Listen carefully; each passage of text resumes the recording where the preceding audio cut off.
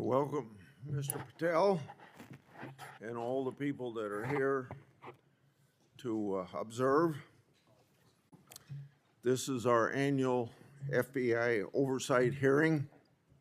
We meet today in the aftermath of the political assassination of Charlie Kirk, a school shooting, and the senseless murder of Ukrainian refugees, and also to remember several weeks ago the killings in Minnesota. Charlie Kirk was a man of God, faith, family, and country. I pray for his wife, Erica, children, the whole family. God bless you, Charlie Kirk. I've asked Director Patel for an update today on this matter. As we proceed with the hearing, Director Patel, I'd like to note that you've agreed to one 10-minute round of questioning. That's more time than your predecessor agreed to. When Director Ray appeared before this committee, he left early to go on a family vacation, and he wanted me to think it was business he had to conduct.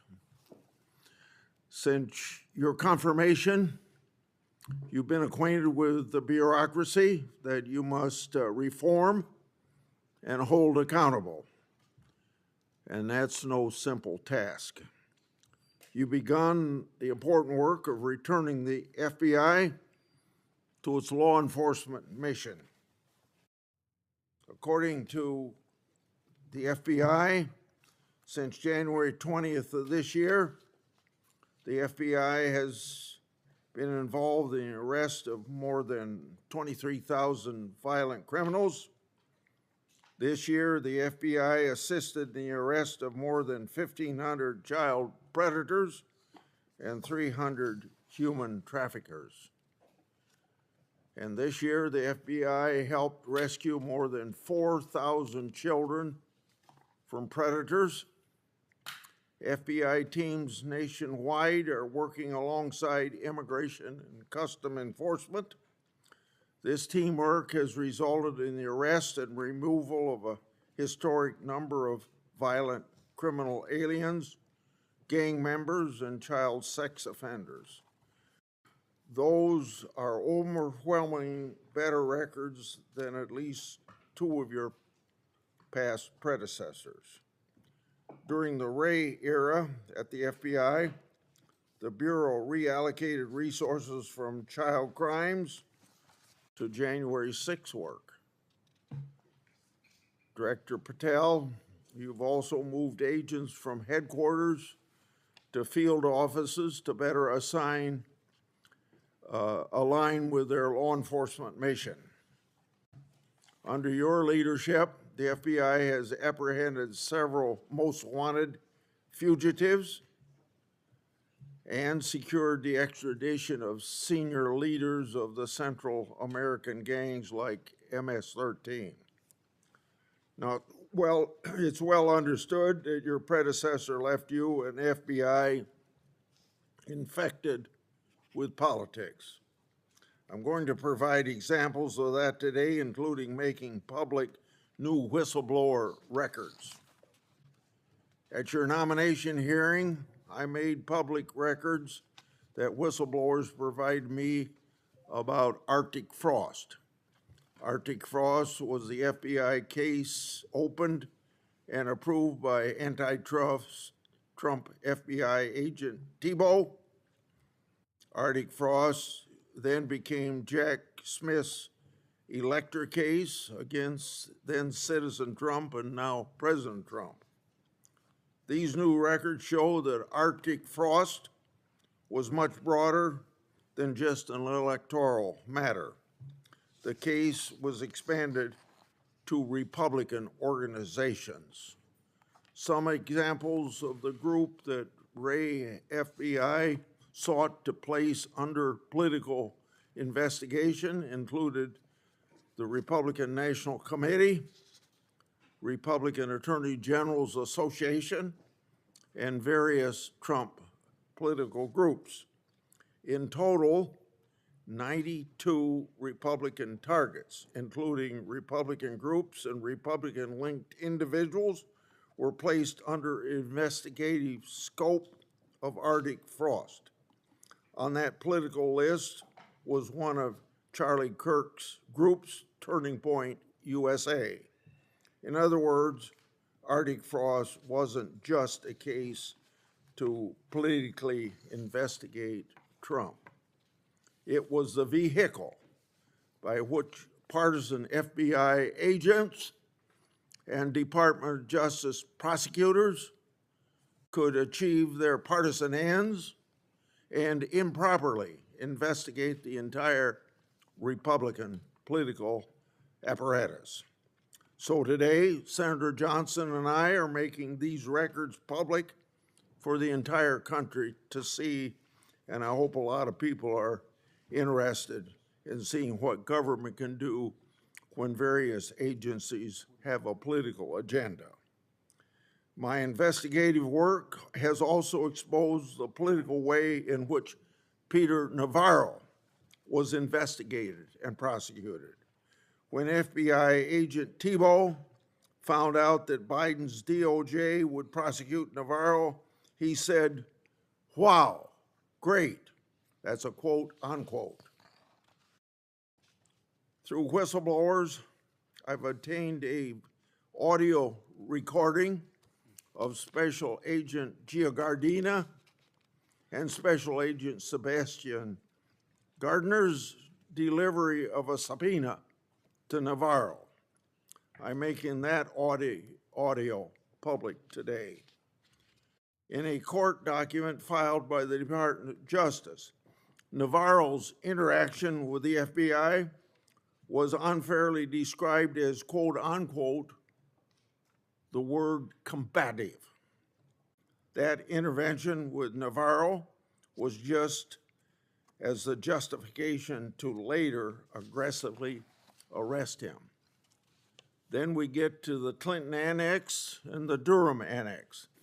The Clinton Annex showed that the Comey FBI had evidence necessary to complete the Clinton investigation, the one about her mishandling of emails and classified information, but the FBI never did its job because it never reviewed the evidence at that time. The Durbin Annex showed that the Clinton campaign had a plan to falsely tie Trump to Russia, yet the Comey FBI failed to investigate that information. Instead, the Comey FBI used the discredited Clinton campaign-funded Steele dossier to advance crossfire hurricane against Trump. Director Patel, thanks in a large part to you, both annexes were finally declassified. That may be history, but it's history to make sure we don't repeat the history of the past. And the people ought to be concerned when the weaponization of government is used in this way, whether it's done by Republicans or Democrats. Last Congress, I made public an FBI document called 1023 form that alleged a bribery scheme with the Biden family. To date, the FBI has never answered Congress whether they investigated the text messages, the audio files, and the financial records referenced in that 1023. Whistleblowers have provided my office with 2 additional FBI 1023 documents. These documents memorialize statements from FBI sources. These 2 new 1023 documents are from separate FBI confidential human sources during different years. So in total, we now have 3 different FBI confidential human sources providing information about the Biden family and potential criminal conduct. Today, Senator Johnson and I are releasing these records. Let me say this for the partisan media the people that are supposed to be policemen of our Republican form of government. We aren't saying the allegations are true. We want to know what the FBI did to fully investigate their veracity or lack thereof and what they concluded. Let's put this matter to rest one way or the other. Starting with my chairmanship, I've given one example after another of disgraceful partisan weaponization by federal law enforcement. Since the Trump administration took power, many FBI agents have been removed. The removal included agents and prosecutors who became partisan weapons that lost their way, and I've made records public to prove it. And many of my whistleblowers were aggressively retaliated against by some FBI agents who were subsequently fired. One FBI whistleblower publicly said of these terminations, quote, ensuring that they no longer work at the FBI isn't retribution, it's responsible leadership, end of quote. Which brings me to my final and favorite topic, whistleblowers. In August, 10 of my FBI whistleblowers secured compensation agreement because of your leadership, Director Patel. It included a mix of reinstatement to the FBI, reinstatement of security clearances, and monetary compensation. At the beginning of this month, another of my FBI whistleblowers got their job back. All told, across government agencies, almost 20 whistleblowers have received fixes to their retaliation. Today, you'll get a lot of grief from some members of this committee, but in the short amount of time you've been director, you've corrected whistleblower retaliation, increased transparency more than any other FBI director I've seen, whether that FBI director was appointed by Republicans or Democrats. And I've been around here more than anybody else on this committee. I yield to Senator Durbin. Thanks, Chairman Grassley, for holding this oversight hearing during a critical period in the history of the Federal Bureau of Investigation. During my 4 years as chair, I held 4 hearings with then FBI Director Wray.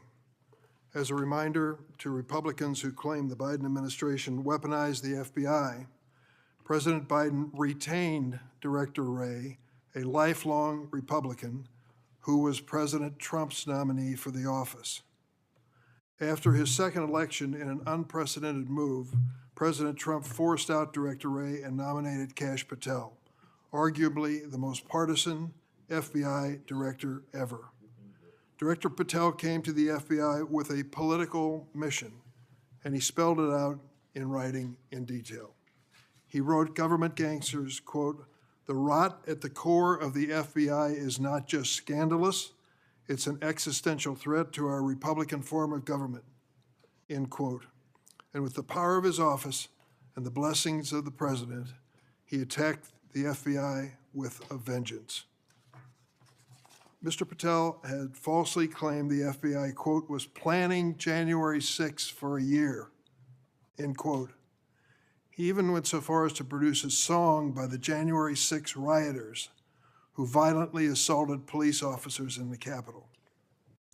He compiled an enemies list of public servants he called government gangsters, like former FBI Director Mueller, whom Patel called, quote, "an utter swamp creature."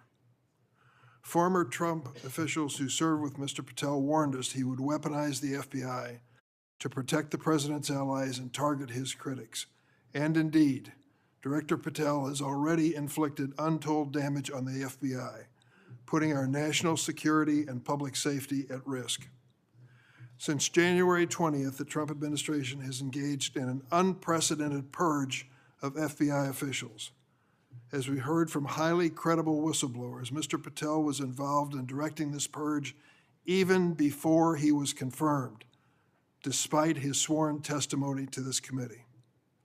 It began with terminations and forced retirements of all 6 nonpartisan career officials who run all 6 branches of the FBI, the executive assistant directors. Since then, at least 18 of the 53 special agents in charge of FBI field offices have been removed, along with many other senior officials. Individual agents have been targeted for termination simply due to the work that they were assigned, such as January 6th investigation. In fact, according to former acting FBI Director Brian Driscoll, in a lawsuit filed last week, Director Patel made this very plain, telling Driscoll personally, quote, that his own job depended on the removal of agents who worked on the cases against the president, end quote. And even though he knew, quote, the nature of summary findings were likely illegal. At the same time, Director Patel has installed MAGA loyalists as political appointees in key career positions, including conspiracy theorist Dan Bongino as FBI Deputy Director, the first time in the history of the FBI that this position has not been held by a career FBI agent. Director Patel has also reportedly initiated loyalty test, requiring dozens of officials to sit for polygraph exams and answer inappropriate questions about whether they've made negative comments about him personally.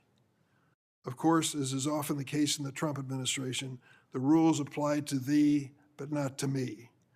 As we understand it from highly credible sources, key members of Director Patel's senior executive team and others on the 7th floor had disqualifying alerts on their initial polygraph exams. Well, how did they survive? They survived because of a personal waiver by either the director or the attorney general to remain employed by the Bureau. Understand the context here. Political operatives in key positions, given the routine FBI polygraph exam, failed and had to receive waivers to continue their positions. They were lucky to keep their political appointments.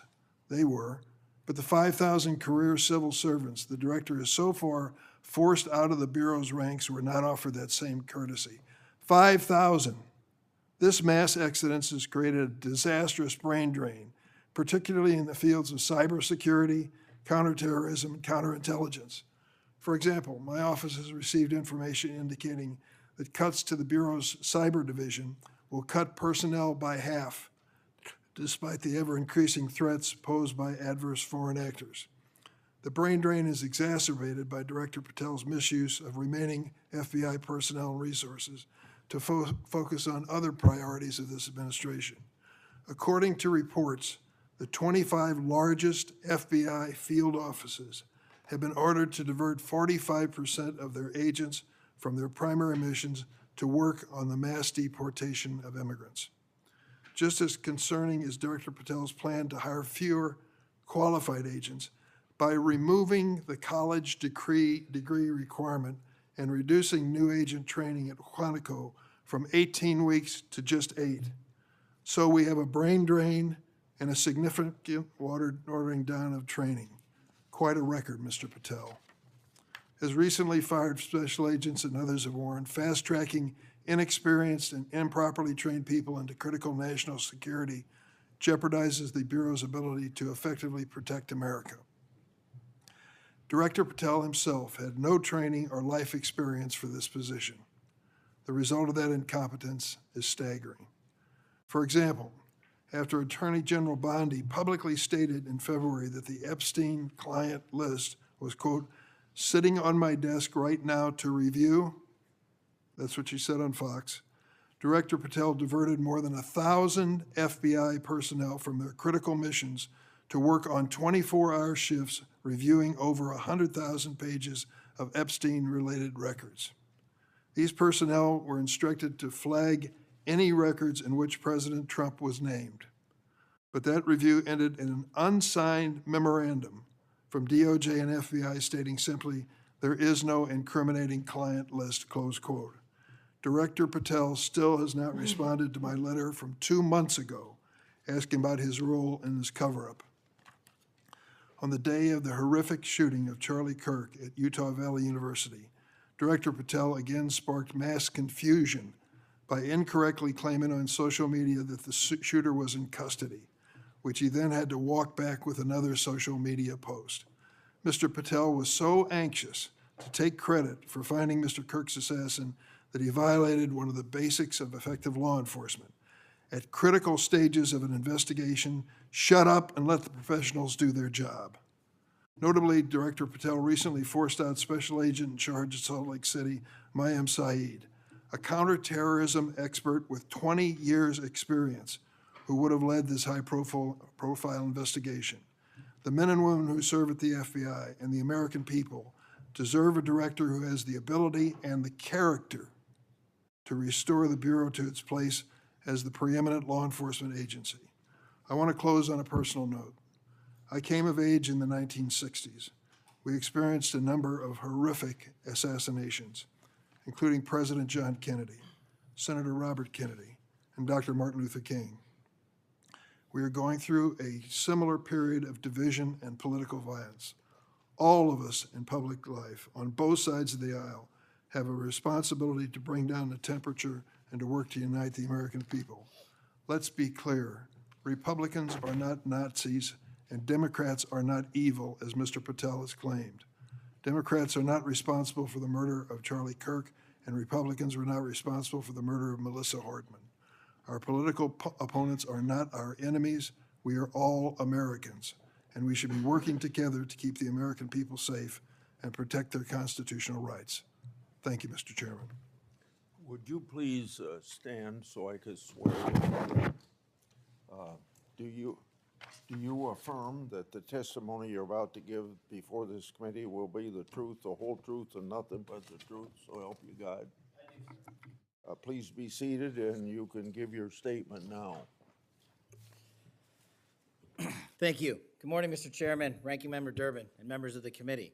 It's an honor to be here with you today as the 9th Director of the FBI. I want to providing a briefing into the tragic assassination of Charlie Kirk. It's important that this FBI is transparent as possible without jeopardizing investigations. Charlie Kirk was shot at 12:23 p.m. on September 10th. I think this timeline is critically important. Less than a day later, the FBI, at my direction, released the first set of images of the suspect that we captured based on our analysis on the ground.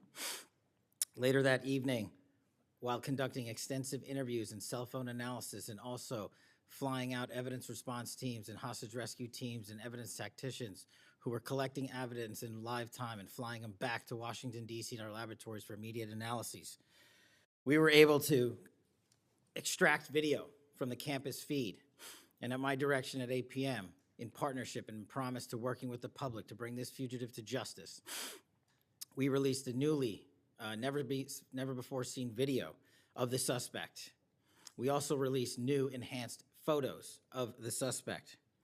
A few hours later, that suspect was in custody, pursuant to the interrogation of the suspect's own father, who stated, "When I saw that video that you released, I recognized it was my son, and I confronted him, and he was handed over to lawful law enforcement authorities." That is the FBI working with the public, as I promised, being transparent and providing critical information along the way in the manhunt for the suspect and suspects involved in Charlie's assassination. We received over 11,000 tips in the first 24 hours alone. We received 16,000 submissions to our digital media enterprise and tip lines. That is a large number of material to go through. I want to thank President Trump and the Attorney General, Pam Bondi, for their unwavering support and commitment of resources to this and all investigations. I also want to especially thank our colleagues in Utah, the Governor's Office, DPS, and the sheriffs out there. State and local law enforcement partnership has been a cornerstone since I took over at the FBI, and it was no different here. And our teams in Salt Lake City, our SACs out there across the country, our lab technicians in Quantico who raced to complete the evidence analysis so the public could have the answers they need. These people worked through the night without sleep for days on end. They are to be commended. They are not to be attacked. And many, many, many more people I don't have time to thank here today. But I do want to thank the American people especially. The mission of the FBI is for them and with them and by, with, and through them. And it's that mission and that ethos that I brought to this investigation and so many others, and that's why that suspect is in custody. We cannot do our job without the American public and credible reporting in the media, and that's why Tyler Robinson is in custody today, about to face charges.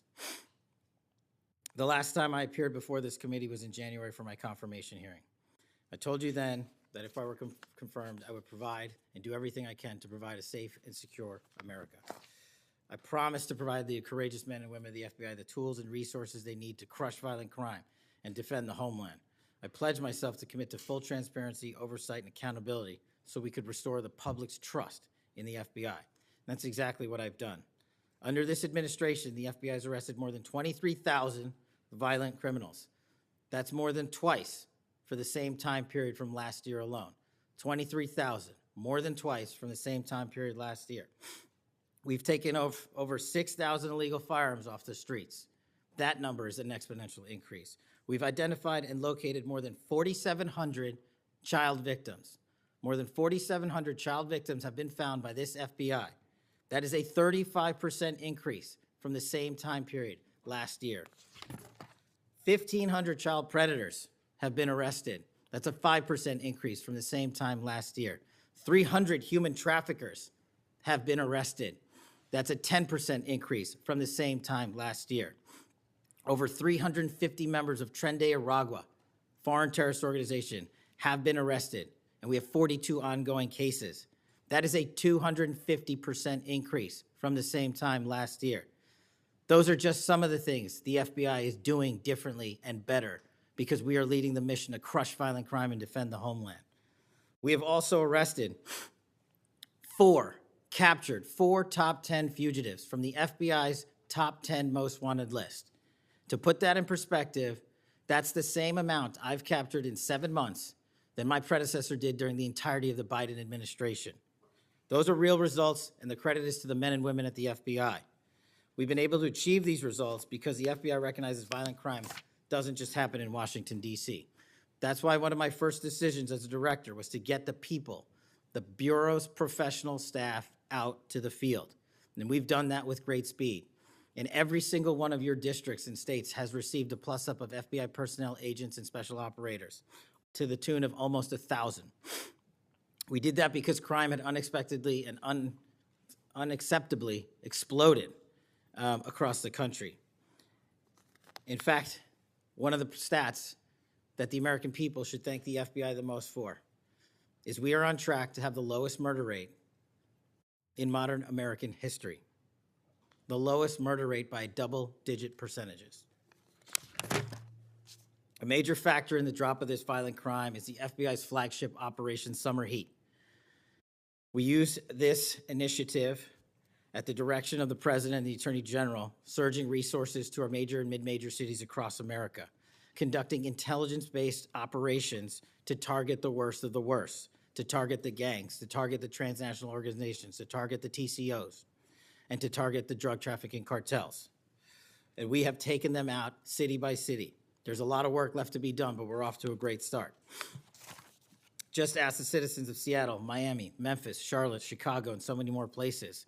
Specifically in New Orleans and Nashville alone, there has been an increase in the number of violent crime arrests by an average of 250% for each of those cities. And there has been a drastic reduction in crime across the board in mid-major cities across this country, thanks to the men and women of the FBI. How are we doing that? We are attacking the drug epidemic. We've seized nearly 1,000 kilograms of meth and cocaine off the streets of America. We've taken over 1,600 kilograms of fentanyl off the streets. Maybe one of the greatest achievements we have this year, 1,600 kilograms of fentanyl. That's a 25% increase from the same time last year.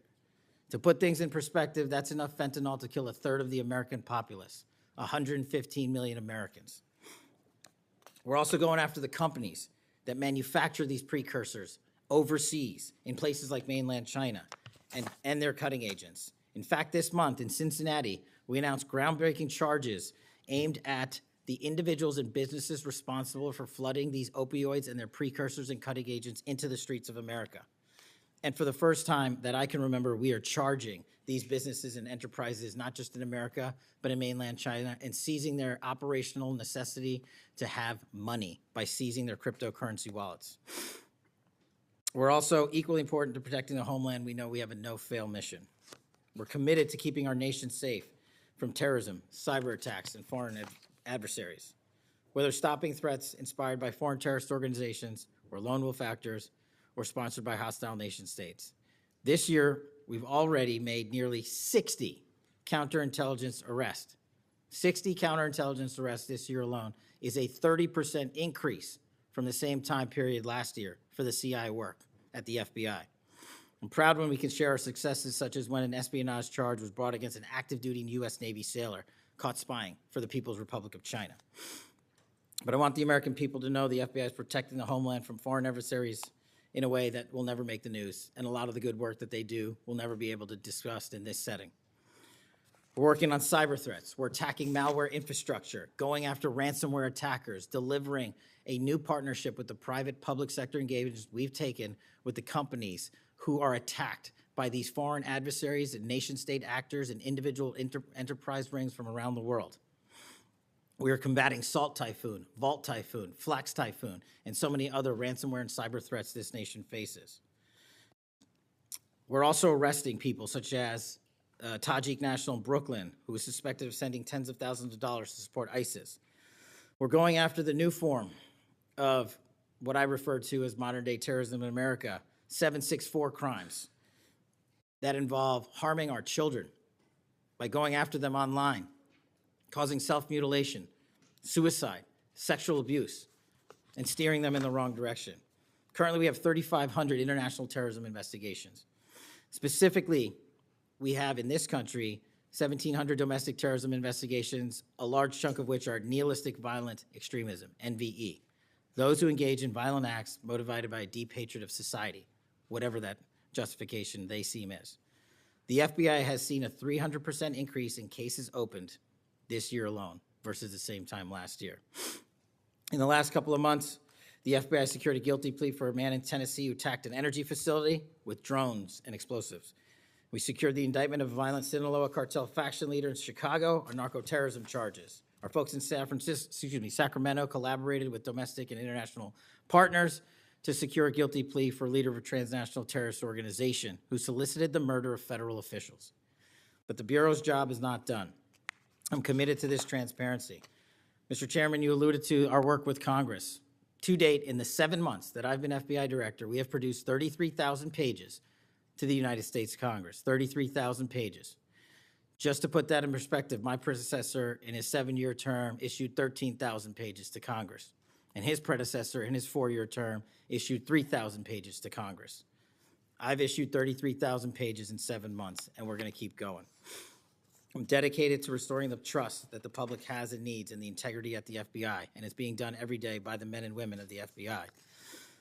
Now, I know that there's a lot of talk about Epstein, and I'm here to testify that the original sin in the Epstein case was the way it was initially brought by Mr. Acosta back in 2006. The original case involved a very limited search warrant or set of search warrants and didn't take as much investigatory material it should have seized. If I were the FBI director then, it wouldn't have happened. The search warrants were limited to small time periods to include 2002 to 2005 and 1997 to 2001. Mr. Acosta allowed Epstein to enter in 2008 to a plea and non-prosecution agreement, which then the courts issued mandates and protective orders legally prohibiting anyone from ever seeing that material ever again without the permission of the court. The non-prosecution agreements also barred future prosecutions for those involved at that time of those individuals. Still, this administration, at the direction of President Trump, has done more to turn over all the credible information we are legally able to do so, and we will continue to work with Congress to achieve that end.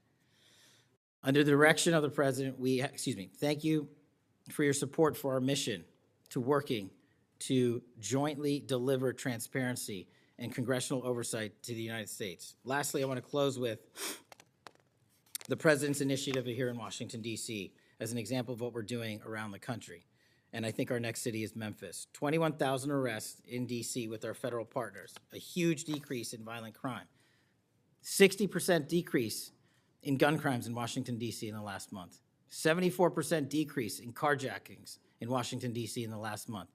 53% decrease in homicides in Washington, D.C. in the last month. The drugs are disappearing, people are freely walking around the states, and we're restoring the nation's capital to its glory. That work is through the interagency process that the FBI is proud to be a part of, and the initiative spearheaded by President Trump and the Attorney General. And perhaps most notably for investigations in Washington itself, it was the intelligence that the FBI gathered through our source network here in D.C. that helped us identify the suspects in the horrific murder of the D.C. intern Eric Tarpinian. We're proud to be a part of that investigation. We're proud to put the resources to bear of the FBI. And in closing, Mr. Chairman and members of the committee and Ranking Member Durbin, I'm honored to be the 9th director of the FBI. I'm not going anywhere. If you want to criticize my 16 years of service, please bring it on.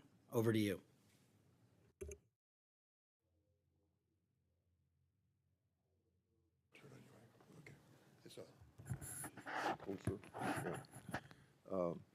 I've observed when, whether it's Republican or Democrats, want a yes or no answer, that the witness and the senators talking over each other. So I thought what I'd do this time, rather than have that happen, if there's something you don't get a chance to answer because of the demeanor of a Republican or Democrat senator, before we, when we get done with that questioner, I'd give you a chance to fill in if there's something you didn't get a chance to say. Since 2019, I've sought greater transparency about Jeffrey Epstein and the government handling of the matter. I've continued to investigate during this Congress. Director Patel, was Jeffrey Epstein an intelligence asset for the United States government or the foreign government? And if so, which agencies or governments? Mr. Chairman, I can only speak to the FBI as the director of the FBI, and Mr. Epstein was not a source for the FBI. Okay. Would you commit to providing my office with all classified and unclassified records relating to the Epstein matter? I will commit to providing all records I'm legally permitted to do so under the court orders.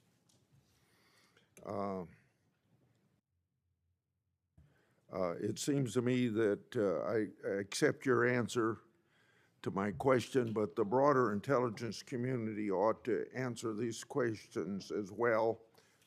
Victims deserve an answer. Regarding the initial FBI 1023 document that I made public last Congress, that document mentioned 1, text messages, 2, audio recordings, and 3, financial records that allegedly proved a bribery scheme with the Biden family and foreign interests. Regarding those records, did the Ray FBI make any effort to determine whether they existed? Did the Ray FBI make any effort to obtain those records? Not to my knowledge, Mr. Chairman. Since this matter hasn't been fully investigated, the FBI has an obligation to the public to do exactly that and figure out why it wasn't investigated. Next question. I've done a lot of oversight relating to sexual misconduct by the FBI agents. In fact, I believe this is something I discussed with Ray, one of his appearances before this committee. According to the FBI Inspection Division, it opened nearly 300 investigations based on sexual misconduct referrals between 2017 and 2024. According to whistleblowers, the Biden-Ray FBI totally dropped the ball on this question. One credible accusation of sexual misconduct is too many, of course. Are you committed to reviewing the Bureau's policies to ensure responsible responses to credible allegations of misconduct, that they're swift and adequately protect victims? Yes, Mr. Chairman.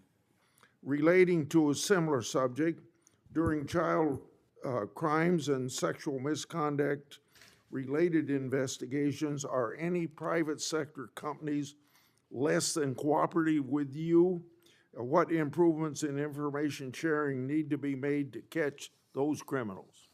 Mr. Chairman, we can always do better with our private sector companies. I've reached out to the leaders of most of them, asking them to provide more material so that we can be responsive and take legal action and protect the youth of this country.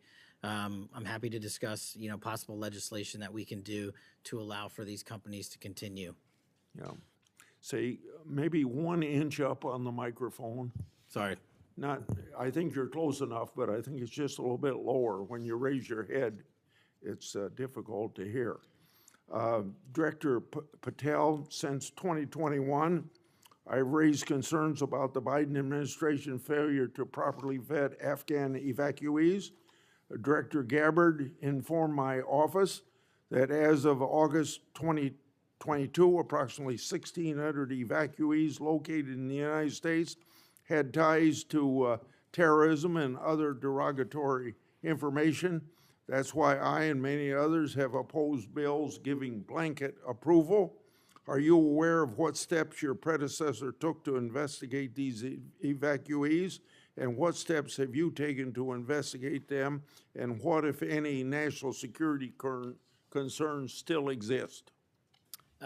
Mr. Chairman, I can't speak to the steps my predecessor took, but I will make sure we do a sweeping review and get back to you on that. As far as the Afghan refugees and evacuees, as during my tenure, we are going through the databases to make sure that no known or suspected terrorists enter this country to harm our nation. And also, as my resolve as FBI director, one of the first acts we undertook was a manhunt of one of the Abbey Gate bombers and leaders in that crime spree that killed 13 brave Americans. And within 2 weeks, we caught one of the leaders of the Abbey Gate bomber and brought him to justice here in 2 weeks from Pakistan. And so my commitment to you on Afghanistan in all matters is complete and without border. Yeah. Through my and other investigations, we found that the Biden administration lost thousands of undocumented children. We never heard a peep from senators wanting to help find them, even after I invited them to do so. In September 2025, the Trump Health and Human Services announced the creation of an interagency crime coordinator cell to find these and other missing children. That interagency group reportedly includes your agency. What resources and personnel have the FBI assigned to this new interagency effort, and what steps have the FBI taken to assist in locating missing children that the incompetent Biden administration lost? Protecting our youth is maybe the top priority for the FBI. As it specifically relates to your question, Mr. Chairman, as I stated, we've surged resources not just to this cell, but across the nation to our FBI's field office to locate children who have been trafficked, who have been victims of sexual abuse. And we have located 4,700 children in the 7 months since I've been FBI director.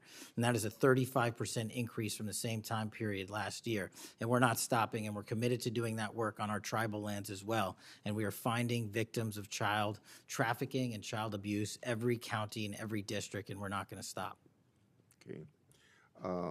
As I mentioned during my opening, I'm releasing documents with Senator Johnson about Arctic frost. Specifically, the documents show its scope expanded to include 92 Republican organizations. From evidence that I've seen, it looks to me like another political hit job against Republicans. What steps has the FBI taken to make sure improperly predicated investigations and weaponizations like this don't happen again? The simple answer, Mr. Chairman, is the FBI will only bring cases that are based in fact and law and have a legal basis to do so. And anyone that does otherwise will not be employed at the FBI. We are doing a prospective and retrospective analyses of individuals who may have weaponized the department and the agency. And as I've committed to you during my confirmation hearing and my conversations with you, this FBI will not be weaponized anymore in either side of the aisle. In June of this year, I raised concerns about the FBI's use of restricted access and prohibited access systems. According to the FBI, quote, when search teams that exist in a prohibited access status cases are searched in Sentinel. The particular search will receive a false negative Sentinel search response, end of quote. Clearly, this is not only affects FBI agents, it impacts congressional requests and court cases, and the Biden administration used it to thwart oversight. How are you ensuring that restricted access and prohibited access files are produced to Congress during court cases? And have you identified any Biden family records in restricted and prohibited status? As I've committed to you with my transparency initiative, whether it's restrictive or prohibited, every single thing we can legally provide to Congress, we will. We've also restructured how these restrictive and prohibited cases are labeled and provided access to more people in the chain of command so that more people have knowledge of what these restricted and prohibited cases are, including myself and the deputy. Do you commit to providing any records that are available? I do, sir. You've publicly said that your team, quote, found a room that Comey and others hid from the world in the Hoover building full of documents and computer hard drives no one had ever seen or heard of.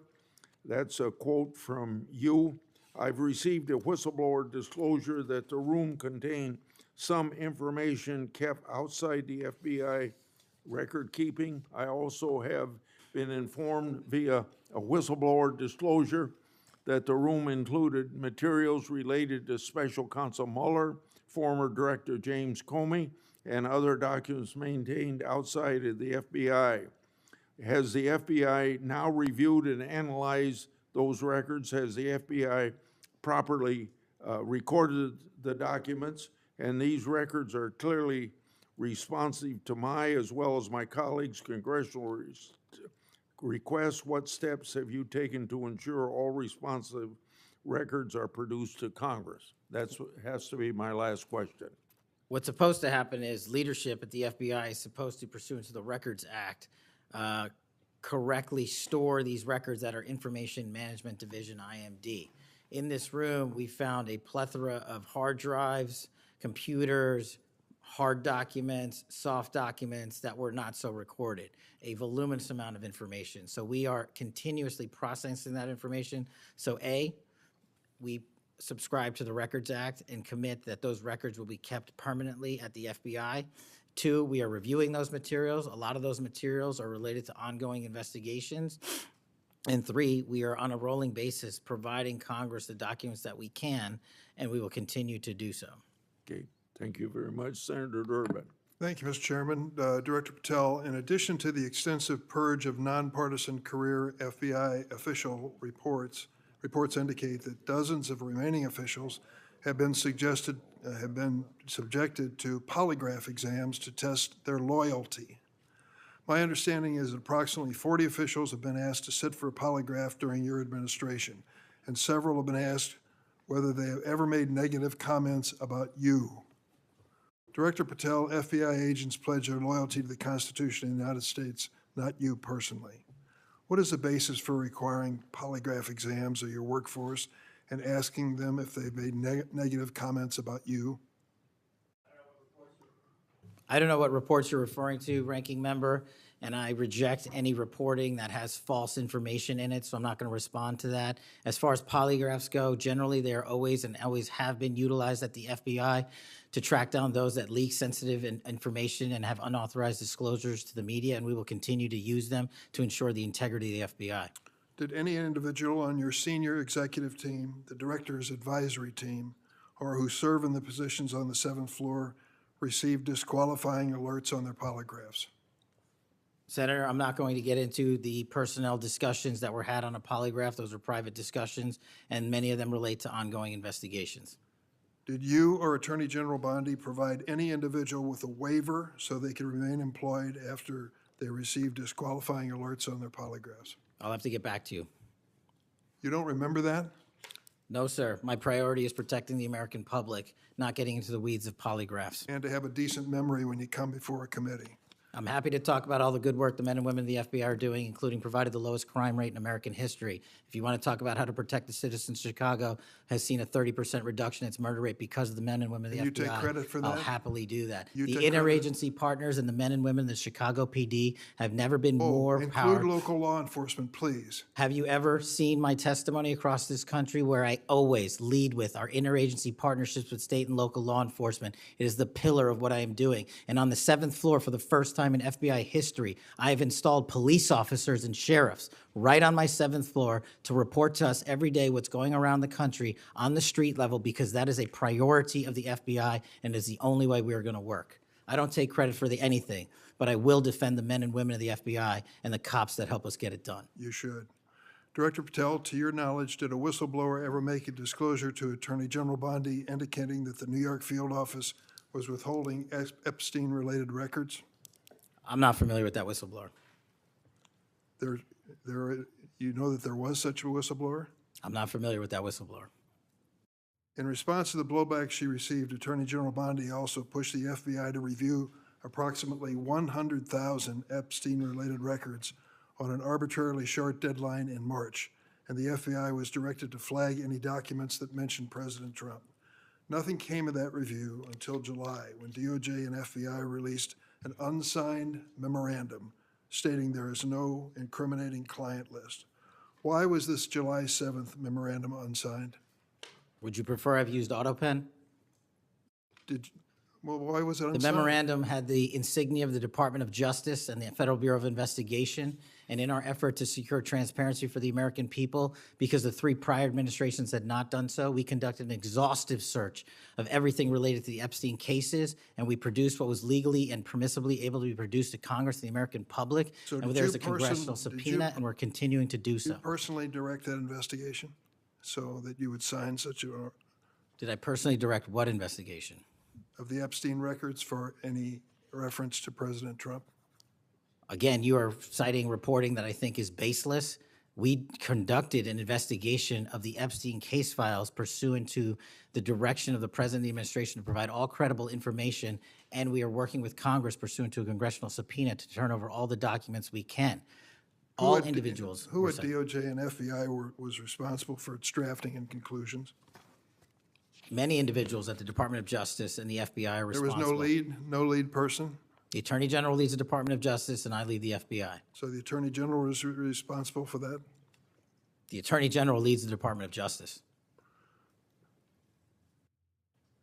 Director Patel, much like you, Deputy Director Dan Bongino was a conspiracy theorist who built a lucrative career making inflammatory and unsubstantiated statements about the FBI that would be disqualifying in any administration that cared about nonpartisan law enforcement.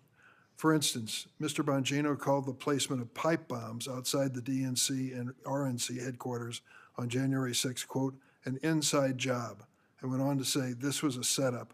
I have zero doubt, and whoever goes into the FBI, you better get an answer about why. Director Patel, you and Deputy Director Bongino are now leading the FBI. What is the evidence to suggest the pipe bombs placed outside of the DNC and RNC on January 6 were an inside job? I appreciate the opportunity to discuss Director Bongino's mind record. So many on this committee and the media jettison our 31 years of public service Can prior you to answer taking. the question, sir? I'm answering the question. You're questioning the integrity of the Deputy Director of the Asking FBI you and if mine. you found And any I'm going to evidence. answer the question. I'm The pipe asking- bomb investigation is ongoing, and I'm not going to discuss the Ongoing? details of the pipe bomb investigation.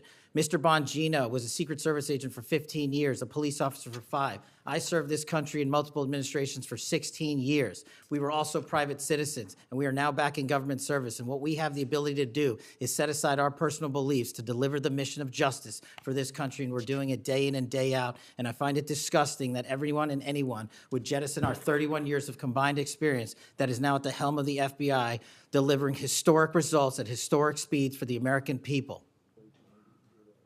So you have no evidence? I got a lot of evidence, and I'll give it to you when I can. Yeah, I'm looking forward to it. There's a New York Times story this morning about Chris Meyer. As I understand it, he was your personal pilot, at least for some period of time. Mr. Meyer has quite a record himself. Flew over 350 hours as an Air Force pilot on 3 aircraft types in Afghanistan.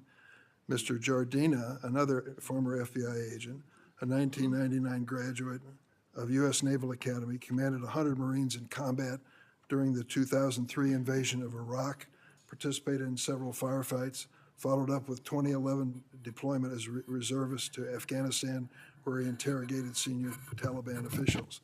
It appears that you terminated these two agents. Why? I'm not going to get into personnel decisions that we made. So you're not accountable for your decisions to take people who served our country so admirably and terminate them without any cause? That's a one-sided story. Anyone that has Well, been then terminated from so the tell FBI, your- generally tell your side speaking, of the story. fail to meet the needs of the FBI and uphold their constitutional duties. And you providing a one-sided story from your perch is absolutely disgraceful, because the men and women of the FBI deserve better. And your attack on the current leadership of the men and women of the FBI is equally disgraceful, because now you're attacking the leaders that are our brave SACs in the Let me tell you field what's who are disgraceful. doing the job that this Disgraceful. country needs. It's And we disgraceful. will continue to do it. Excuse me, it's disgraceful when Mr. Meyer and Mr. Jardina, who served our country so well, are terminated apparently because of the rants of a broadcaster. That is all your it- opinion. It is not a fact. Well, it's certainly my opinion. I can back up with fact.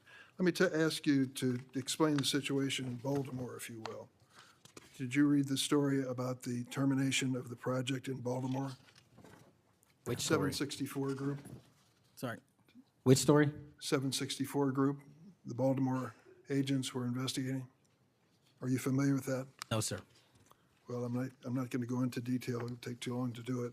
But apparently that this group, 764, a nihilistic, violent extremist group, seeks to blackmail children to perform vile acts on a camera, under investigation by Baltimore, which was terminated by you. I'd like you to respond in writing, if you will, as to the circumstances of that termination. Sure. Our operations against NVEs, as you're referring to, has been historically high, and we've taken down multiple NVE rings, including 764 rings, who are harming children and causing them to be mutilated and Last commit question, suicide. can you explain why you are eliminating the requirements for a college degree for your agents? I appreciate the opportunity to address that. You said in your opening statement, we are reducing the training requirements at Quantico. We are not. We are expanding them. You are referring to an 1811 crossover program, because I believe the men and women of places like the DEA, the ATF, and the Marshal Service and the Secret Service who want to work at the FBI should deserve that opportunity in a shortened, converged program, which we provided. We are also keeping the 18-week BFTC as is traditionally being held at the FBI. So we're not reducing any requirements. We are increasing those that we bring into the FBI. Did you change any of the requirements on college degrees? We are allowing police officers who have served for a number of years to come into the FBI who did not obtain the requisite college degree to apply to be federal agents, because we feel they have the street level experience we need to conduct this mission. I yield, Mr. Chairman. I have to respond to this business about you not treating employees properly, because I served under the previous administration when Democrats willingly turned a blind eye to Biden administration retaliation against my whistleblowers. They didn't get due process when their careers and lives were upended. I'm talking about people like Dina Perkins, Jeffrey Veltri, Timothy Dunnan were removed from their positions. Several whistleblowers were reported that they targeted FBI employees for their political beliefs by suspending and revoking security clearances. One FBI whistleblower said that Perkins, Vetri, Dunnan, and other FBI leaderships were, quote, responsible for what happened to me and my family. Ensuring that they no longer work at the FBI isn't retribution, it's responsible leadership. Another whistleblower that is a registered Democrat said they spoke out against abuses in security clearances processes committed by FBI senior leaders, particularly Veltri and Perkins. Then Perkins and Dunnan suspended their security clearances and put them in unpaid leave. I'm going to put some more examples like this in the record so I don't take up a lot of time for my colleagues. Senator Graham. Thanks, Senator Graham. Welcome to the committee. The numbers sort of speak for themselves. You've done a lot in a small period of time. So all those folks out there making this happen, thank them for me. Well, sir. As to how to be an FBI agent, you've made a decision that local law enforcement folks, people who've served in law enforcement without a college degree are able to apply now. Is that correct? Yes, sir. Makes sense to me. So experience out in the field might be as valuable as a college degree, believe it or not. Venezuela. We're blowing boats out of the water in the Caribbean because they're connected to international narco-terrorist groups. Is that correct? Yes, that mission is being led by the Department of Defense, sir. Okay. What legal authority do we have to do that? Sir, I would defer the questions on legal authority to the Attorney General and the department. Fair enough. Do you believe that Maduro runs a narco-terrorism state in Venezuela based on? I believe based on the intelligence and prosecutions and investigations we are currently running, a large portion of the cocaine that exits out of South America, its origination point is in Venezuela, and using transshipment points through Haiti, they're using the navigable waterways in the Caribbean to the end state delivery, which is the United States of America, and we will hunt down every single one of those narco traffickers with the authorities There's we some have. actual indictments of Maduro as an individual for being involved in that. Is that correct? Senator, I think you're referring to the DEA indictment on that one. Right. So I guess the point is, would it be fair to say that Venezuela is a good candidate to be labeled as a state sponsor of terrorism under U.S. law? Senator, from my perch, we will provide the intelligence necessary for anyone who meets the threshold to be a state sponsor of terrorism, and this administration has I expanded. think they are, so we'll be going down that road. China, on a scale of 1 to 10, 1 being nothing, 10 being great, how is China helping with the fentanyl problem here in the United States? Under this administration, we have taken, as I highlighted the Cincinnati case, the precursors are the problem. The fentanyl is the end state that kills American Well, citizens. the precursors are made in China, right? They're made in China. And so for the first time in a decade, I had a call with my counterpart in the MPS, the Ministry of Public Services, to attack the precursor chemical companies and have those chemicals Is it labeled. too early to rate the success? We have indicted multiple businesses in China. We've also cut off the transshipment points of those precursors. They switched. Once we got on their track about their delivery routes to the Mexican drug cartels directly, they started going to India. We called the Indian authorities, and they shut down those transshipment points. So we're continuing to work with our So partners China overseas. is helping, would you say? They are starting to help, and we are hoping, under this administration's leadership, we can get more of Let their me help. know, in the coming months if that continues, because if they are helping, that's a good thing. Yes, I think sir. we need to celebrate the breakthrough. If they're not, that would be a bad thing. So after the assassination of Charlie Kirk, there seems to be one refrain from everybody, and that's about the effect of social media. Do you believe that social media is one of the instruments radicalizing America and inciting violence? Well, it's not. My belief is based on the data, and the data shows that social media is wildly out of control when it comes to You're radicalizing. dead right. So what did you just say? This guy's the FBI director. He says that social media is wildly out of control. Now, free speech, we all agree with that, but you can't yell fire in the theater, right? Yes, sir. Free speech doesn't allow you to go online and groom a child for sexual. No, it does not. Okay, free speech doesn't allow you to go on the internet and basically incite somebody to kill another person, right? Absolutely not. So if it's illegal offline, it should be illegal online. Agreed? Whatever the law is. Yes, sir. We Just had a- because you're online doesn't give you a get out of jail free card. No, sir. So if a parent is worried about a child being bullied on a website, what rights do they have under U.S. law? We have to balance the rights, as you said, Senator, of free speech versus those that encroach Is there upon any violence. law that can shut down one of these sites for bullying children or allowing sexual predators on the site? We are able to attack certain sites on the dark web. When it comes to the open internet infrastructure system, we have to reach a threshold to attack a company's position that only subscribes to violence. Can the parents sue that company? They can. They can? They can sue not the social media companies. That's what I'm talking They about. can sue the companies. No, I'm talking about the social media company that gives life to this behavior. No, you're referring to Section 230, sir. Would you advocate a sunsetting of Section 230 to bring more liability to the companies who send this stuff out? I've advocated for that for years. All right, we need to do this, folks. These companies are taking content that it makes you sick, that could get you killed, get you poisoned, and there's nothing we can do about it under our law.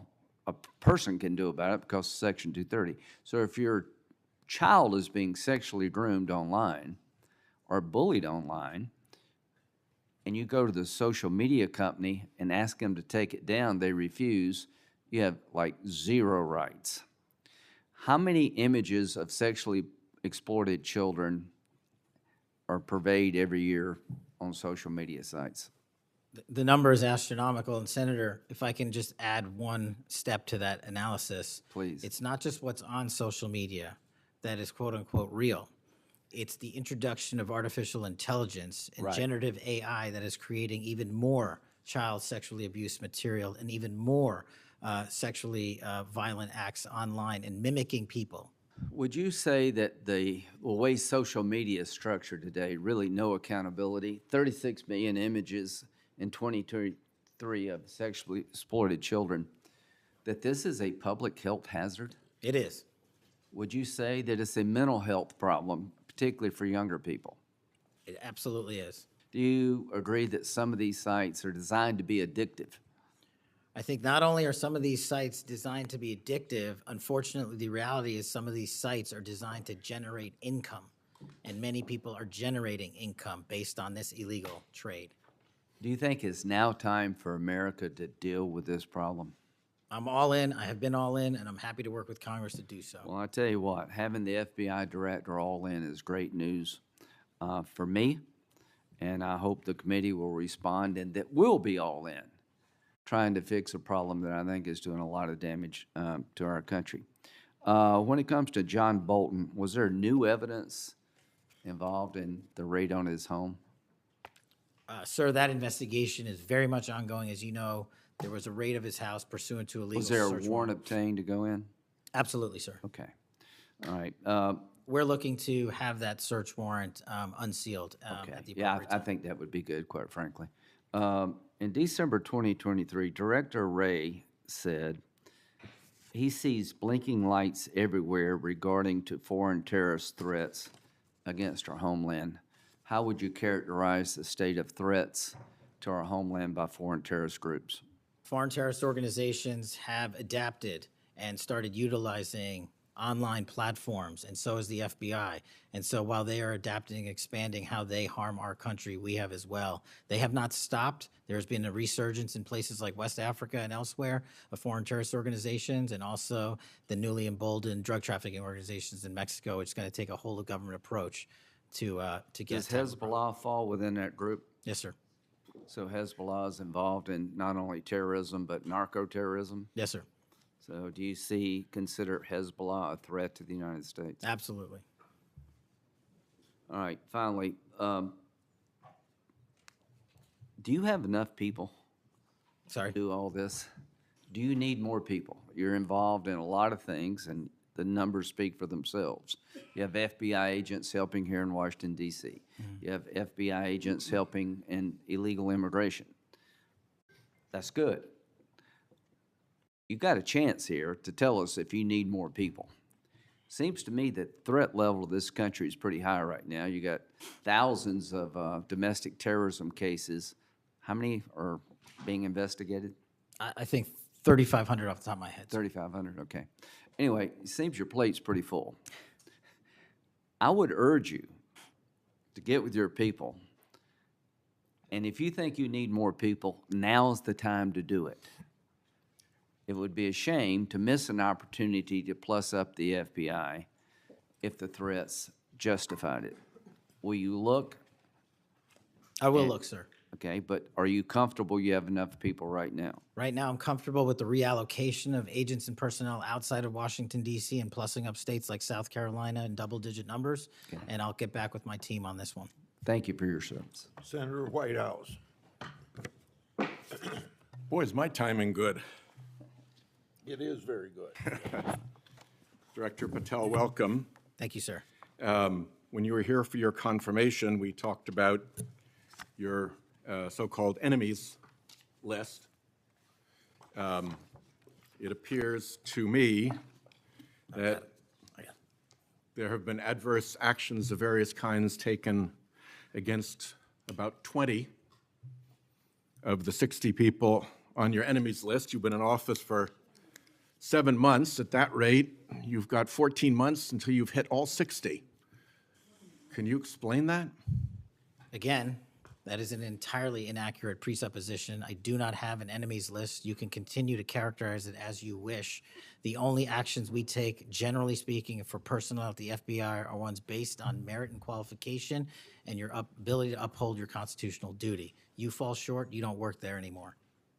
Well, there was a list. You don't like it to be called an enemies list, and it had about 60 names, and about 20 have had an adverse action. So those are, I think, pretty clear facts. Let me move on to your grand jury testimony, which we also talked about when you were here. I think you indicated that you understood that a witness in the grand jury is free to discuss afterwards whatever they told the grand jury. And you then went on to suggest, saying, I can't go into court orders granted by the DC District Chief Judge, and you want me to violate a court order. In those remarks, you fairly plainly suggested that there was a court order of some kind that somehow restricted or limited your ability to discuss your own testimony to that grand jury. Since then, that chief judge that you mentioned, Judge Boasberg, has written, and I'm quoting him here, Federal Rule of Criminal Procedure 6E allows witnesses like Patel to divulge the contents of their testimony, meaning that nothing was preventing him from doing so before the committee. Can we confirm here today that there is no court order of any kind that limits your ability as a witness before the grand jury to discuss your own testimony to that grand jury? We can confirm that pursuant to my action, that grand jury testimony has been released, the transcript.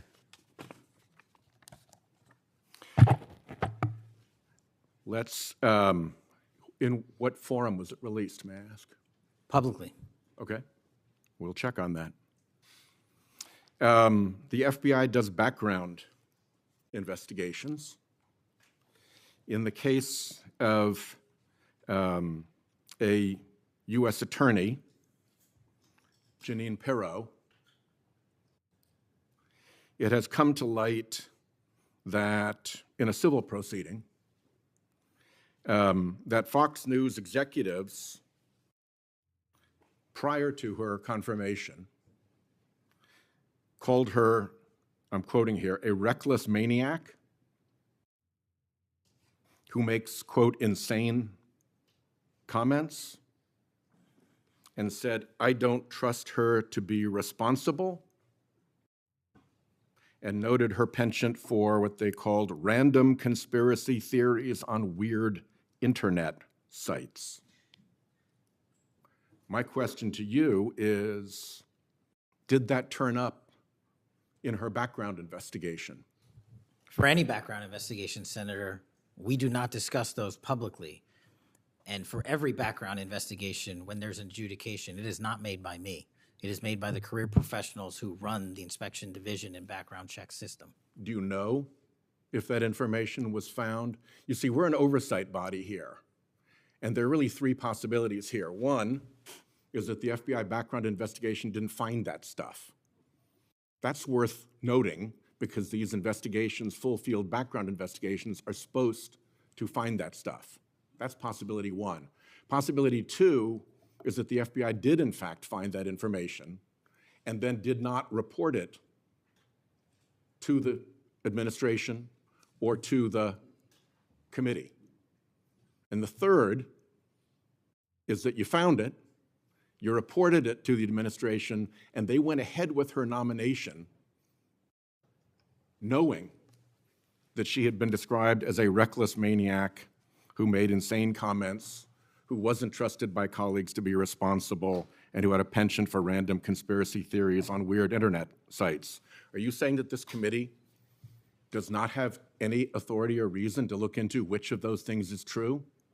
This committee can look into anything it wishes. I'm telling you that the background investigations that are done by the HRD division are done by career individuals. They do not report the details of those to me. They adjudicate those independently and individually. That's how it's always been done. What happened during the pause of FBI background investigations that was alleged in the complaint against you and the FBI by the FBI agents who were terminated? On February 12th, Emil Bovee directed the FBI, quote, to pause any FBI background investigations of Trump nominees until Patel was confirmed, which happened on February 20th, is the general description of what they alleged. Why, do you know, were background investigations paused? Was it so material like this could be scrubbed out of them? And have they been resumed without that pause fully and normally after your arrival on February 20th? I can speak to the time period since I got there. Background investigations have been ongoing across the board at the FBI.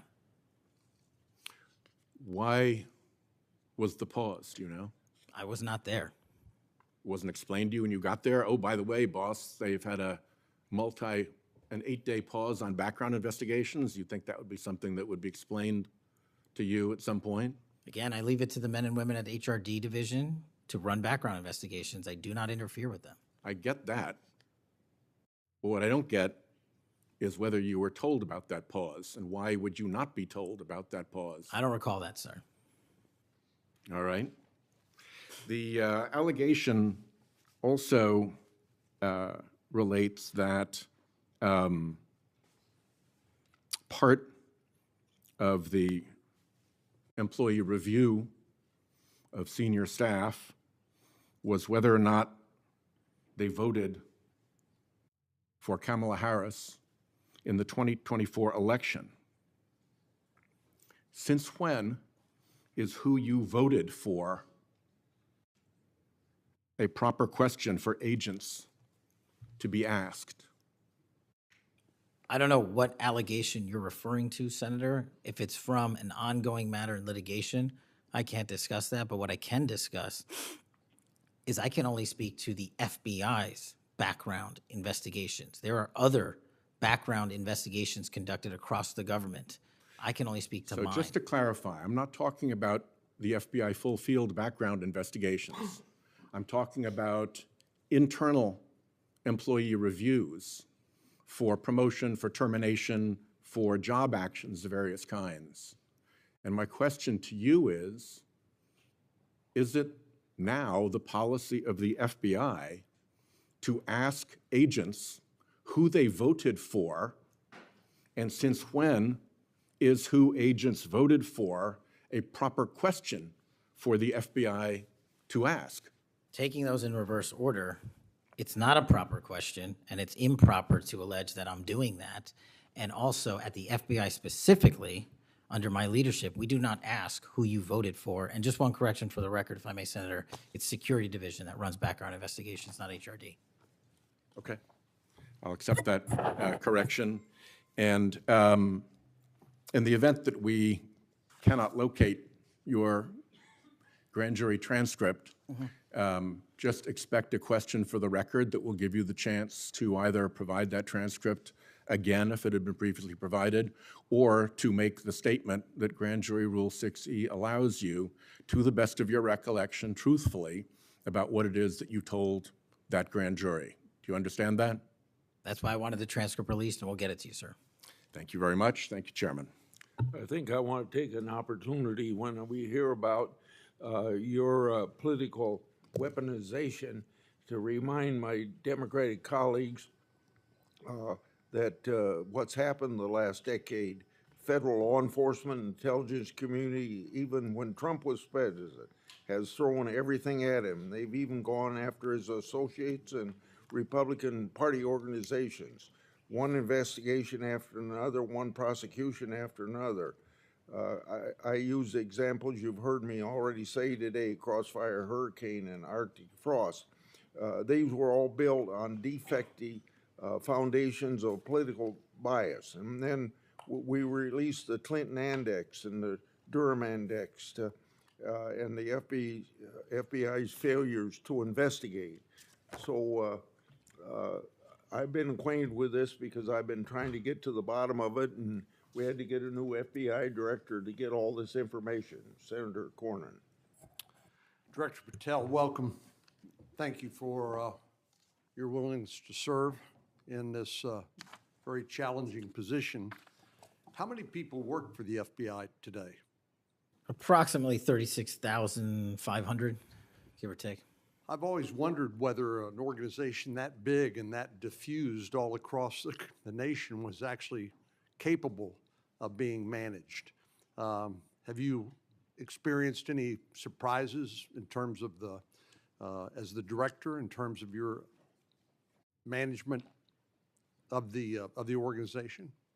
In my experience, Senator, the leaders in the field are supposed to lead. So we have empowered and we've changed the structural operation of the FBI to empower SACs in the 56 field office, 55, 56 come 1 October, to lead the mission. We've also empowered the respective assistant directors and operational directors to lead the mission. That is how you manage 36,500, 37,000 people. No one or two people can do it. And that's been the transition, is the power structure is being pushed out to the field operations. It sounds like a very practical way to approach it. And how is morale? Morale, when I travel around the country, in my experience, has never been higher. The FBI and the police officers that we work hand in glove with across this country are excited to do the work. And the stats that I'm citing are no achievement of mine. The stats that I'm citing in the 7 months that I've been there, such as a 42% increase in cyber arrests alone this year, is because the men and women at the FBI have been empowered in the field. They want to do the work. They're getting the opportunity to do the work. And with our great partners in the respective states like Texas, and where we just returned a top 10 most wanted fugitive in Cindy Singh, are getting the ability to make those prosecutions a reality. By the way, Senator Durbin was asking about polygraphs. Aren't polygraphs a standard part of the standard test given to people with security clearances across the intelligence community They are. as a condition to maintaining your security clearance? I believe they are. Speaking of intelligence, one of the things that I've wondered about over time is, the FBI is a premier law enforcement agency in the nation, but you also have other important responsibilities in counterintelligence. And there's been different debates or people wondering whether, including me, whether that's an appropriate role for the FBI to play. And I guess the most challenging part of that is, if it's not at the FBI, where would it go? But can you, given your background, I know, as working on the HPSI and your intelligence background, can you talk a little bit about what you think about the counterintelligence role of the FBI agents and how that's working, whether you think it's performing the way it should, or whether there are other changes or reforms need to be made in order to improve its functioning? As you know, the threats from our adversary nations are just proliferating every day. So what do you think? The espionage activities of our adversaries have never been so high, and I think the counterintelligence mission is properly housed within the FBI because we've been vested with those authorities for Congress, and I believe that mission set is working. And if I can, sir, since January 20th of this year, the FBI has made 55 arrests on the counterintelligence mission alone. That's a 30% increase in CI arrests from the same time year-to-date last year. We've arrested 33% increase in PRC counterintelligence arrests, an 83% increase in Russia counterintelligence arrests from the same time last year, then a 60% increase on Iran counterintelligence arrests from the same time period last year. So we are already on total exceeding the entirety of the number of arrests from the previous year on counterintelligence matters across the board. And in my opinion, the FBI is the only agency that can do it. Now, we work with the interagency to do it, and we need them, but we have the mission set. Thank you. You know, sometimes I wonder whether we sort of repeat the way we do things because we've always done it that way. And I'm getting up to building up to this issue of the narco trafficking and what President Trump has ordered the Defense Department to do in terms of to take out some of these transnational criminal organizations that are importing poison into the United States and responsible for killing tens of thousands of Americans, maybe hundreds of thousands of Americans over time. Do you think a law enforcement model for dealing with these narco traffickers is adequate to deal with the threat? Or do you think we need to start thinking about this in maybe new and different ways? Obviously, we're not engaged in a war per se, although it is a war metaphorically. And the law enforcement model seems to be not working from the standpoint of dealing with the volume of the threat and the magnitude of the threat. Do you think we need to start thinking about how do we deal within constitutional legal parameters to deal with this problem in a different way to be more effective in protecting the American people? Absolutely. And the way to analogize this and why I've advocated for the designation, and I'm thankful that the Trump administration has designated these cartels and narco traffickers as foreign terrorist organizations, is because we must treat them like the foreign terrorist organizations post 9/11. We must treat them like the Al-Qaedas of the world because that's how we're operating. And just treating them with law enforcement capabilities alone was wholly insufficient to wipe out the targets in their entirety. They always had the next man up philosophy. If you take out the leader, they got 10 guys behind him. But in order to eliminate, and that's the key, eliminate the drug trade, and eliminate the pouring into this country of narcotics, we have to use our authorities at the Department of War and the intelligence community to go after the threat like we did terrorists when we were manhunting them. And now we have that ability, and we're seeing that in live time, whether it's on the strike on the boat or going down into Mexico and working with our Mexican authorities with these intelligence assets to say we've located not just the person in charge, the cadre in charge, but the entire network, and we are now able to dismantle that entire network. It's going to take time. The manhunt after 9/11 took some years, and this is going to be a years-long mission.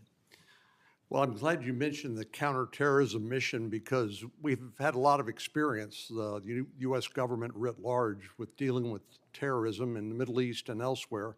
And obviously, some of our friends and allies, like Mexico, for example, are very sensitive about sovereignty and being able to control what happens on their territory. But yet we're beginning to see more and more cooperation, as you point out, in that regard. And so in your opinion, has the counterterrorism model, have the lessons learned by the U.S. government writ large, are they being aggressively applied? Are there other things we need to do to make sure that those skills, those lessons learned are applied more broadly to the threat of narco trafficking? I can only speak to the FBI. We are applying all of them to our the CT mission set to the CN mission set, and we're using the new authorities given to our intelligence community partners in the Department of War to combine these collective efforts and in a new way, meeting together and creating an interagency process that gets after the threat dynamic. And whether that's a kill operation, a capture operation, a surrender operation, or a host nation takedown, like we did with the counterterrorism mission sets in Afghanistan, in Iraq, and Pakistan, and elsewhere, we are applying that to the drug traffickers in Mexico and Venezuela and Colombia. Thank you very much. Thank you, Mr. Chair. We have seen too much political violence in this country. We all know that. Just last week, Director, your friend Charlie Kirk was gunned down on a college campus. I'm sorry for your loss. In Minnesota, only 2 months ago, a madman took the life of my friends, Melissa and Mark Hortman, shot Senator John Hoffman and his wife Yvette a combined 17 times. And evidence indicates that he would have killed a lot more if law enforcement hadn't intervened. Just last month in my state, we were again shook to the core when little kids were shot down through stained glass windows in Annunciation Catholic Church in Minneapolis. And while the victims weren't politicians in this case, they were 6-year-olds and 8-year-olds, the manifesto that the shooter left behind was political. But in the words of your own federal law enforcement, this person was an all-purpose hater. Went after blacks, Hispanics, the president, Muslims, Jews, nearly everyone. And this happened during the first Mass of the year for these kids. They were excited to see their friends, meet their new teachers, and 2 children, 8-year-old Fletcher Merkel, 10-year-old Harper Moisky, were murdered. 21 other people injured, some of the kids, 18 kids, severely. Fletcher was just starting 3rd grade. He loved his family, his friends. He loved fishing and cooking, in his dad's words, any sport he was allowed to play. Harper, the other child, we celebrated her life this Sunday, thousands of people. Her parents described her as bright, joyful, and a deeply loved 10-year-old whose laughter, kindness, and spirit touched everyone that she knew. We've heard the words of young children who were saved because 12-year-olds laid on top of them, or a kid with disabilities who was paralyzed, whose teacher pulled him out of the wheelchair, threw him under the pew, and laid on top of him. We do thank the local FBI director and the local U.S. Attorney's Office for their work in both of these cases, the Hortman case and this. But I did want to focus on one local law enforcement moment that I'm not sure has made with all the news going on in Minnesota. When the first 911 call, and you've heard about other places where this waited and waited, the first 911 call was made at 8:27 a.m. The first officer was on the scene just 4 minutes later, local Minneapolis police, at 8:31 a.m. The Chief O'Hara, shared with me the actual numbers. Listen to this.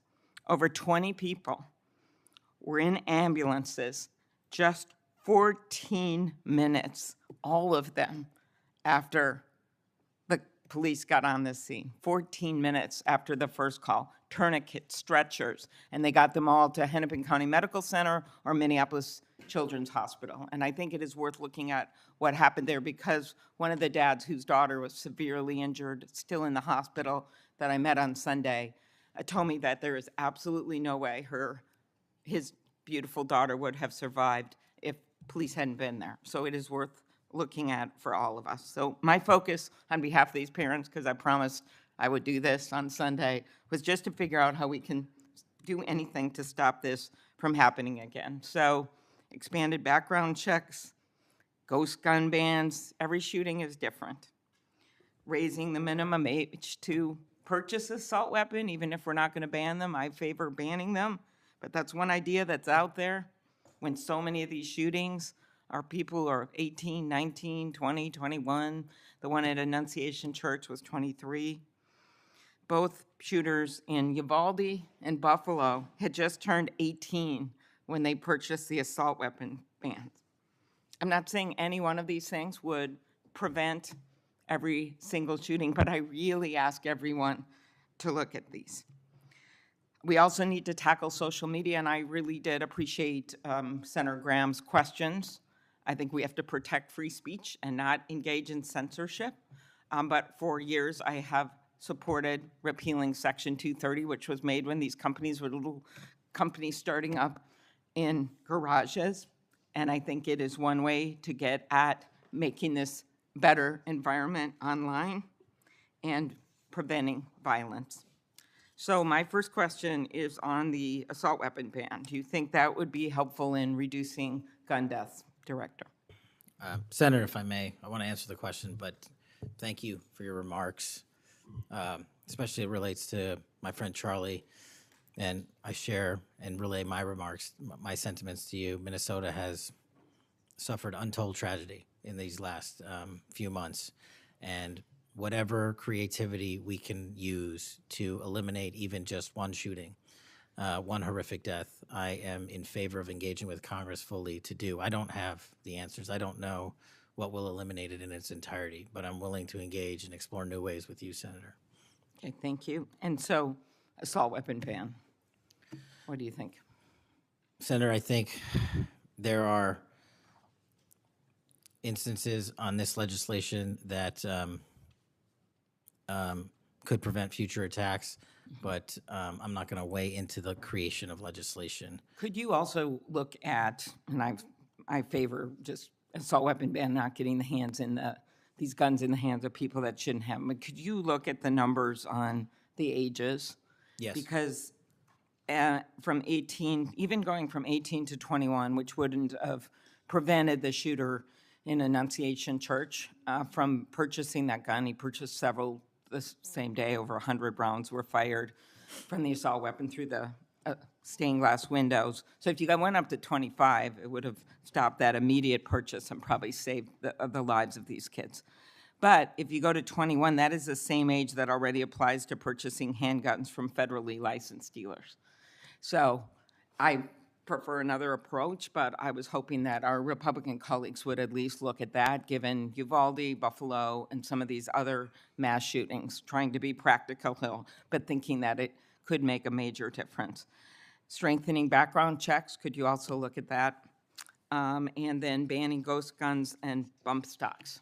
What do you think of that? So, Senator, you're talking to my heart here on one of the core missions at the FBI, which is our CJIS facility in Winchester, Virginia, which is our hub for our NICS checks, our NCICs, our capabilities on when we have, I think it's 19,000 state and local community law enforcement come to us for these background checks. We're trying to make that processing as fast as we can so we can get them real-time information.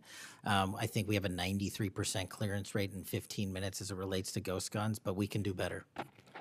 All right, well, just if you could get back to me on all those and talk to the White House. Threats against elected officials have increased exponentially. Members of Congress received more than 9,000 threats last year, up from 1,600 in 2016. There's been a lot of talk about the rhetoric and the like.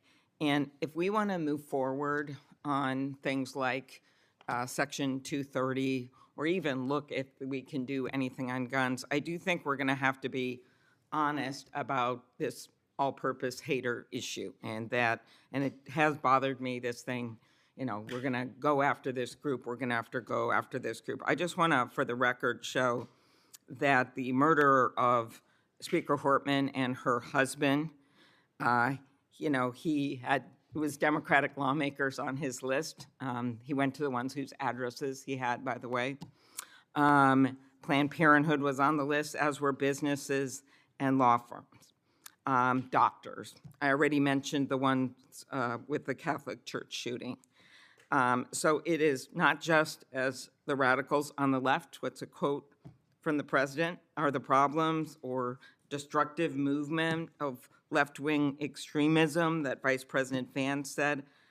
According to the Anti-Defamation League last year, all the murders were committed, and I'm not actually going to say this because I don't even want to go left-right with this, but you can imagine it wasn't from the left. Cato Institute, conservative think tank, published a study just last week that found terrorists from the right were responsible for 6 times more deaths than people from the left. I actually don't want to go tit for tat on this, but what I am asking for is that this rhetoric of blaming one side or the other stop, if you could convey that to the president, and that we actually work on things that are solutions. So could you commit to me, Mr. Patel, Director Patel, that you will do that? Absolutely, Senator. Okay, thank you. Last, you were asked about social media, and I will put some more questions on the record about that. I think we could make major movement on that. The local FBI helped when the city of St. Paul was a victim of a cyber attack, and I'm concerned about some of the cyber attack cuts. I'll ask you that on the record. AI, I'm glad you raised that. I think we have to do more, but also including election interference because they're using AI videos. I just had one happen in this very committee on me, and I just think they're going to start using it in democracy, election. They could be foreign. Do you think some of this is foreign entities, Mr. Patel? Generally speaking, we have traced a lot of this to loose groups overseas that don't have any sort of central cluster. There's going to be a lot on you then. And then last, I'll put on the record just my concern about protecting journalists. The new guidance that came out of the department. Have you deployed any FBI resources to investigate members of the media for activities related to news gathering, reporting, or reporting on government whistleblowers, something near and dear to the chairman's heart? The only time we would involve an investigation of a journalist if they've conducted or committed an allegation of separate criminal activity, most prominently leaks of classified information. Thank you. Senator Hawley. Thank you very much, Mr. Chairman. Director Patel, good to see you. Thank you for being here. You're leading the FBI at a very critical time for that agency and also a critical time for our country. And I want to start by talking to you about the tide of violence that we have seen, ideological violence against people of faith, particularly Christians. You just think here, take a rough catalog. Just in the last couple of years, we've seen shooting at the Covenant School, Christian school in Nashville. We've seen school shooting at the Annunciation School. We've seen church shootings multiply. We've seen acts of crime and violence, vandalism, arson against churches and parishes all across the country. And then, of course, last week, Charlie Kirk, who said, "I want to be remembered for my courage, for my faith," was shot on a college campus. Let me just start with the assassination of Charlie Kirk. Is the FBI, and I appreciate the tremendous work the FBI has done in this investigation, is the FBI investigating the Kirk assassination as part of this broader pattern of anti-religious, anti-Christian violence? We are investigating Charlie's assassination fully and completely and running out every lead related to any allegation of broader violence, and we're producing results on that we'll disclose when appropriate. Good. I'm glad to hear that. Let me just ask you a few questions about that, if I could. Sure. Reports have suggested that the FBI is investigating a broader network of groups that may have had some knowledge of the shooter's plans. Can you give us any details on that, following up what you already said in public? How's the FBI working to find other potential accomplices, folks who may have known about the shooter's plans, folks who may have encouraged him? Any update on any of that? So in terms of what we do for an interrogation perspective, we go and reach out to the family and community immediately. And we've conducted those investigations and interrogations with local law enforcement, and we're continuing to do that because those closest to the suspect are going to hopefully know the most about the suspect and his beliefs and his ideology. On top of that, unfortunately, it has been leaked that there was a Discord chat, and for those unfamiliar with it, it's a gaming chat room online that the suspect participated in. So what we're doing, we've already done, is serve legal process, not just on Discord, so that the information we gathered is sustained and held in a evidentiary posture that we could use in prosecution should it be decided to do so. And we're also going to be investigating anyone and everyone involved in that Discord chat. Okay, very good. I see the public reports that the Discord thread had as many as 20 additional users. It sounds like you're trying to run down all of that to see if that's accurate, who else may have been on that thread, what they may have known. Is that fair to say? It's a lot more than that, and we're running them all down. It's a lot more than 20? Yes, sir. And you're running all of that to ground? Every single one. Yeah, fantastic. Let me just turn to the broader question here of anti-religious, anti-Christian violence. Let me just give you a few stats that I'm sure that you're all too familiar with. Every person of faith in America certainly is. Major report this past year found that there have been over 400 instances of hostility against churches in the United States in the year 2024. Those included arsons, bomb threats, shootings, and firearm incidents. Another organizational report found that there were 500 attacks on Catholic parishes alone. So that number, 415, that's all Christian churches in 2024. Another organization found 500 separate attacks on just Catholic parishes since May of 2020. Of course, we have the Covenant School shooting, the Annunciation School shooting in Minnesota, where 2 children were shot dead as they were praying in a pew. Here's my question. What is the FBI doing to take on this rising tide of violence that seems to be motivated by anti-religious hatred? Specifically, sir, we have 60 anti-Catholic hate crime incidences reported to us that are being investigated. Publicly, I can tell you we have 5 hate crime investigations with anti-Catholic bias ongoing currently in the states, in the cities of Kansas City, Louisville, Houston, Nashville, and Richmond.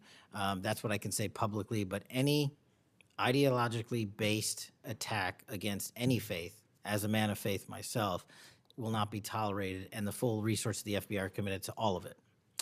Are you investigating any domestic cells that instigate or encourage or fund or in any way support attacks on churches or other houses of worship? Senator, you raise an incredibly important point that most people don't look at. I've always said we follow the money, and whether it's terrorism or attacks based on ideology or attacks on institutions of faith or people of faith, someone's paying for it, and we are reverse tracing those steps. We are not stopping at the perpetrator themselves. We are reverse engineering to hold those accountable in our investigations to who funded them and knowingly funded them, and we will bring the appropriate steps against them with our partners at DOJ. Good. I'm glad to hear that. We look forward to hearing reports on that progress. Yeah. Sorry about that. Let me just ask you this in the same vein, Director. Since the Dobbs decision, the FBI has advertised $25,000 rewards for information on attacks on abortion clinics. Will the FBI similarly offer rewards for information on attacks of houses of worship?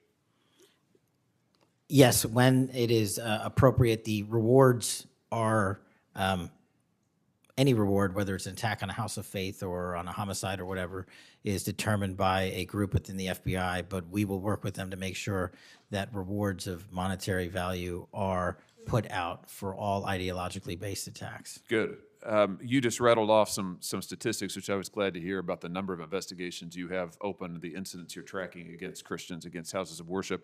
Let me just ask you if you consider designating a senior official as a liaison to houses of worship, to Christian and other religious organizations, to publish metrics on investigations and arrests related to church attacks, church threats, vandalism, arson, etc. Will you set up a system for liaising and then reporting so that everybody can see, this committee and the public can see just how many attacks we're talking about, just what the level of threat and violence is and what the FBI is doing to combat it? Senator, you're speaking my language. The private-public sector partnership on this specific issue, just like the other ones we've talked about, is equally transformative to finding those involved in these criminal activities. And with your assistance, I would ask you if you're able to identify someone who's an expert in that area, we will work with them. We will take their information because as great as the FBI is, we're only as good as the information we can get, and we don't have the reach that the private sector does in some of these areas. Very good. Happy to help on that. Let me ask you about something specific to the FBI, because sadly, as you know, the FBI, when it comes to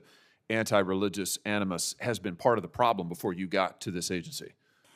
And I know that you remember the infamous memo generated by the FBI that attempted to recruit informants in houses of worship, in particular in Catholic parishes. Your predecessor testified when this information, I just want to reiterate, this memo became public because of a whistleblower. It was not turned over to this committee. It was not disclosed to this committee. In fact, we were told it didn't exist, and then a whistleblower published it, showing that indeed the FBI had recruited informants, attempted to, into Catholic parishes. Your predecessor then testified, sitting right where you are today, he testified that this, I'm going to quote, was a single product by a single field office, end quote. That was a lie. Because we then had additional whistleblowers come forward and say, no, actually, multiple field offices contributed to the drafting of the report. And indeed, there was a second anti-Catholic memo that the FBI generated. And indeed, those memos were distributed to over 1,000 FBI agents across the country. You know all of this. You and I talked about it when you were here for your confirmation hearing back in January. I just want to follow up and see, have you been able to determine how this memo got written and distributed? How is it that the Federal Bureau of Investigation came to be recruiting informants in Christian churches in this country? Senator, we did dig in. And we are doing our investigation simultaneously with Congress. And just to put it in perspective, we've provided 700 documents on the Richmond Catholic Memo specifically to this committee, whereas my predecessor provided 19 pages.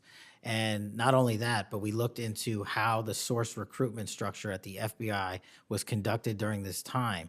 And we made adjustments and permanent fixes to ensure that sources are not put into houses of worship unless there is an actual ongoing criminal or international terrorism threat. We will not use sources at this FBI to investigate and cull information just for the sake of culling information in houses of worship. Has anybody been fired for this? There have been terminations related to this and resignations. Good. There need to be, because if this is going to be standard at the FBI, nobody can trust the FBI. You want to talk about violating the First Amendment? This has got First Amendment violation written all over it. It's one of the most revolting chapters in the FBI's history.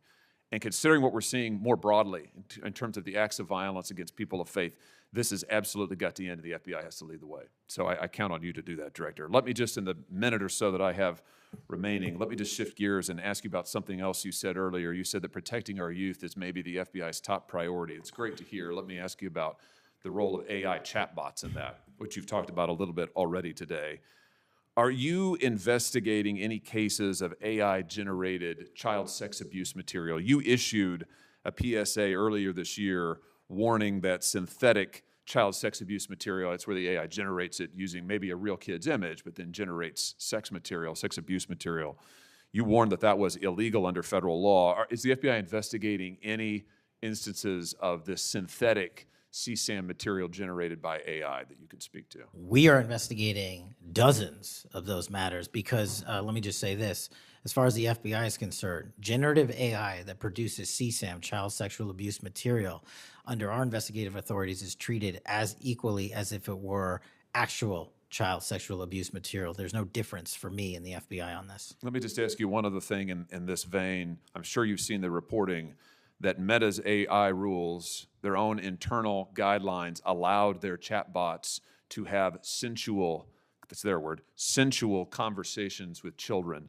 We've had instances, multiple instances of children, minors, taking their own lives at the behest of chatbots that instructed them with specificity on how to do it. What's the FBI's role here in investigating what is going on with these chatbots, with these AI companies encouraging? I mean, listen, if an actual person did that, we would say that's grooming. We would say that's child abuse. These companies are doing it. Their own guidelines allow it. What can we do about that? You're referring to NVE, nihilistic violent extremism, and the 764. It has been made a priority of the FBI because they are targeting children, and these chatbots and these generative AI are getting coupled with actual humans who are using them and releasing them because they can do the work faster and quicker than humans can and get into spaces like social media where humans have a difficulty in engaging. And what we're doing is treating any extension of generative AI as the criminal themselves. And we have, I think, I've got to get the number back to you, but over 1,000 investigations related to NVE. We've had numerous takedowns and arrests of 764 individuals. And we are educating, this may be the most important part, I'm directly engaging with the social media and media companies, the internet service providers, to find a way to shut down. There's nothing I can do at the FBI to force them to shut it down, but work with you in Congress to find a way to work with our partners to get that shut down permanently. Senator Coons. Thank you, Chairman Grassley. Thank you, Chairman, for calling this hearing. I'm grateful we're continuing this committee's long tradition of oversight, and in particularly today, oversight of the FBI. Director Patel, thank you for being here. There's a number of issues I hope that we can speak to. I want to start by reading something you said to me during your confirmation hearing under oath. I have no interest, no desire, and will not, if confirmed, go backwards. There will be no politicization at the FBI. Then you looked me in the eyes and said there will be no retribution actions taken by the FBI should I be confirmed as director. I told you that in your office. I tell you that again today. I'm concerned that that's not what's happened, that since you took over as director, you've cleaned house or forced out senior leaders across the Bureau, in particular targeting those that worked on investigations of President Trump. The former acting director has just sued you for firing him for political reasons. So did a leader in the D.C. field office. And the well-respected leader of the Salt Lake City office was pushed out last month, leaving that office shorthanded at a particularly difficult time. I'm worried that these actions compromise the Bureau's ability to keep Americans safe. Hundreds of agents have resigned. You are lowering application standards to fill vacancies. You've reassigned large numbers of agents to work on immigration and street crime, issues other law enforcement agencies can handle, perhaps more effectively with the FBI, but I'm concerned that this compromises the Bureau's ability to address national security risks, uniquely its capability. In fact, you've shut down the Office of Integrity and Compliance, which makes sure that agents act in a lawful and ethical way, and reassign staff away from domestic terrorism investigations exactly at a moment I think we are all concerned about it. I also have to ask, you came before the Appropriations Committee in May and told us you wanted a $500 million budget cut for the FBI, literally an effort to defund the police. I am grateful for the work of the men and women of the FBI. They've done great work this year in Delaware, partnering with the Dover Police Department to support human trafficking victims, partnering with the Middletown Police Department on armed robbery and carjacking. And it's urgent, I think, that we fix the direction and the prioritization within the FBI. And I wish we could focus on those efforts today.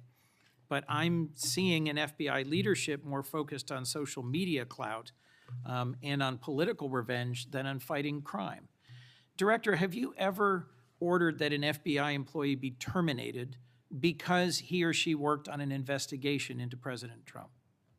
Senator, thank you. One quick correction for the record. There's 280 NV investigations. I gave the incorrect number to Senator Hawley. Thank you. Understood. As far as a lot of your statement, I disagree with it, and I'm happy to address it. But the only way, generally speaking, an individual is terminated at the FBI is if they have violated their oath of office, violated the law, or failed to uphold the standards that we need them to have at the FBI.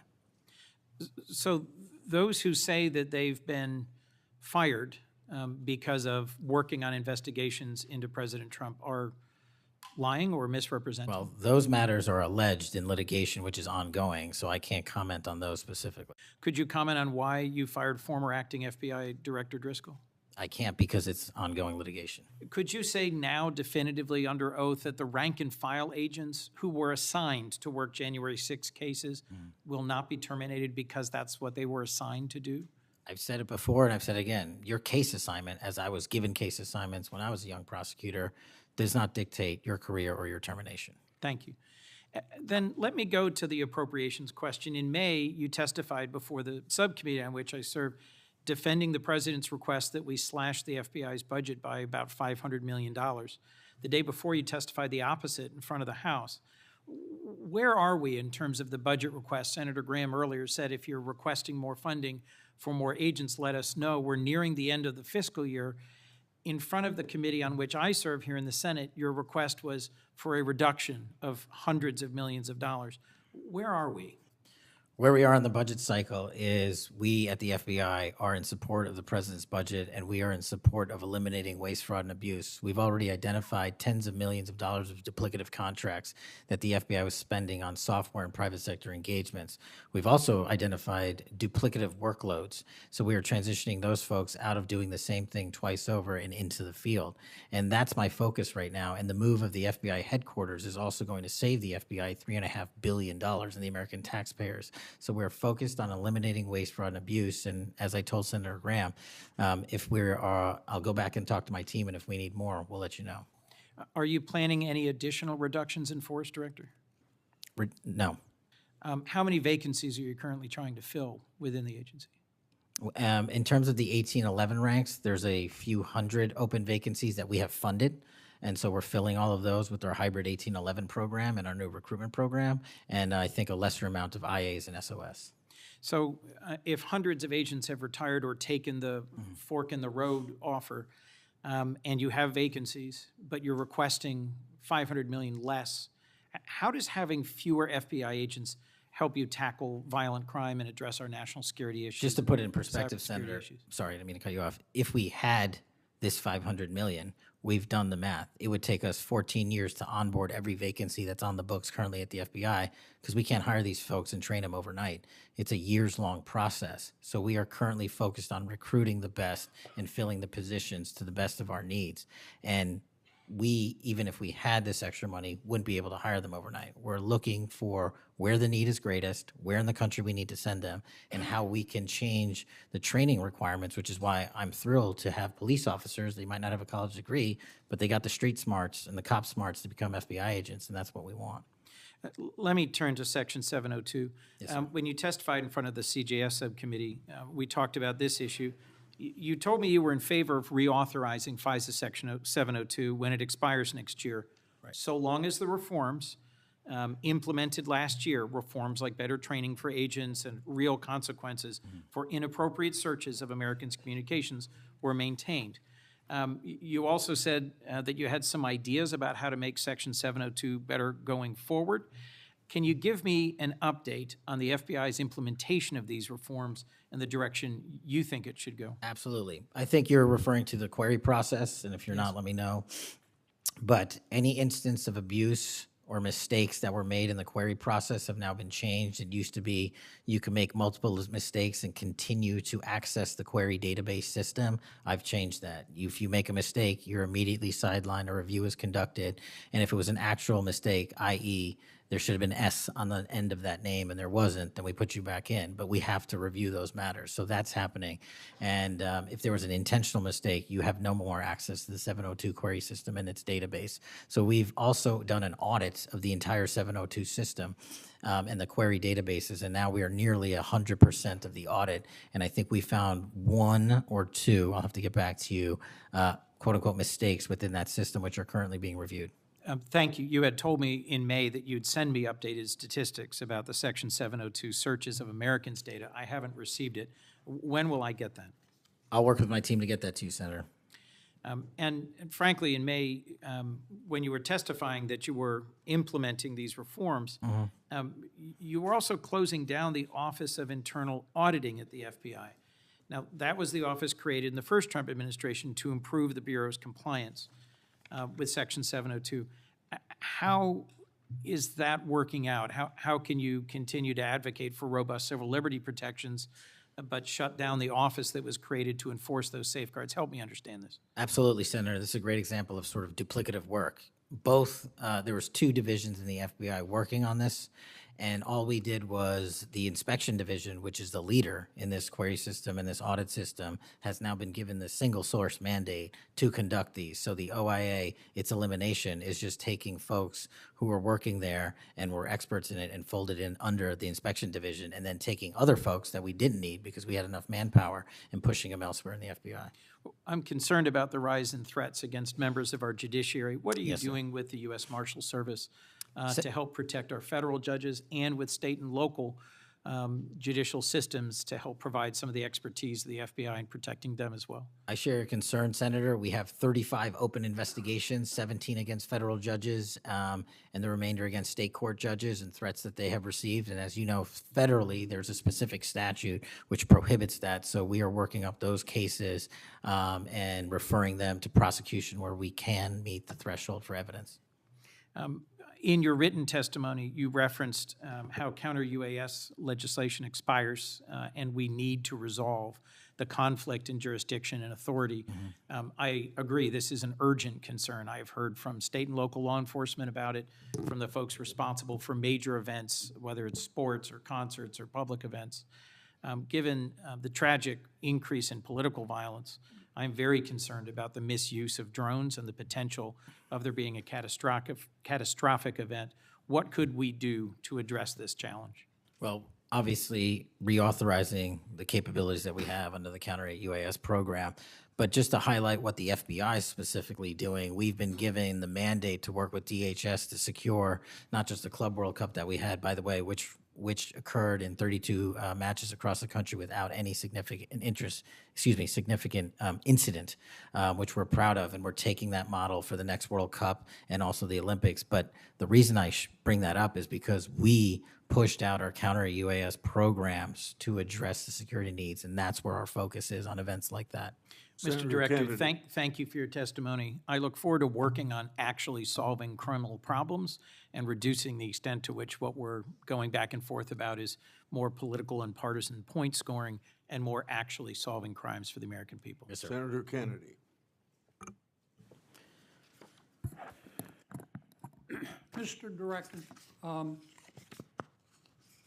you and the FBI, working with state and local law enforcement officials in Utah, have caught the assassin of Mr. Charlie Kirk. Is that right? We have a suspect, yes, sir. And you did that within 48 hours, did you not? 33 hours. 33 hours. Congratulations. We've had other political assassinations. Back in June, an assassinated Representative Melissa Hoffman, Mr. Hoffman, Senator John Hoffman, and Mrs. Hoffman in Minnesota. You and the FBI and Minnesota state and local law enforcement officials caught the assassin within 48 hours, did you not? I believe that timeline's correct, Senator. Congratulations. Sometimes we miss the forest for the trees. Good work.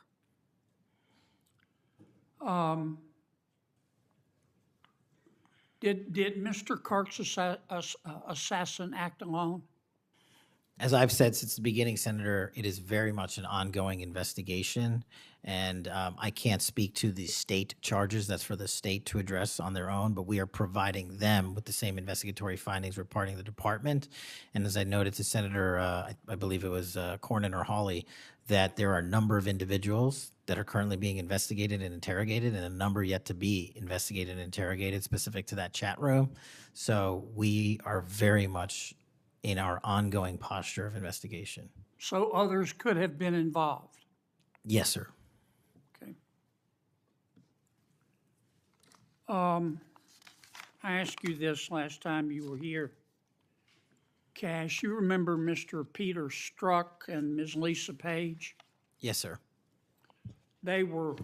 Strzok was an FBI agent. Ms. Page was an FBI lawyer. They were both very aggressive anti-Trump political activists who allowed their political opinions to affect their work at the FBI. Is that a fair statement? I believe their text messages and their testimony that was secured by the OIG and DOJ speak for themselves. In fact, Mr. Strzok and Ms. Page were having an extramarital affair, and at one point, Ms. Page texted Mr. Strzok, quote, "Trump's not ever going to be president, right? Right?" And Mr. Strzok replied, "No, he won't. We will stop it," end quote. Ms. Page resigned from the FBI. Mr. Strzok was fired. They promptly sued the federal government and the FBI and Justice Department for releasing their emails, which revealed all of this. The FBI settled that lawsuit for $1.2 million, gave Mr. Strzok $1.2 million cash, gave Ms. Page, who resigned. She wasn't fired, she resigned, she quit. Gave her $800,000. Who at the FBI made that decision to give them money? That settlement was reached in the Biden administration when my predecessor was the director. Who? Are you saying that Chris Wray did? The only people that can decide that settlement are the Attorney General in conjunction with the director and the administration. Okay, so you're telling me that Attorney General Garland and Director Wray decided to give them the money? Is Yes, that sir. right? Yes, sir. Okay. Now, when you took over the FBI, did you find instances of where under the Biden administration, the FBI had weaponized the agency to push the political beliefs of President Biden? Sorry, the last part. When you took over the FBI, did you find instances of where the Biden administration had politicized the FBI to prosecute its political agenda? Well, I won't speak for other people.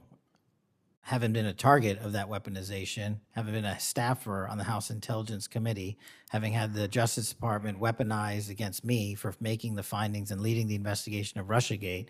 I know what that feels like, and that's why as the FBI director, I'm committing to not ever have that ever happen again, but I'm also committed to fully investigating what was done, and that matter is still ongoing. So I assume, I take it your answer is yes. Yes, sir. And you're firing those people, is that right? Anyone that politicizes their job at the FBI will not work at the FBI. Okay.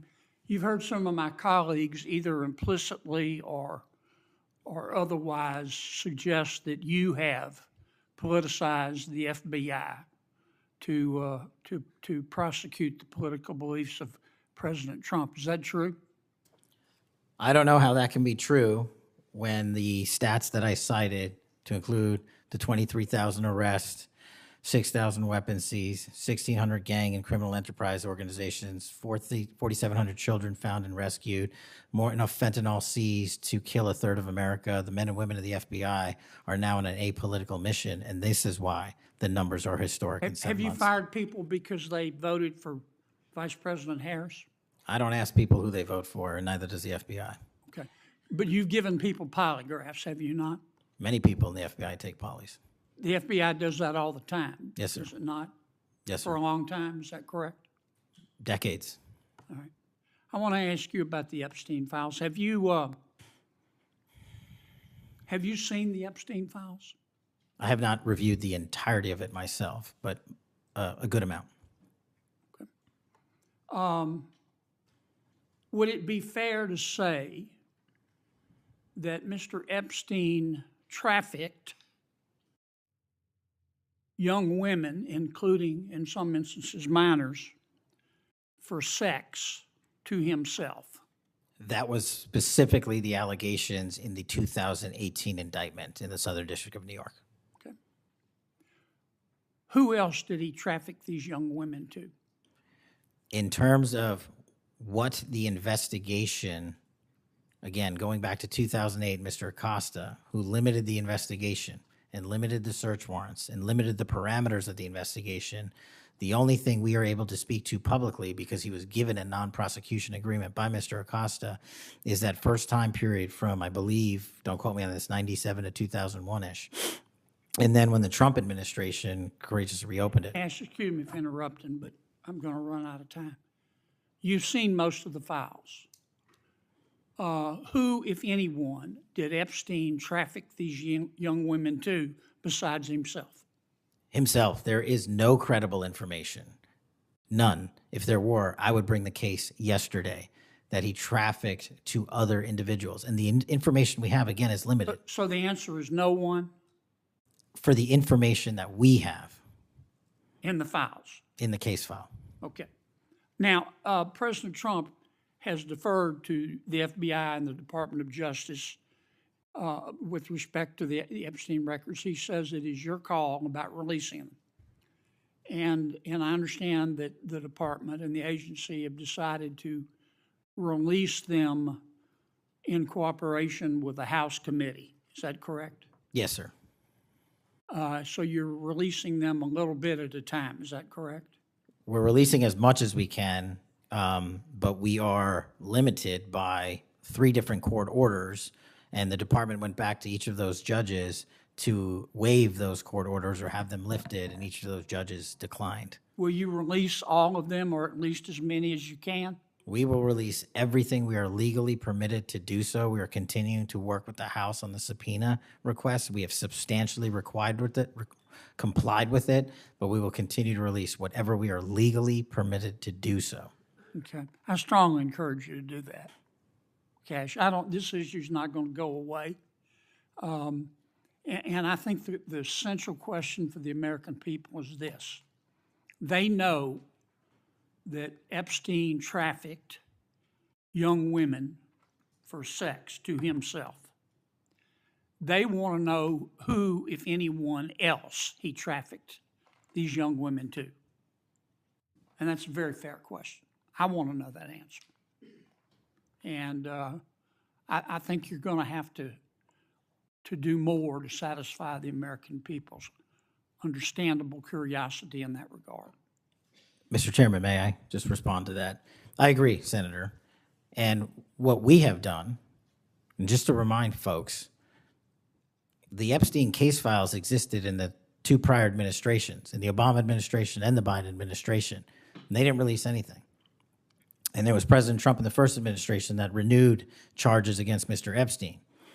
And I know it's a little complicated to understand, but what exists in the Epstein case files was a direct result of the limited search warrants from 2006 and 7, which hamstrung future investigations because of the non-prosecution agreement.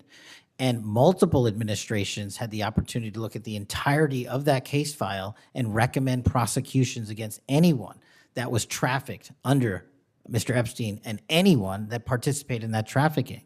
And the only person to bring charges was the prior administration against Mr. Epstein. Now, I am not saying that others were not trafficked and others were not involved.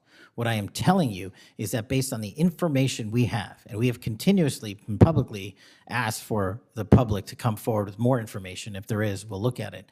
But based on credible information, we have released all credible information, and the information that the Department of Justice and the FBI never releases is information on investigations that are not credible. And we don't release the names of victims who weren't credible, but in the same time, we don't release the names of victims who were credible. And so that's by law. And so the information we are releasing now is historic, and it is also to the maximum capacity that the law allows. And I know that's not going to satisfy many, many, many people.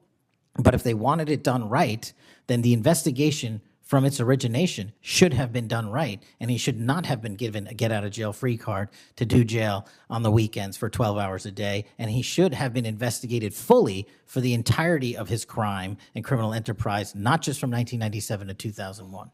Senator Blumenthal. Thank you, Mr. Patel. Thank you, Mr. Chairman. Director Patel, thank you for being here today.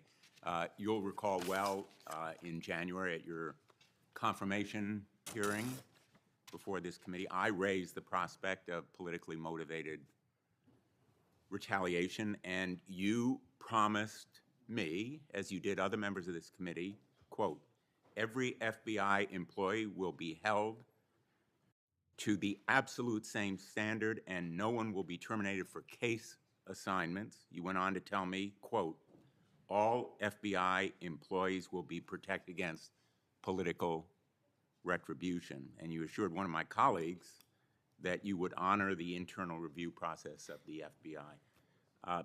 I'm not going to mince words. You lied to us. In the short time that you've been FBI director, you've presided over a rash of retaliatory firings. 3 FBI agents have recently sued you. They are FBI agents with 60 years between them of distinguished service, rescuing hostages, saving kids from predators, dismantling drug cartels, and their allegations, their civil allegations, are a searing indictment of your tenure as FBI director. But it's not just those 3.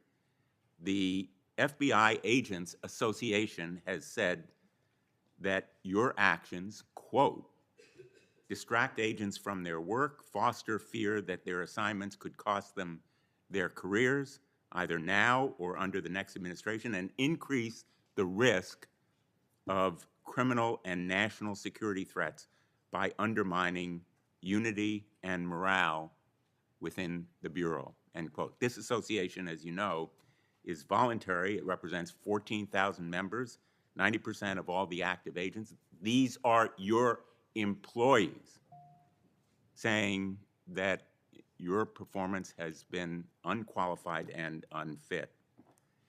And there is mounting evidence that these retaliatory firings were the result of direction from the White House.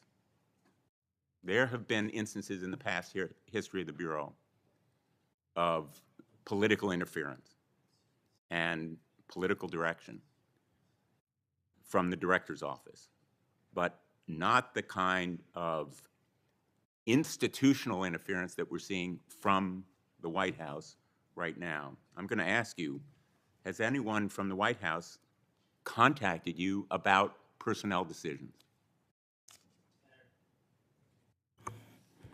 I completely disagree with your entire premise that I have lied or am misleading the FBI. If I were, the results that I announced today by the men and women of the FBI and the historic records we are doing to keep this country safe would not be possible. The men and women of the FBI are responding to our leadership and this administration's priorities. The only way people get terminated at the FBI is if they fail to meet the muster of the job and their duties, and that is where I will leave it. And you accusing me of lying is something I don't take lightly, but I'm not going to get into a tit for tat with you. Well, let me just ask you to answer my question. Has anyone from the White House contacted you about personnel decisions?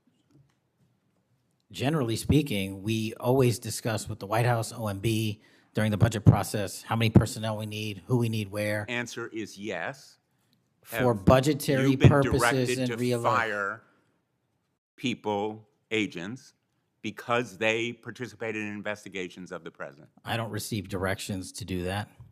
Has anyone I make the suggested it? decisions. Has anyone asked you to do it? The best information is yes, you've taken suggestions and direction from the White House in firing qualified agents.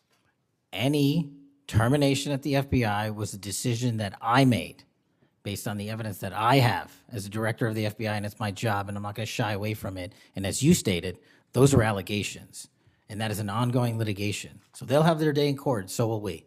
The allegations are not just in that lawsuit, Director Patel, and I think your testimony confirms that, in fact, you've taken direction from the White House I don't. in those it does not. retaliatory firings. It literally does Because you've not. acknowledged that, in fact, they have been in contact with you about personnel decisions. The Let me White move House has on. been, do not put words in my mouth, we're on the record. The White House, like any administration, contacts its agencies on the budgeting process and where it needs personnel and where the mission priorities are. That always happens. If they didn't do that, they would be abdicating the responsibility to law enforcement. I will always work with my partners in the chain of command at the Department of Justice and the White House to ensure that this FBI is delivering the results we are delivering, to include the lowest murder rate in modern U.S. history, to include the most fentanyl seizures in modern U.S. history, to include the most lives saved and the most children found in Just modern ask U.S. you, history. That is a working FBI. That is not a failing FBI. Let's move on to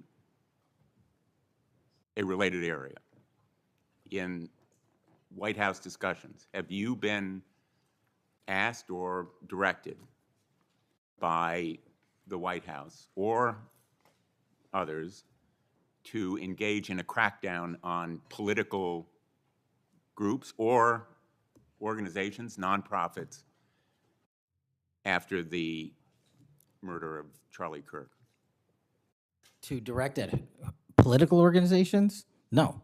I've been asked by my chain of command to properly root out criminal activity wherever it is in whatever investigation we are conducting, and that's what we're doing. Have those distinctions about whom you're going to target been based on direction from the White House? Nobody gives me a list on who to target. My targeting list is from the men and women at the FBI. Have you talked about investigating certain groups, nonprofits, or foundations or institutions? Whatever those investigations are, they're ongoing, and I'm not going to get into those. Have you used polygraphs to determine loyalty of agents? No. Have you committed that you will respect the First Amendment rights of agents? I have wildly committed to respecting the First Amendment rights of agents, but at the FBI, you have to balance your First Amendment rights with your mission.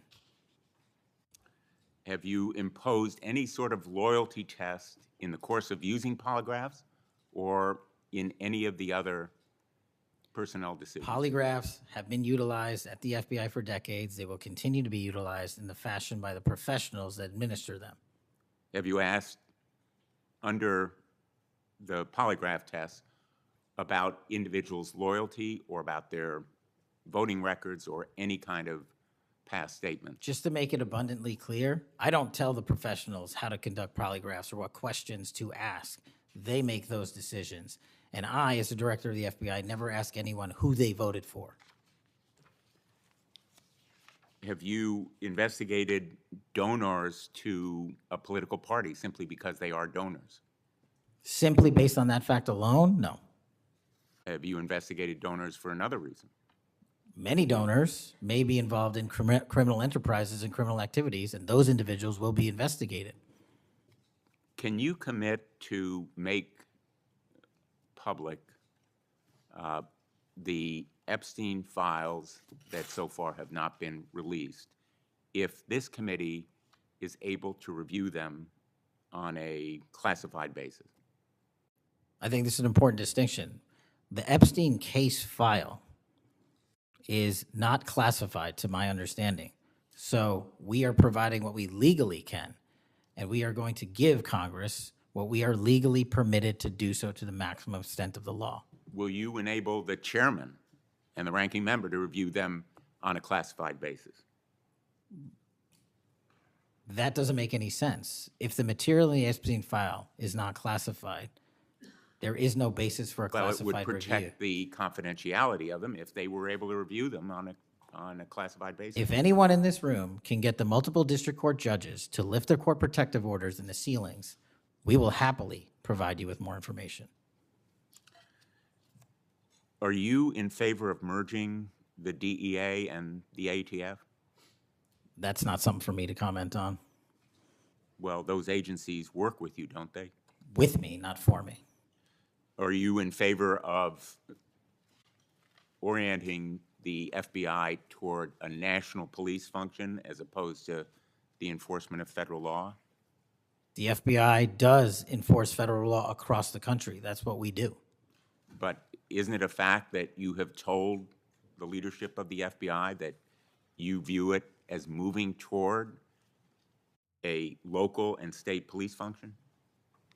No, we are prioritizing working with our local and state partners, and they will tell you that that has never happened with this much engagement in the history that they have been serving as local law enforcement officers. I believe local cops are the best intelligence source and the best understanding of their communities, and I folded in my FBI agents under that direction to work with them to get the job done.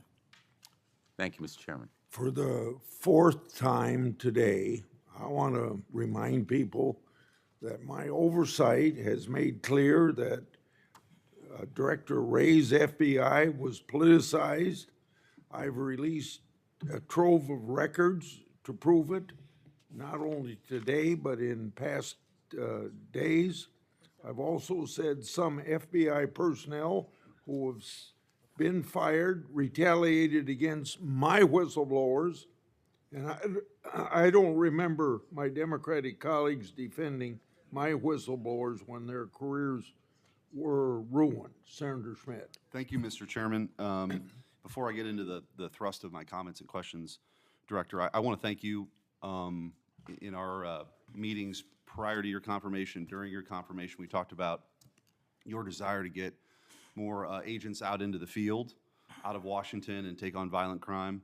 And you fulfilled that. St. Louis received the largest permanent per capita infusion of FBI agents anywhere in the country. And I know it's not only an isolated event, but we certainly appreciate your honoring your commitment to do that. And I know there's a lot of great opportunities ahead to take on violent crime, which you've highlighted many of the successes in your introductory comments. It's obviously no secret that this hearing takes place in the wake of a horrific American tragedy, the assassination of Charlie Kirk. For those of us who knew him, I know you did too. It's still sort of difficult to put into words what a tragic loss that is, not just for his family, but for our country, for free speech, for a belief that we can have a free exchange of ideas. And he was quite literally shot in the throat in an attempt to silence him and take his life. And so you have this task now of this investigation. There's been an arrest. But I think that we face an even larger crisis that law enforcement alone can't tackle alone. It's a crisis that is culminated in the assassination of Charlie. But it doesn't end there. It's I think every bit present right now, and the challenge is greater than quite frankly, I would have imagined. Seeing some of the comments that have taken place after the assassination, and something that I think as a country we have to reckon with. And it's something deeper, much deeper than a rejection of law and order or the norms of civil society. We've entered a very dangerous time, I think, in our country. And that should be clear to everyone.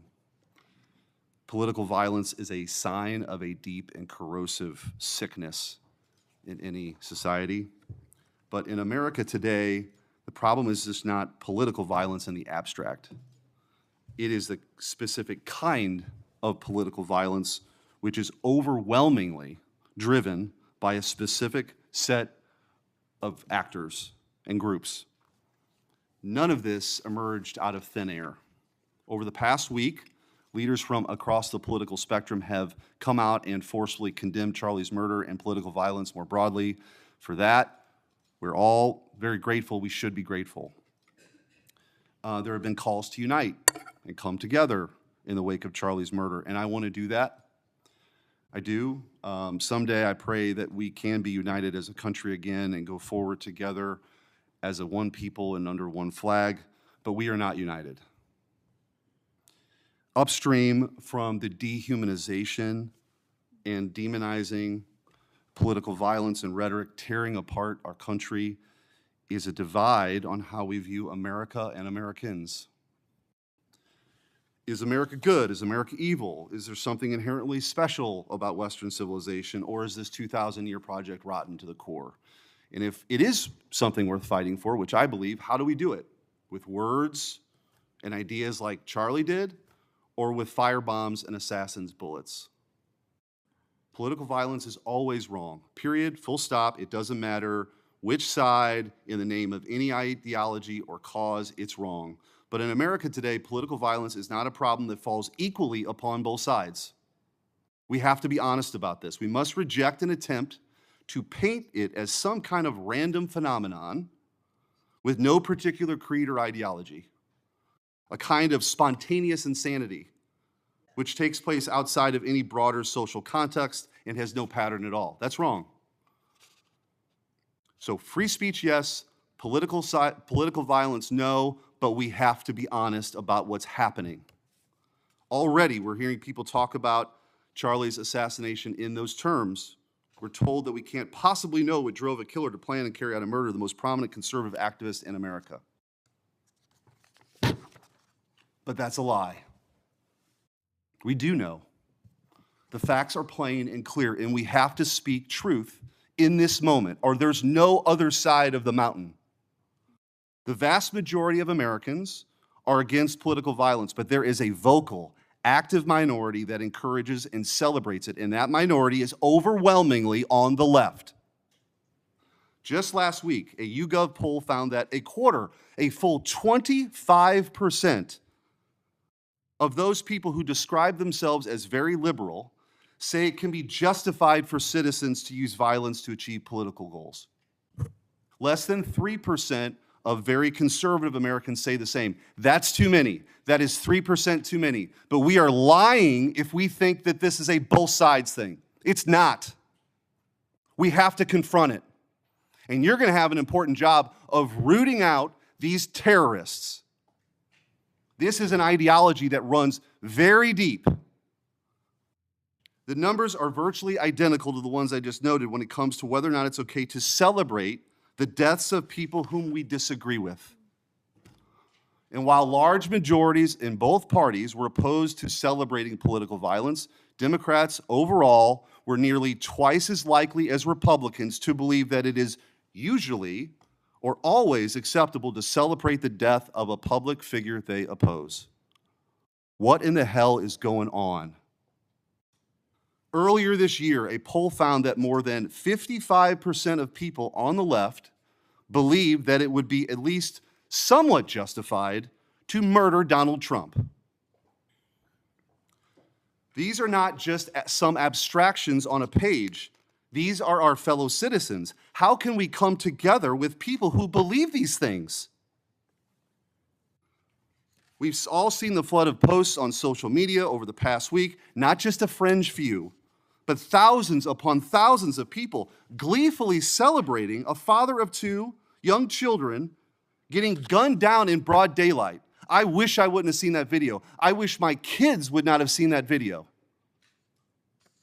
Blue Sky, the left-wing alternative to X, was so overwhelmed with these posts that the platform was forced to issue a statement warning its users to stop glorifying the murder. And it wasn't just random social media trolls. It was journalists, elite college professors, and even politicians, all but saying Charlie's assassination was justified because of what he thought, because of what he said. We saw the flood of hit pieces, the most powerful media outlets in the nation dishonestly attacking and villainizing Charlie for the most vicious possible terms. How can you ask us to unite under that? There can be no unity between good and evil. Somebody has to win this thing. And as a country, we have to absolutely reject it. And don't tell me it's both sides. It didn't happen in a vacuum. Over the past decade, we've seen an explosion of political violence, not just one-off lone wolf attacks, but organized, systemic political violence at a mass scale. It is not organic. It is the offspring of a dark and clandestine system funded in part with our own tax dollars, winning with a large network of foundations, NGOs, activist organizations, and front groups. This system lurks behind every radical leftist movement in our nation today. The George Soros empire has financed a vast ecosystem of radicals, all working together, dropping off bricks at riots to unleash a tidal wave of violently anarchists on our streets and to prop it up in an army of researchers and experts and journalists and propagandists who downplay the political violence. What he's doing is serious. I'm going to ask you, because I don't have a ton of time, The opposite of what we should be doing as a committee. and I would point out, we've heard years of the left, their loudest voices calling anyone on the right extremist MAGA Republicans, fascists, Nazis, an existential threat to democracy. Check yourself, and don't give me this both sides bullshit. Mr. Director, I want to ask you,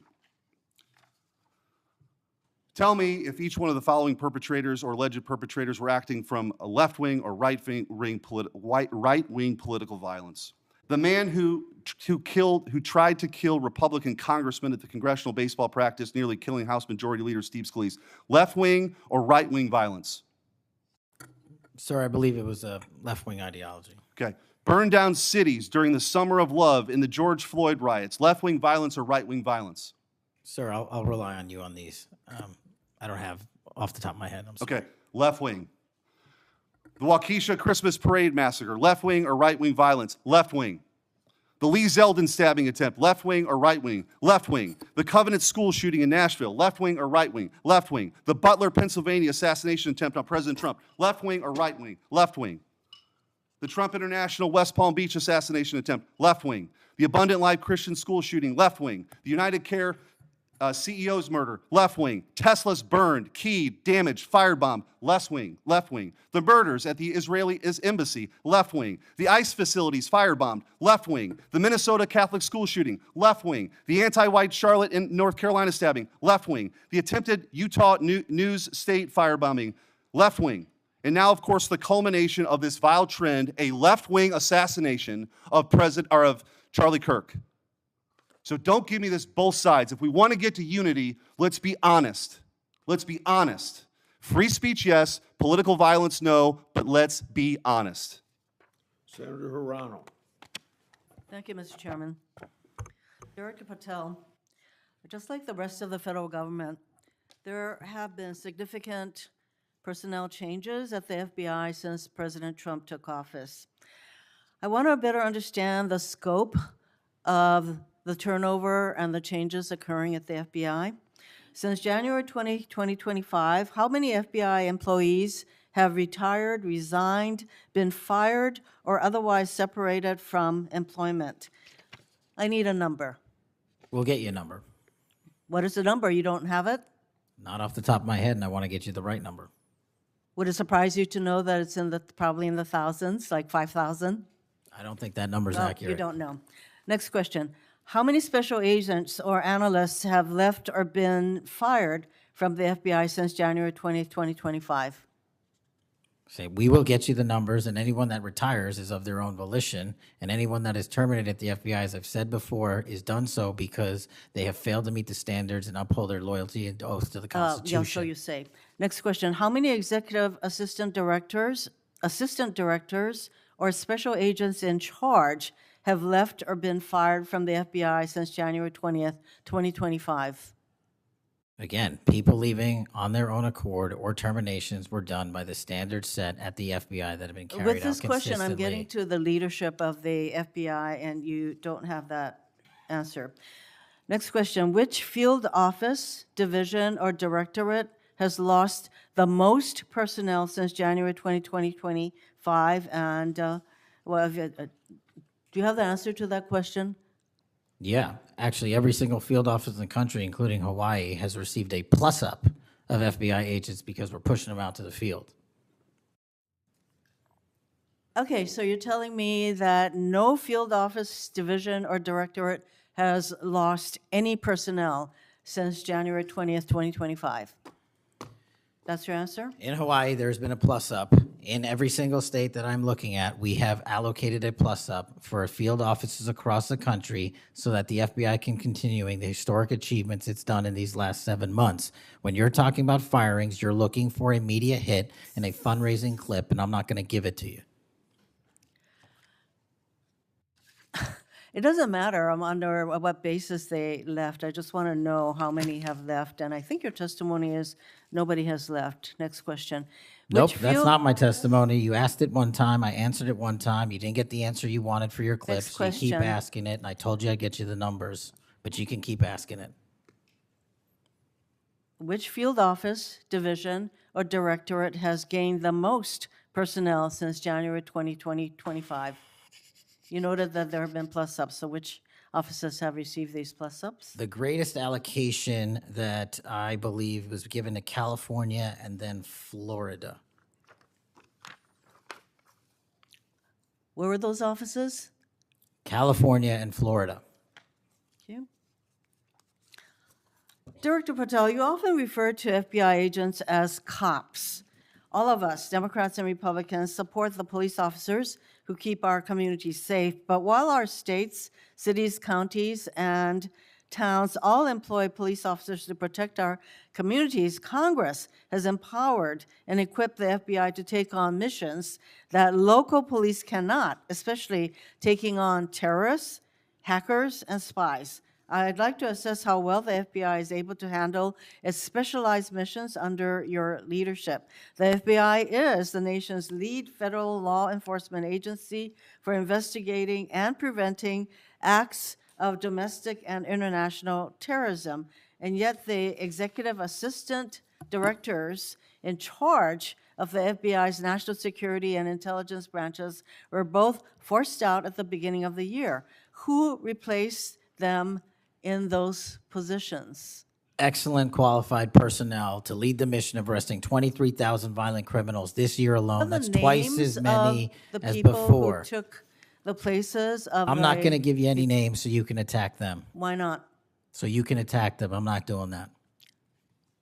The You're not people gonna sitting give in me the those seats names are of- extremely qualified to handle the job. You're We not would gonna not give have me the the names results. of We would- personnel who We would should not be have the on your- reduction Right, of fine, violence in the moving state on. of Hawaii if we did not allocate the Earlier resources we this did. year, FBI counterterrorist special agents and investigators were reassigned to assist with immigration enforcement. Reportedly, these counterterrorism experts were returned to the jobs they trained for in late January after Iran threatened to retaliate for our strikes on their nuclear facilities. Have those experts remained in the jobs they trained for since that time? Yes or no? FBI agents' primary responsibility is exactly what they are assigned to do. We always work with our So since they interagency return part. to their positions, If you're not are going to they let me still in answer, those why don't you positions? just do your soliloquy in the 4.5 minutes you have I left? am not asking for a soliloquy. It's just a yes or no. Are those people who are returned to their jobs still on those jobs? Yes or no? They never left.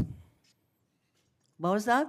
They never left their primary job. It is a surge of resources in law enforcement working with the interagency to combat violent crime and reduce They were violent never- crime in okay, they were never historic reassigned to do proportions. That's your testimony. Okay, Director Patel, the FBI is also the lead federal agency for investigating cyber attacks and Yes. cyber intrusions, both by foreign nation states and by non-state hacker groups. Since President Trump's inauguration, the executive assistant director in charge of the criminal and cyber branch and the head of the FBI's cyber division have both left the FBI.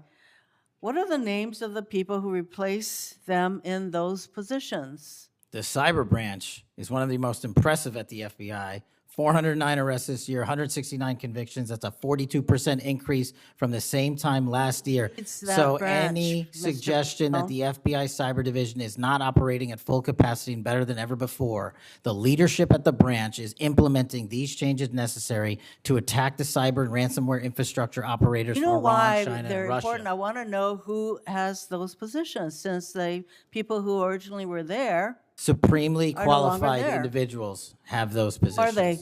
Supremely qualified who individuals. are they? What are the names? You're not You getting don't them. know. Special agents who investigate cybercrime were also reassigned for immigration enforcement. Have those expert investigators returned to their duties? Yes or no? All agents remained on their primary duties while surging to allocate resources for interagency operations to the Homeland Security task forces across this country. So are you, Am I what? see, I'm not getting the yes or no answers. I get all this explanation, so there you go. No, you get the work that Are the men you and women of the planning FBI are doing. And you don't want that. additional personnel cuts to the cyber division in the future? The only people that will be terminated at the FBI will be those that violate their oath of office or fail to meet the high standards at the FBI. Director Patel, the FBI is meant to be the tip of the spear in combating terrorism against the United States from both foreign and domestic sources. It's also our lead agency in fighting the hackers who target our businesses and critical infrastructure. But instead of a specialized role fighting these kinds of terrorists, hackers, and spies, you have the FBI playing the role of local police and helping with immigration enforcement. I'm going to move on to my, you've been asked some questions about changes to your hiring standard, and including college degrees and possibly the age. But, one question I had is,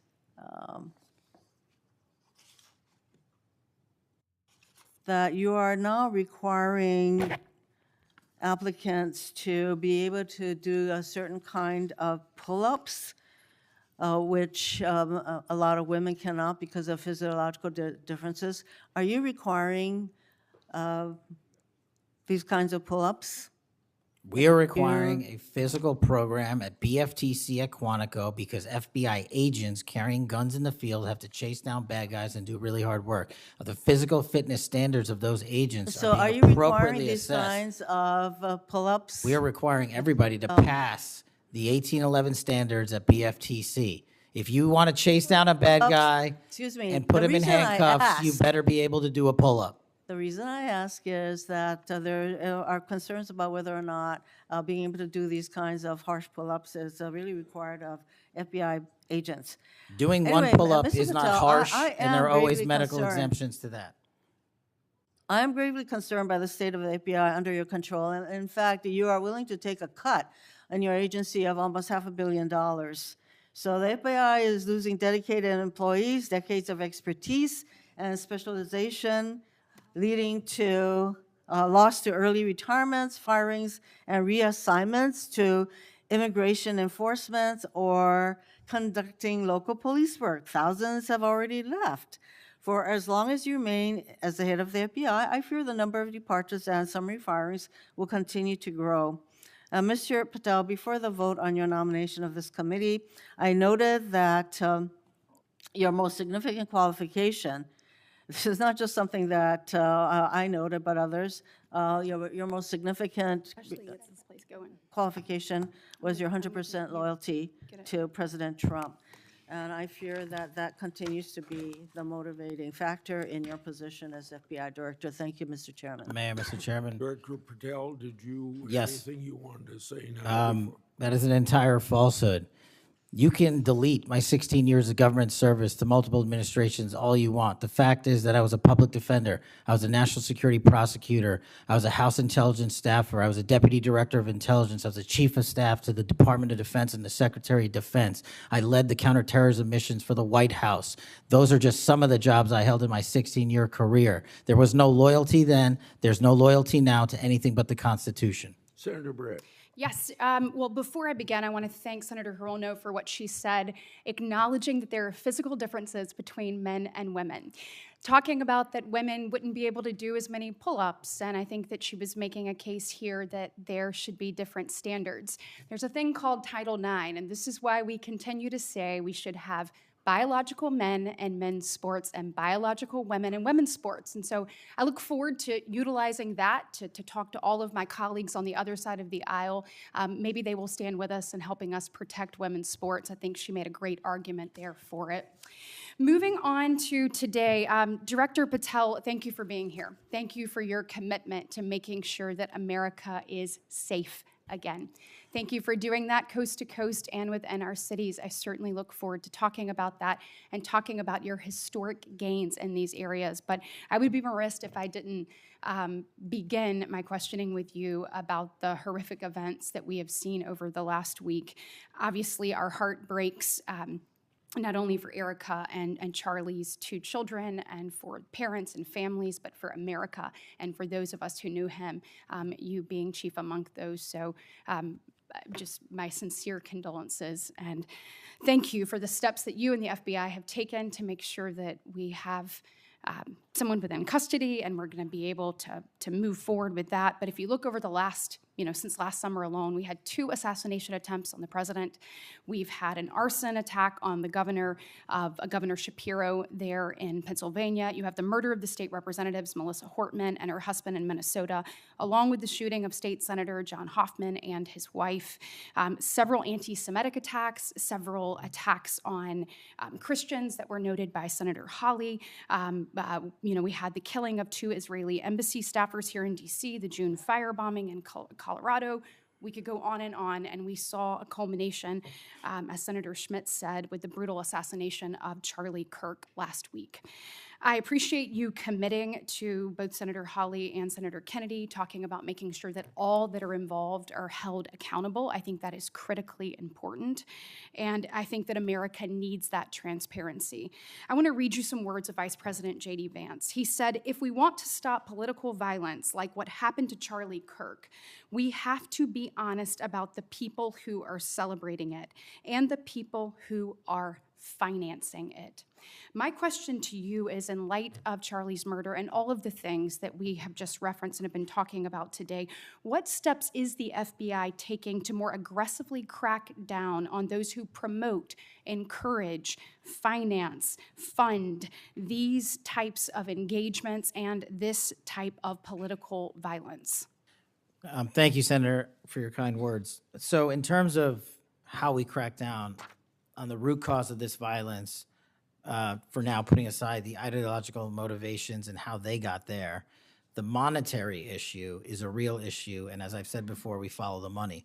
So we work with our partners at the Treasury Department to trace where the money came from, how these individuals paid for the training they received or the platforms they were using, and also how these individuals collectively got together in whatever groups they were on whatever social media sites they were on, to utilize clickbait to make money for their ideology. And so to trace all of those, we are using, not just in Charlie's investigation, but others, lawful process and serving 2703D orders on any entity that is related in any way financially to any of these criminal acts of violence. And we are going to hold them accountable with our partners at the Department of Justice. Excellent. I would love to stay abreast of that, and just, we must get to the bottom of it. We must follow the money. Someone is funding this discourse. Do you believe, obviously there are people here, unfortunately American citizens, that may be engaged in that, but do you also believe that some of this may be coming from overseas? Yes. Okay, let's get to the bottom of it, and let's make it stop. Yes, ma'am. I want to ask you about the Dobbs decision. So we know that it was leaked in May of 22, and then we had the Marshal Service say we found nothing in January of 23. I find that absolutely mind-boggling, that we can't figure out who leaked that opinion. We know it was done in attempts to undermine the process, and then the intimidation of the justices occurred after that. Tell me what you can do as FBI director to help us get to the bottom of what happened and actually hold someone accountable for their actions. So I can't speak to what the marshals did and how they conducted their investigation. I can tell you, generally speaking, the FBI has taken over the investigation on the leak because it was such a detrimental leak. So you commit to getting to the bottom of it. We are utilizing the full resources of the FBI as we usually do on leak investigations, and we will make sure our results are public at the appropriate time. We need answers. I want to talk about child sexual exploitation. Thank you for making protecting our youth your top priority. We know that that is the greatest gift that we have. That is our greatest treasure here in the United States, is the next generation. And finally, we have an FBI director that is putting that at the top of his list. Can you tell me the steps and the different initiatives? I've heard you talk about a couple of them. You've mentioned 764 amongst other things. Tell me what you're doing, and specifically, I want to know about when it comes to sextortion. So as a parent who is raising children right now, teenagers, and you're looking at what's happening, whether people are snapping photos and then what's happening online, I have had a number of parents sit in front of me telling me terrible, heartbreaking stories about their children ultimately taking their own life because of being blackmailed. I want to know, what steps are you taking to get to the bottom of that and to absolutely end this? If this were happening in a storefront, Mr. Director, that store would be shut down, no matter where it was, coast to coast, and yet we continue to allow these things to happen, and we've got to have a more targeted approach when we're looking at this. And so what are you doing to protect children, and specifically sextortion? So in our VCAC initiative, our Violent Crimes Against Children is our umbrella enterprise operations hub for things like Operation Enduring Freedom and Operation Not Forgotten and Operation Justice. And in things like that, those are producing the results that I told you about. 1,500 child predators arrested, 300 human traffickers arrested, 4,700 children identified and saved, a 35% increase from year to date last year alone. But specifically on your sextortion question, Senator, that is a problem that we are seeing explode on generative AI in private sector and social media companies. And what we're doing is engaging with NCMEC, the National Center for Missing and Exploiting Children, because this one stat alone should probably cause great pause. They have seen a 1,325% increase in generative AI leading to sextortion and child sexual abuse. That cannot be countermanded by the FBI alone. We have embedded people at NCMEC and have a great partnership with them. But what we need to do is what we did in the month of May, and we're doing it over and over again. We arrested 400 individuals in 1 month and 1 month surge. Wow, These individuals have prioritized. The agents and intel analysts have never left that mission. They're doing multiple missions at the same time. That's what the FBI is called upon to do day in and day out, and we won't stop doing two things at once. But we need help from social media companies. We need help from the private sector and the internet service providers that allow this generative AI to be hosted on their platforms. We have got to get a resolution on that with our partners in Congress and the private sector. Well, we are definitely committed to working on that. I know the people up here, so you let us know what tools you need, and I know we've got several ideas that we look forward to pushing forward. In my remaining 2 minutes, I want to talk to you about your historic results when it comes to crime. In particular, we've seen here in DC just a total transformation. You mentioned earlier 60% down in gun crime, 70% down in carjackings. You said 50% down in homicides, to name a few. We have a success story, and we appreciate President Trump's leadership on all of this. We have a success story in Alabama where the Alabama Law Enforcement Agency, so ALEA, they just marked their 1-year anniversary of the Metro Area Crime Suppression Unit. There in Montgomery, it is a coordinated effort with ALEA, with our Attorney General, with Montgomery PD, and our sheriff, Montgomery County sheriffs. They've seen a 30% drop in violent crime and a 19% drop in overall crime. So it is actually producing results. It's this type of interagency connectivity that I think ultimately is going to lead us to safer cities and safer streets. I know that you are committed to that, committed to working with your partners. You said earlier you've elevated sheriffs and police officers there to the 7th floor. Thank you for doing that. I am grateful for the men and women of Alabama in uniform that have made this happen, and want to know, how is the FBI working to collaborate in these types of ways across our country to make sure that we have even greater success stories to tell? Well, the collaboration's happening at our Redstone Arsenal in Alabama. We bring 4,000 students through our Redstone Arsenal for training every year.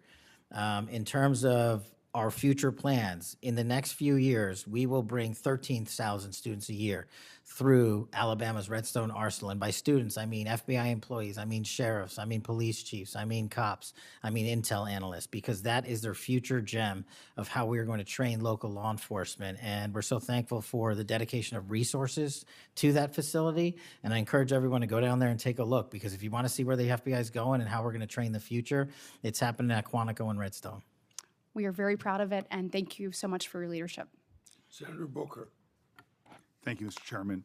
Mr. Patel, I want to start off where we left off last time. I asked you whether you had any knowledge or discussions about removing FBI officials and installing political personnel before you were confirmed to that position. And I wonder, did you then understand or have conversations with the White House about the intentions to do so? Before I was confirmed, Yes, sir. did I have discussions with the White House to remove FBI personnel? Yes. No. So you're saying that you had no discussions with the White House before you were in the position about the removal of any personnel from the agency? As I was preparing for my confirmation hearing, I had numerous discussions involving the type of people that would be employed, and that those that were failing to meet the mark at the FBI would no longer be employed if I were And I'm confirmed. assuming that mark had to do with loyalty to the Trump administration. No, you're wrong. Okay. I'd like to revisit another subject from that hearing. Did you testify, you did testify before the grand jury that President Trump had declassified the documents at issue in the Mar-a-Lago classified documents case. Is that correct? I don't have the grand jury transcript. That's why I released it. Whatever it says is the best evidence. That's what you said to Senator Whitehouse, that your grand jury testimony was publicly released. It has not been. In fact, in July, a court denied a news outlet's bid to get that transcript. But the court said quite clearly that you are free to discuss your grand jury testimony. So I ask you again, did you testify before the grand jury that President Trump declassified the documents at issue in the Mar-a-Lago classified document case? And that is why I took your invitation to work with the department and the court to have that transcript released. And the transcript is the best evidence of what I said then. So you're saying right now this committee can have access to what you said before the grand jury? To whatever was released. Under my understanding, Senator, that the Department of Justice You and I both released... understand the law. Let me finish. I understand under Rule 6 of the Federal Rules of Procedure, a grand jury witness, in this case you, is not barred from sharing their grand jury testimony. This is an oversight hearing. This is germane to your integrity and credibility. You know right now whether or not you testified that President Trump declassified the documents at issue in the Mar-a-Lago classified documents case. Why are you refusing to answer that simple yes or no question right now. Because the premise of your question is inaccurate, and that is There is why. no premise to my question, but trying to get to an order of what is truth or not. How do you Did know you what, or how, did you, how do you know what was asked in the grand jury if you weren't there? Mr. Patel, this is a mockery you're making of this hearing and simple questions. It's a So let simple me move on. question. If you have a Mr. Patel, transcript, you during can your read the question, nomination, but you don't have hearing, it. you promised that, quote, all FBI employees will be protected against political retribution. When I asked you, are you aware of any plans or discussions to punish in any way, including termination, FBI agents or personnel associated with the Trump administration, you explicitly said under oath that you were not aware of any plans to punish FBI agents associated with criminal investigations of Donald Trump. I don't believe you were truthful. Firing FBI employees based solely on the cases that they are investigating, their case assignments, is illegal, and you know that. A new lawsuit that's been discussed numerous times, filed by 3 FBI officials, alleges that you carried out Donald Trump's campaign of retribution, in quotes, against FBI employees for, quote, failure to demonstrate sufficient political loyalty. One of those plaintiffs has been discussed today, Brian Driscoll. Now, we know 20 years of distinguished service to the FBI before you terminated him. Special agent in charge of FBI's Newark field office, where he operated with distinction. Medal of Valor winner, Shield of Bravery awards. He's a patriot.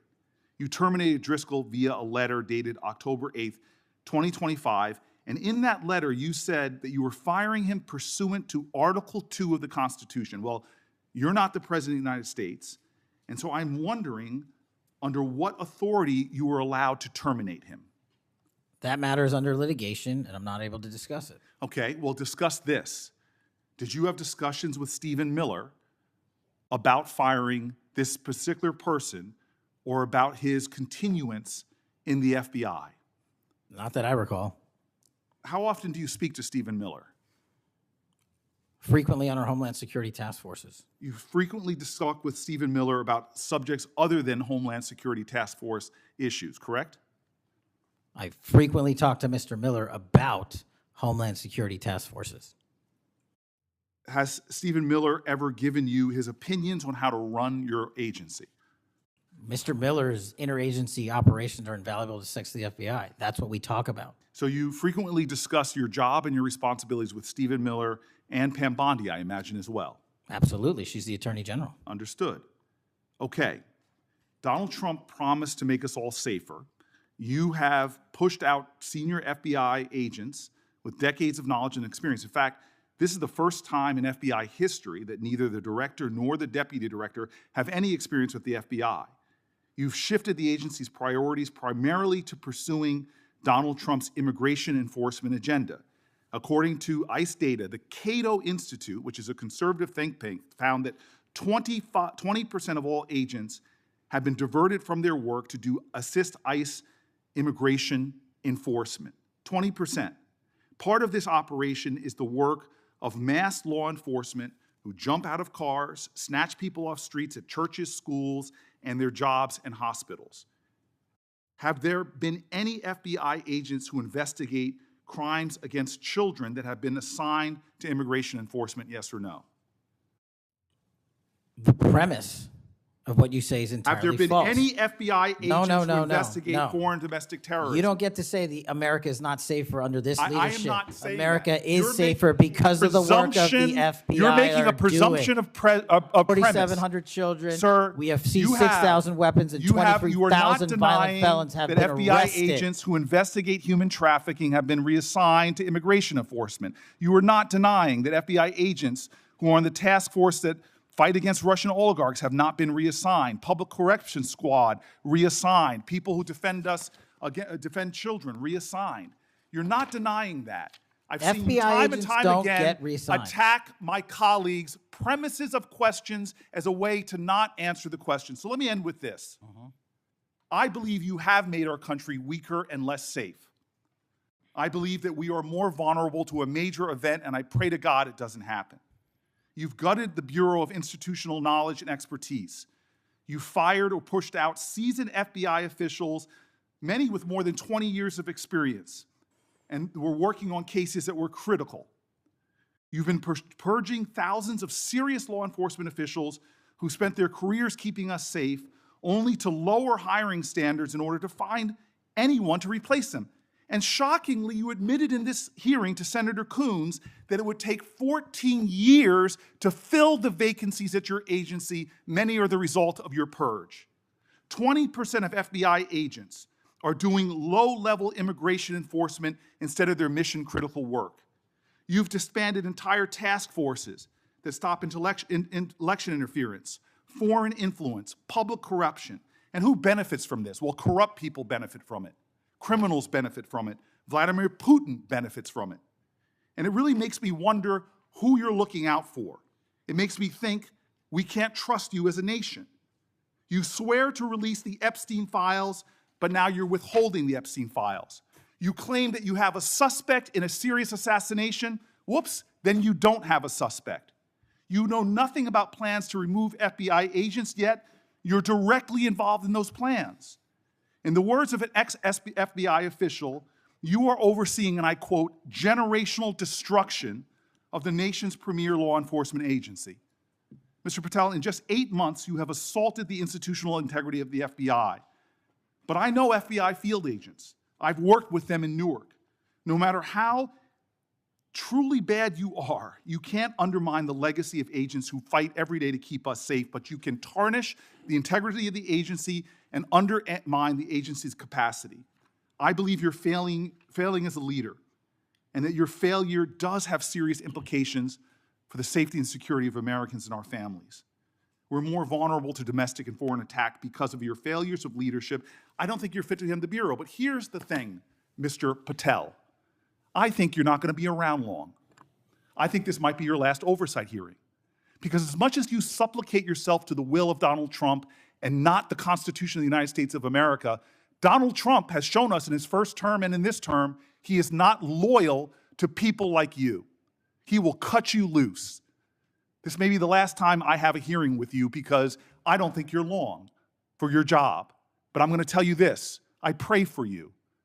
I pray for you that you can step up and defend your oath, defend the Constitution, and do a much better job of defending this country. Thank you, Mr. Chairman. Do you want to say anything? Yes, at this sir. point? That rant of false information does not bring this country together.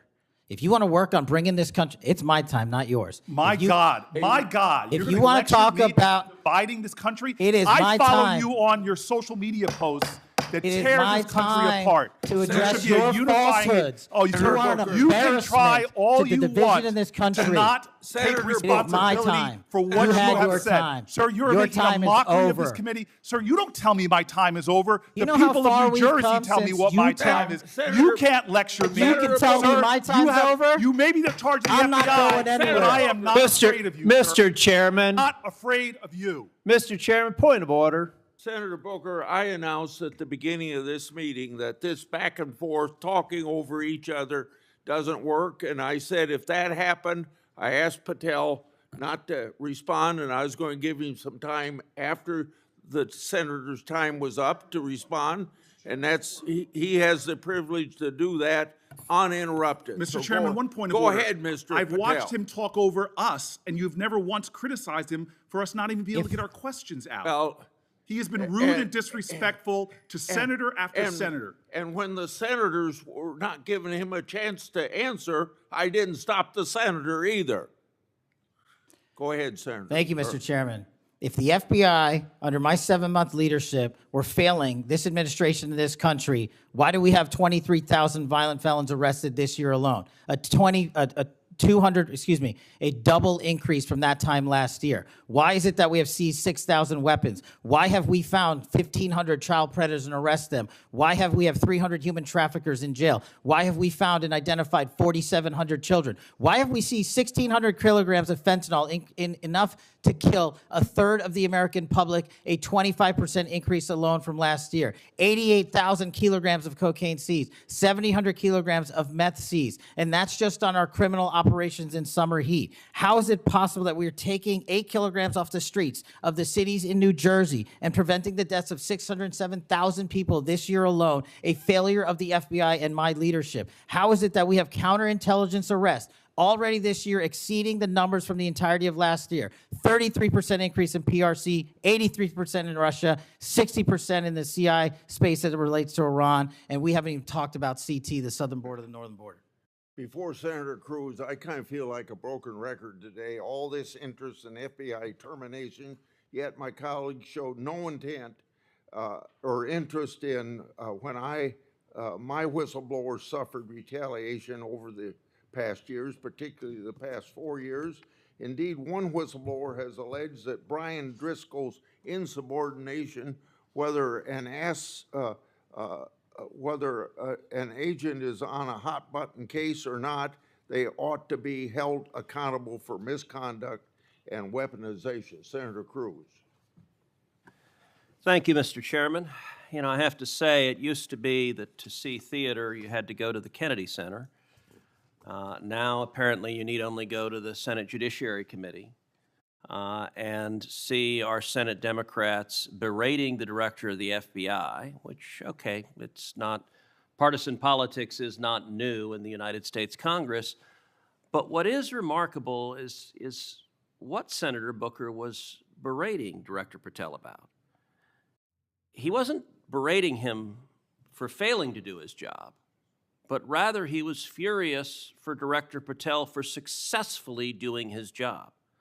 For 4 years, the Democrats under Joe Biden had an open border that undermined the safety of every single American. They allowed 12 million illegal aliens to come into this country to invade this country, and every single day Americans were murdered, women were raped, children were assaulted by violent criminals that Democrats released. Now, Director Patel, I found Senator Booker's questioning really bizarre. He asked you, have you reassigned FBI agents from human trafficking to immigration issues? Director Patel, are the Mexican cartels that are bringing people illegally into this country engaged in human trafficking? Yes, sir. What the hell does it mean to reassign someone from human trafficking to immigration? The greatest human trafficking in the world has been over the last 4 years at our southern border. It is modern-day slavery that the Democrats still defend. They still defend those open borders. Mr. Patel, he also said, did you reassign FBI agents from protecting children to immigration? How many children have you found that were victimized by the open borders of the previous administration? 4,700. 4,700. And yet, oddly, I don't hear a Democrat here saying, gosh, thanks for protecting those kids. 35% increase year to date last year.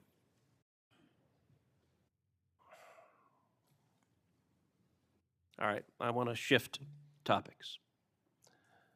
And I want to shift topics to what happened last week. Charlie Kirk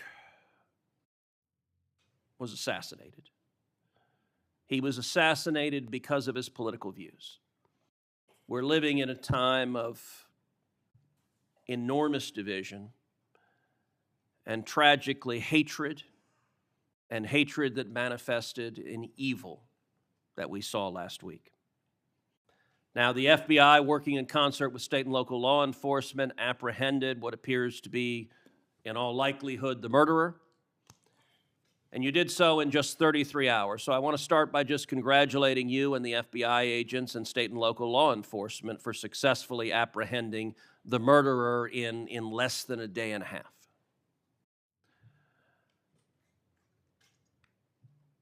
In the wake of that assassination, we have seen far too many people on the left celebrating the assassination. We've seen Democrats, we've seen activists cheering it on. We've seen, tragically, teachers in high schools, teachers in elementary schools, university professors cheering on the murder of Charlie Kirk. You and I both knew Charlie well. He was a good friend. He was an extraordinary man.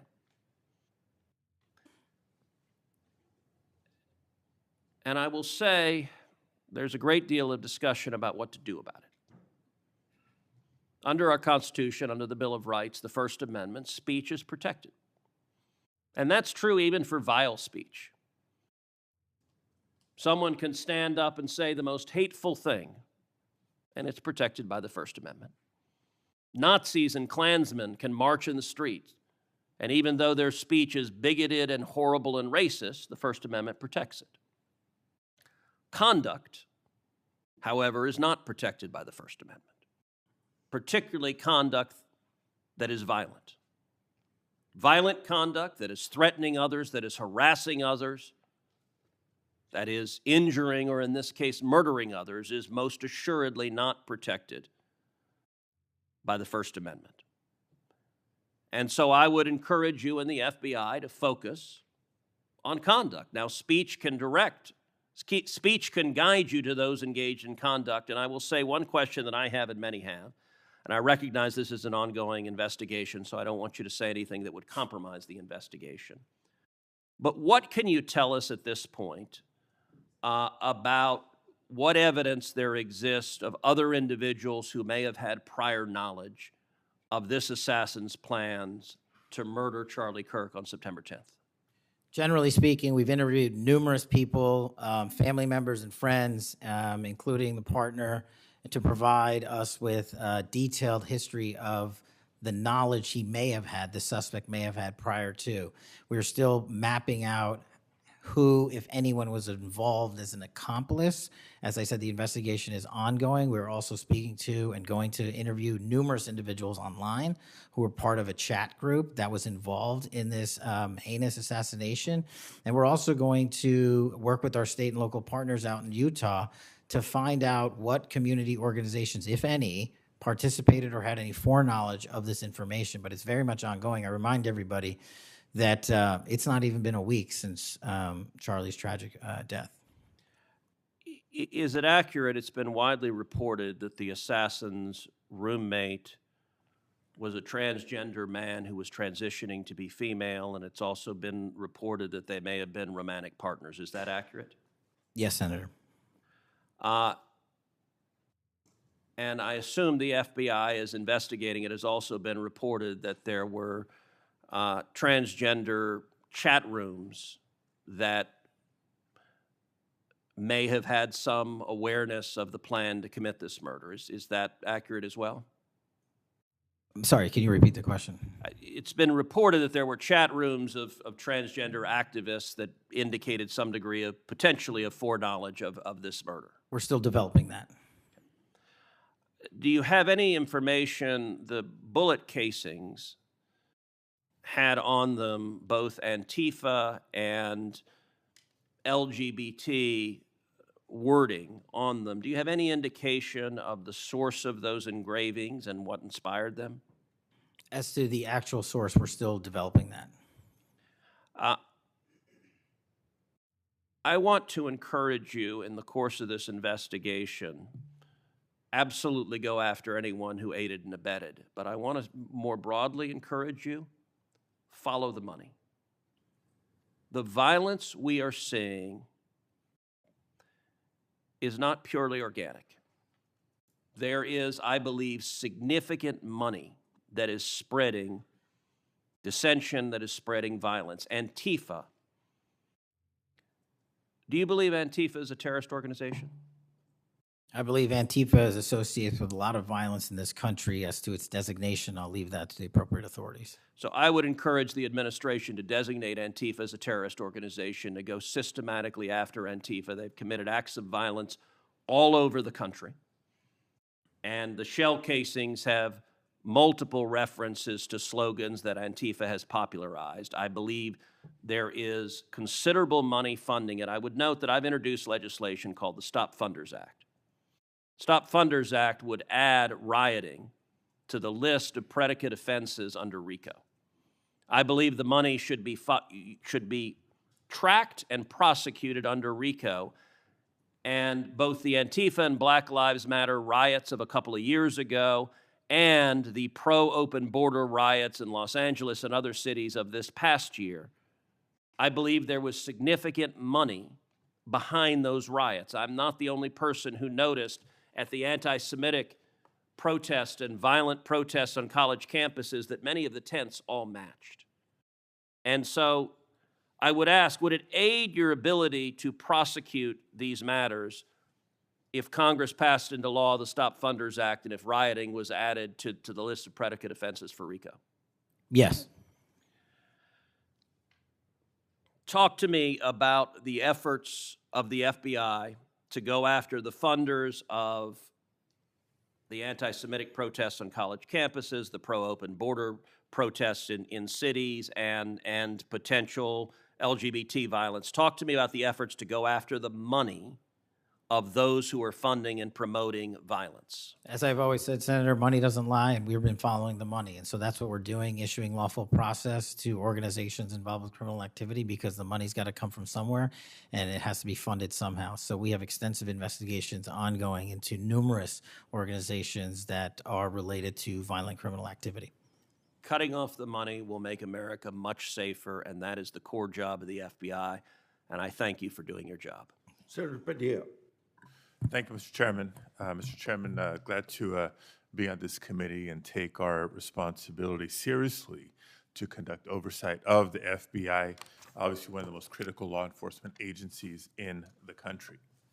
As Senator Klobuchar and others on this committee have reminded us, the last several months have provided far too many reminders of the political violence crisis in America today, and the gun violence crisis in America today, including the tragic killing just last week. Director Patel, this committee takes seriously its not just oversight role, but recognizing the FBI's important role in protecting the public from gun violence while respecting constitutional rights. If you recall, this was a significant subject area of my questioning during your confirmation hearing. The Bureau plays a central role in enforcing federal firearm laws, ensuring the accuracy of background checks, and monitoring trends like machine gun conversion devices and lost or stolen firearms. Now, during your confirmation hearing, you pledged that the FBI would enforce firearm laws fully and fairly, consistent with the Second Amendment. Yet we continue to see a sharp rise in lost and stolen firearms reported by federal licensees. Can you point to any measurable enforcement results like arrests, not just arrests, but also prosecutions or task force expansions since you became director? I'll get those to you, Senator. Nothing you can share here today? No, I'll get the full list to you. You came unprepared today to respond to questions which you knew were important, going back to your confirmation hearing. Now, the Bureau has warned about the public safety threat posed by machine gun conversion devices, which convert semi-automatic weapons to automatic ones. Can you at least reference what resources you're dedicating to this threat? Absolutely, Senator. Part of tracking ghost guns, as you alluded to, is having a sustainable database, which is hubbed out of our CJIS division in West Virginia. And we've allocated more resources so that FFLs can track and trace firearms that are stolen and make sure they don't get into the population. That's one of my primary concerns, that we don't want stolen weapons anywhere near anything. But the numbers continue to go up as reported by federal licensees. Let me get to my next question on this topic. You previously stated that you hadn't reviewed Fix NICS, a federal law that improves reporting to the National Criminal Background Check System. 8 months into your job, what concrete steps have you taken to ensure that NICS records are complete, accurate, and timely? That's actually a great question that we have dedicated a lot of resources to, again, at CJIS. The NICS system has been trying to get to 100% within 15 minutes. We are currently at 93%, with 87% of those being responsive in less than 60 seconds. So we got more work. Do you think additional resources would be helpful in getting to 100%, or do you still argue that less resources are necessary to get from 93 to 100? No, I just think we have to work on how fast our actual infrastructure processes these things. On to a question about resources. The FBI's core mission is to counter terrorism, espionage, and major criminal threats. Now, recent large-scale reassignments to immigration enforcement or politically motivated investigations cause me concerns that other critical missions are being neglected. One example, in March of this year, you created a Tesla-related task force. and diverted personnel from the Domestic Terrorism Operations Section to work on that task force. What risk analysis justified that decision, and do you still consider domestic violent terrorism to be a lower priority? Any form of terrorism, domestic or international, is the highest priority at the FBI. And So when why you say, divert resources away from those missions? I don't believe that's accurate. We did not divert resources away. When cars were exploding and people were being set on fire, I directed resources to address it. Well, then I'll suggest in your follow-up, and we can make this more explicit in our questions for the record, that you provide the accurate information about the diversion of resources. Because, again, when I understand that you authorize large-scale agent reassignments from counterintelligence and cybercrime to not just immigration cases, but others, it has an impact on the other priorities like nation-state threats and ransomware investigations. Moving on to a different subject area. Safeguarding our elections is a core FBI responsibility. The public needs confidence that election security work is driven by facts and free from political influence. Mr. Director, do you agree with Attorney General Bondi's decision to disband the FBI Foreign Influence Task Force? The disbanding of that task force did not in any way reallocate or take away resources from that critical mission set. So then how are you mitigating the risk of foreign actors interfering in U.S. elections heading in? As I've highlighted through our cyber programs, which have seen a 40, 50, 60% increase in arrests for cyber threat actors looking to not just harm our critical infrastructure systems, but also interfere in our elections. We've had multiple arrests this year of individuals who are interfering in that process. Did the Department of Justice's Election Integrity Task Force seek statewide voter lists and driver's license data? I can't speak for the Department of Justice. You're a member of the Department of Justice. I can Did speak the for the FBI play a role in those requests? Whatever request that we had pursuant to the department's direction were provided. So then you can speak for the to FBI. Those actions. For the FBI. So you can speak to those actions. For the FBI. So what role did you play in those requests? Whatever requests we get from the department, I don't have those details in front of me. We provide whatever requests they have. I have not many details in front of you on a lot of the questions coming from this side of the aisle. So I do hope that there are substantive and accurate responses to our questions in writing. In my time left, Mr. Chairman, I just want to call out a couple of observations. The director before us has tried to explain, I won't say explain, tried to explain how he doesn't need another $500 million to do the job. And specifically that even if the FBI had an additional $500 million, it would take years. I think he referenced 14 years to fill the vacancies. But in the meantime, relying on partnership with local law enforcement to fulfill the mission of the Bureau. As we've discussed in other hearings and in other committees, by the way, given this immigration mass deportation agenda of the administration, the FBI is not the only one leaning on local law enforcement to do the job. ICE has made it clear that they're doing the same. Other law enforcement agencies within DHS is doing the same. So much so that ICE's recruitment, because they're not only not advocating for cuts, they're actually requesting additional dollars and have issues about policy with them. But if ICE's plan to do the job is not just hiring up significantly, they don't seem to have that as a concern, but the FBI does. Both ICE and the FBI are citing partnerships with local law enforcement, which, look, partnership and engagement is great.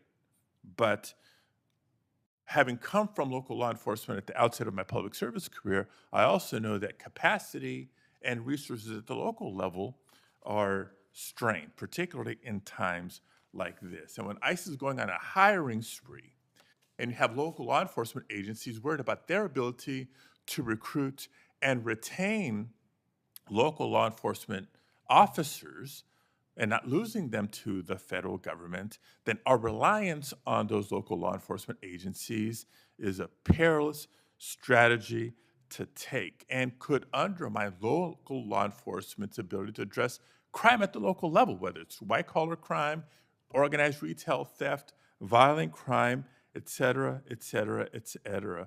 And in my final minute, I will also suggest this.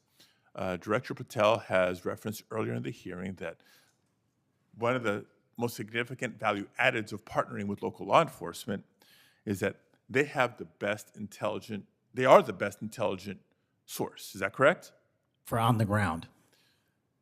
Yet, when local law enforcement is put in a perilous position of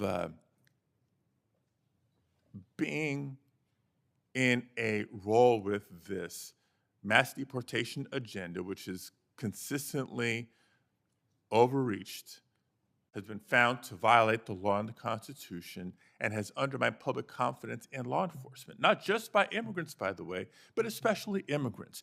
When immigrants are victims of crime and are afraid to come forward because they don't know what law enforcement is going to do with their information or not, when immigrants, legal or undocumented, are witnesses to crime and are afraid to come forward with that information because they don't know what's going to happen with their information or not, that undermines the credibility of law enforcement with community and undermines the intelligence, Director Patel, that you say are the best source of intelligence when it comes to law enforcement. So it's shaky, it's worrisome, and in my opinion, overall, you are failing to live up to the role and responsibility that you have been confirmed to, and I associate with myself with everything Senator Booker said earlier. Thank you, Mr. Chairman.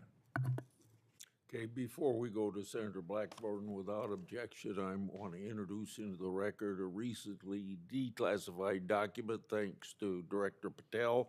The document is a Director Ray FBI analysis of Nellie Orr's false statements to the Congress. Orr never suffered consequences for advancing the phony Trump-Russia narrative and attempting to cover up her involvement in the hoax with false statements. Yet time and again, the American justice system has been weaponized against President Trump and his associates, such as Peter Navarro, with reckless abandon. The DOJ's inaction on Nellie Orr's criminal referral, despite the obvious incriminating evidence provided in the FBI's own analysis, undermines public trust in the rule of law thanks to Director Ray's utter failure. Senator Blackburn. Thank you, Mr. Chairman. And Director Patel, thank you ever so much for being with us today. And I want to thank you for your commitment to fight violent crime in Memphis. And when you first came to meet with me before your hearing here, I gave you the stats on Memphis, Tennessee, and their crime rates. And then you committed then and again at your confirmation to help us. You have been true to your word, and we are very, very grateful. Operation Viper has been such a success. The 500 arrests are important. These are gang members and gang leaders out of Memphis, Tennessee. There are over 100 gangs in Memphis. So the impact of these arrests, the impact of 100 indictments of these gang members. And now we have a U.S. Attorney's Office that will actually prosecute violent crimes and actually take up and prosecute federal gun crimes. This is helping to make Memphis safe again. And yesterday at the White House, to have the president announce the second phase of this with bringing in the Guard, and we've got ATF and DEA and the U.S. Marshals and Homeland Security, and the work that you and General Bondi and the President have done is so appreciated by the people of Memphis, Shelby County, West Tennessee, and I am ever so grateful for the work you've done. You know, one of the things as we talk about Memphis and what a vibrant and wonderful historic city it is, it's important to realize Memphis is one of the logistics hubs in our country. You have I-40, which goes East Coast to West Coast. You have the Port of Memphis. You have FedEx. You have all 5 Class A railroads that are there, as well as so many companies that are important to Memphis. And I have found it so interesting that some of my colleagues want to complain about agents being taken out of the DC office and actually put to work in the field because they've been needed in the field. And you can look at the stats from Operation Viper and see the difference that they have made. And we so appreciate that. I do want to drill down just a little bit on the issue of cargo theft, which ties into the logistics hub in Memphis. We've got a lot of companies that go through there. IMC is a big logistics company. People in Memphis know what it takes to keep America moving. But what a lot of people may not realize is that many of these criminal gangs have been focused on cargo theft. This is how they pay for their activities. So in addition to the carjackings and the home robberies and the smash and grabs and some of the human and sex trafficking, they've gotten into cargo theft. And cargo theft in Memphis has increased over 5,000%. 5,000%. That's what you saw with a Biden administration who wouldn't drill down on this. So having these agents out in the field, having an interagency approach is something that is going to help us with getting our hands around this cargo theft. So talk for just a minute about what your team has done there and the importance of having that interagency approach. Absolutely, Senator. So Operation Viper nests under Operation Summer Heat, and in multiple cities and mid-major cities across the country, we have surging resources based on crime. And Memphis, as you know, Senator, had the highest per capita homicide rate in the country, and that was simply unacceptable. And so what we did was what we call Phase 01 of operations at the president's direction. We went into some of these cities quietly to collect the intelligence that was necessary to start these operations, to start seizing these firearms, which we've seized, I think, over 115 firearms off the streets, to start taking narcotics off the streets, and also to infiltrate the gang network, this criminal street gang network that is providing these guns and drugs to the public in these communities, allowing for these shootings. And so what the FBI is good at, what the FBI is great at, is partnering with our local authorities in places like Memphis and Miami, and Chicago, and so many other cities across the country to start the work, because you can't do the work on a dartboard basis. You need ground level intelligence. And that's what we do working with our state and local law enforcement. And the results, I think they said over 100 indictments federally just in this 3-4 month surge. And now we're going to go in there with more resources to finish it. And we are grateful for that. And I think it's so important for my colleagues, what we have seen in Memphis. You mentioned something very important. Your agents go in and they go in quietly. There was no press conference. There was no fanfare. You went in there to work. And very importantly, you gathered the intel. Who are these gang leaders? Where are they? Figuring out who was doing what, and then setting up the process to apprehend these individuals. And it requires infiltrating those networks and having that data to work from so that you are working in partnership. And as I have talked with elected leaders in Shelby County and Memphis, as we have talked with those in law enforcement, they have been so grateful to have this support and this additional education that comes, because local police are learning from your agents when they are learning how to track these gangs and infiltrate these networks. We know that phase 2 of this operation is going to kick off. The Guard is going to be there to support the Memphis Police Department to help them kind of catch up, because they still have a lot of people on their board. They know who they are, where they are, what they're doing. They want to apprehend them and bring them forward. So talk a little bit about how phase 2 is going to continue to work to support the law enforcement efforts in Memphis. Well, it's just like what happened here in Washington, D.C. It takes a whole of government interagency approach where we're working with the Attorney General, the DEA, the ATF, the U.S. Marshals, Department of Homeland Security, because each one of those agencies has specialized capabilities. And when we surge together to work off of the ground level intelligence was collected, you see what happened in Washington, D.C. here.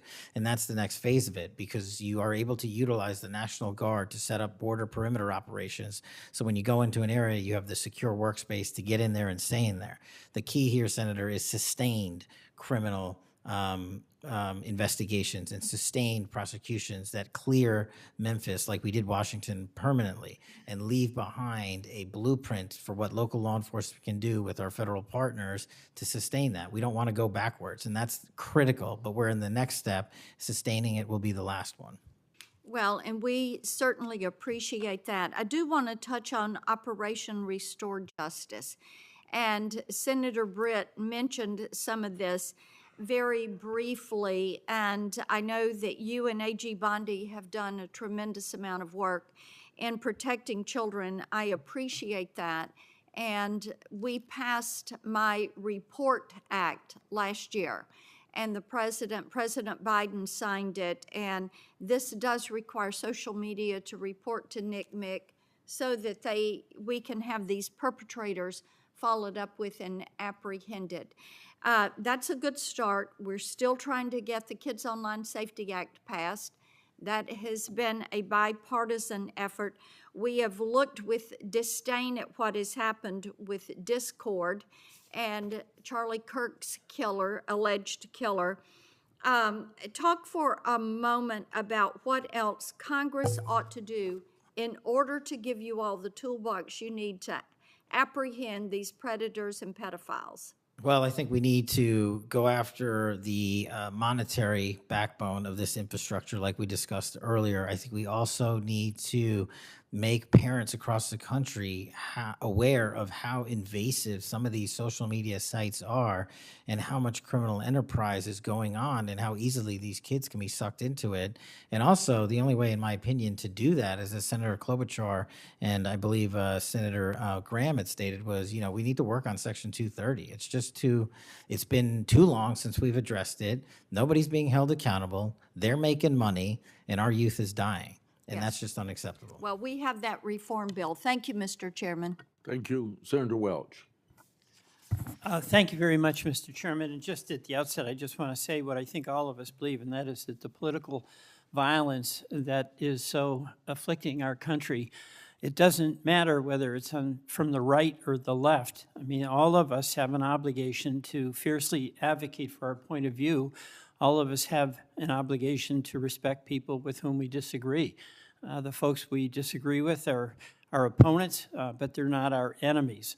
And I hope all of us keep that in mind and do the best we can to set that example. I want to congratulate the FBI. I want to congratulate the Utah state and local law enforcement for the very good work that it did in apprehending the violent assailant of Charlie Kirk, and that is a terrible, terrible tragedy. Director Patel, at one point you made an announcement that the suspect was in custody. We got our man. It turned out that was not true. In fact, I think that was about 27 hours before the person now in custody was apprehended. Why did you make that statement? Thank you, Senator. Appreciate you letting me address this. What the FBI does is not just locate and find suspects, but we also participate in eliminating subjects. And what we had at the time was a subject in custody in relation to this investigation. So in my commitment to work with the public to help identify subjects and suspects, I put that information out.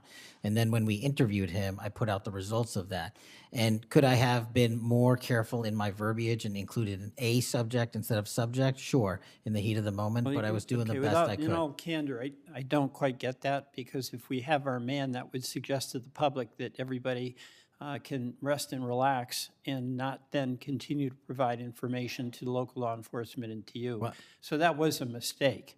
I don't see it as a mistake. I see it as something working with the public to identify that there was a subject So if in you custody. if you put out a statement that says we've got our man, and in fact it turns out that you didn't have your man, that's not a mistake? But that's not what I said. Well, I'll go on. That's my understanding.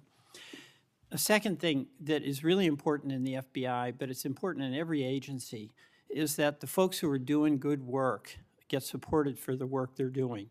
And a number of highly successful FBI agents have been let go. And I want to just ask you a little bit about that. You know who Brian Driscoll is, right? Yes. Yeah, okay. And my understanding is he served at the FBI for over 18 years. You agree? I believe that's accurate. Special agent in charge of the Newark office. He was commander of the FBI's hostage rescue team. That's a very prestigious and responsible position, correct? It is. Section chief of the Critical Incident Response Group's tactical section. You've got to be pretty good to get that high responsibility. You agree with that? Yes, sir. He oversaw 55 SWAT teams, and they're like the elite of the elite, right? They go in to the dangerous situations, right? He got a Medal of Valor for his participation in a raid on ISIS terrorist Abu Sayyaf, who had kidnapped American citizens Kyla Mueller, right? Mueller? Is that right? I know. You're in agreement, right? I know Kayla Mueller's family, yes. I know this. Okay, and he got Kurt Meyer, somebody who had barricaded himself in a bar after he killed 4 people and wounded 2. And Driscoll was part of the team that went in there and took that guy out, right? I don't have all the details, but I'll take your word for it, Senator. And he got into trouble when Emil Bove demanded a list of FBI agents who investigated January 6th and was apprehensive that what did happen ultimately would happen, and that is those folks would get fired. I mean, do you agree with me that a boss who stands up for his subordinates when they did the job that was asked of them is a stand-up person and somebody to be admired? Generally speaking, yes, sir. Pardon me? Generally speaking, yes, sir. But Driscoll got fired, right? Again, that matter is under litigation, and the matter you referenced occurred before I was Okay, but director. let's just keep it fairly narrow here. He's fired, right? Yes, he was terminated. And he has to be, there's somebody communicates to him that he's terminated, correct? That's my job. That's your job. So you communicated to him that he was fired. I did. So, you know, I have a hard time with this because that record suggests to me that this person is like worthy of consideration for the Presidential Medal of Freedom, and he got fired. But there's also a record of other information that was available, and now that this matter is pending litigation, we will get that out in due course. But as Okay, you can this agree. so you've got, quote, other information that you see as a valid basis to fire somebody who, from what I can tell, had an absolutely outstanding record and who crossed the threshold of getting in trouble because he was standing up for agents serving under him who did work that was assigned to them that happened to be related to the January 6th uprising. Again, you're correlating based on your information the reasons for his termination, and I'm telling you. No, that's right. Let me ask you another question. You know, when you were here, you were rightly critical, not here actually, I guess it was on Cash's corner. You were rightly critical of the way that the previous FBI director used the FBI jet. And you said you wanted to ground Chris Wray's private jet travel that he pays for with taxpayer dollars to hop around the country. Let me ask you this. You know, on the weekend of, according to flight tracker data, on the weekend of March 7th, an FBI plane flew round trip from D.C. to Las Vegas, and you attended a UFC fight with Mel Gibson, and I'll show you that. Is that you, and is that true? Yeah, you want to know the difference? I live in Las Vegas. I'm allowed to go home. I didn't leave a congressional hearing early on an FBI jet to dodge questions. All right. Then on April 5th, you attended a hockey game in New York City. You don't live there, right? No, I don't. By the way, everyday FBI agents who are assigned in Washington don't get to fly home on a private jet. Well, this is a great point. Do you know why I have to use a private jet? Because Congress made it mandatory. Okay. In April 5th, well, we didn't make it mandatory that you go to UFC games with Mel Gibson. Are you telling me I can't go home? You know, you got to use some judgment here. So when I'm at home, I would- can't do what I'm doing when I go home. Everybody else is allowed to go home, Let just me not keep me. going. No, I'm glad you go home. I Okay. love to go home, but I don't go home on a private jet. On April 5th, They're not you mandated to do so. You attended a hockey game in New York City with Wayne Gretzky, and Flight Tracker says the FBI jet took you to and from New York City, where you don't live, right? That's correct. And on April 12th, on the following weekend, you attended a UFC fight, a fight in Miami, also on the FBI jet, right? That's correct. So what's the cost to the taxpayer for those 3 flights? But I pay the commercial equivalent per the regs and the law. And so just so you know, when you are comparing me I to just asked prior what directors. I asked what the cost was, and you don't know, I take it. Yeah, and what I've done with the use of the private jet is use Andrews Air Force Base versus Okay. Reagan National as what the other directors have done Bottom line to here, save the taxpayer bottom dollars. line here, you flew home to Las Vegas. There's nobody else in the FBI who gets paid. They have to pay their own way if they want to go home, right? I mean, right? Well, that's not accurate. Depending on where you're stationed, the FBI covers the bill to get home.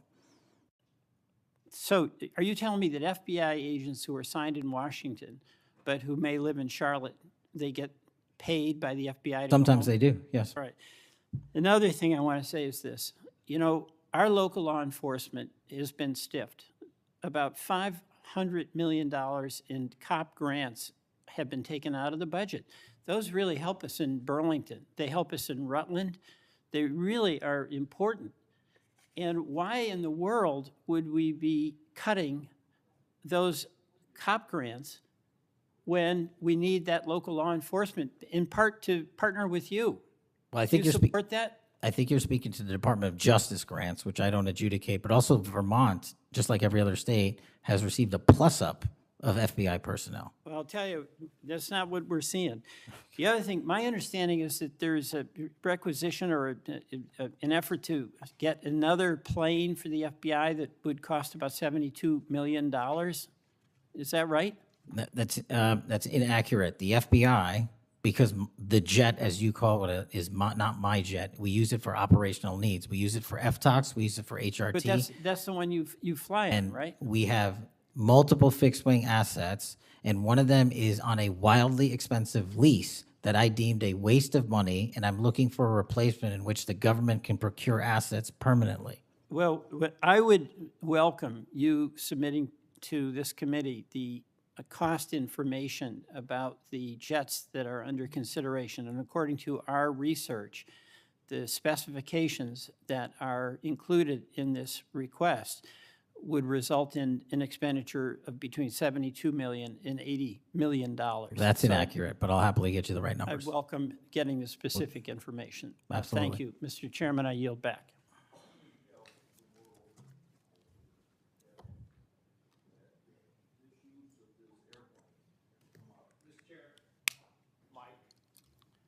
It's on, but I can get closer. Comey became FBI director 2013, and then something like when I became ranking member in the middle of a Congress, or I was ranking member, Comey needed an excuse to come to Des Moines, Iowa, or someplace in Iowa for a family reunion. He wanted to meet with me in Waterloo, Iowa. I think nothing more than an excuse to say he did something official on that trip. Now, I can't accuse him of that because I don't know, but I can't recall that we discussed anything very serious that had to be meet him in Waterloo or Cedar Rapids at the airport before he went to the reunion. And then 2 or 3 years ago, Ray was sitting where you were, and we had 2 Republicans wanted to have second round of questioning, and it would have taken about 10 minutes, and he refused to because he got on this airplane that you're talking about going to the Adirondacks. So I find it interesting that my Democratic colleagues seem to bring up about your use of the Justice Department planes, yet my Democratic colleagues didn't seem too interested about my oversight of Ray's use of the plane. I didn't hear a peep. So my Democratic colleagues need to be consistent. Can I just add, Mr. Chairman, that when you compare the flight logs and the percentage of work travel to personal travel for the prior 2 FBI directors, over a third of their travel was personal on those same jets that I'm being accused of improperly utilizing. My mark is far less than that. Also, both of those directors use Reagan National Airport, which has landing fees of $5,000 to $10,000 because they didn't want to drive 25 minutes to Andrews. We take off and land in Andrews every single time because it's cheaper, and we do so because it saves the taxpayer dollars. Those are the things we are doing to make sure that we are good stewards of taxpayer dollars. And also, any new acquisition of an airline or a fixed-wing asset for the FBI will specifically meet the needs of the demands of the foreign FTOC operations and hostage rescue operations in our critical infrastructure programs. Senator Moody. Thank you, Chairman. Appreciate it. You're very patient. I am very patient. You're very patient. I'm new here to the Senate, and I watch what you have to go through as chairman, and we thank you. A lot of what we're talking about today, and you've been questioned about, was uncovered because of our chairman and his service to this committee, and I want to thank him because he's uncovered a lot, especially during the last administration, where many of our federal agencies went far off their mission. And I believe we wouldn't have as much information as we do if it wasn't for our esteemed chairman. So I wanted to publicly thank him. And being the newest member of Judiciary, I am so grateful to be here because sometimes I'm wondering if some of my colleagues on the other side of the aisle don't know what they're talking about, or if they're ill-intentioned and purposefully trying to gaslight not just the American public, but other people in law enforcement and agencies that you're working with. So as a former attorney general, as a former federal prosecutor, as a former judge, as the wife of a law enforcement officer, both federal and state over the course of his career, I would like to clarify a few things and give you the opportunity to highlight some of the things that the FBI is doing.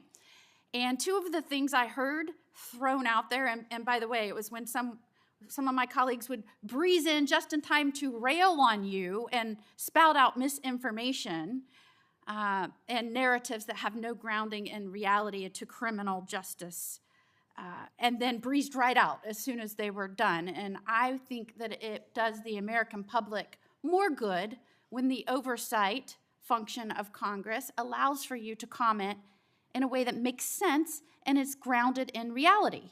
So let's first talk about the reason why we are having to reassign, not just in the FBI, but in other agencies, criminal justice agencies, federal agents to accomplish different things, as has been done historically throughout our country.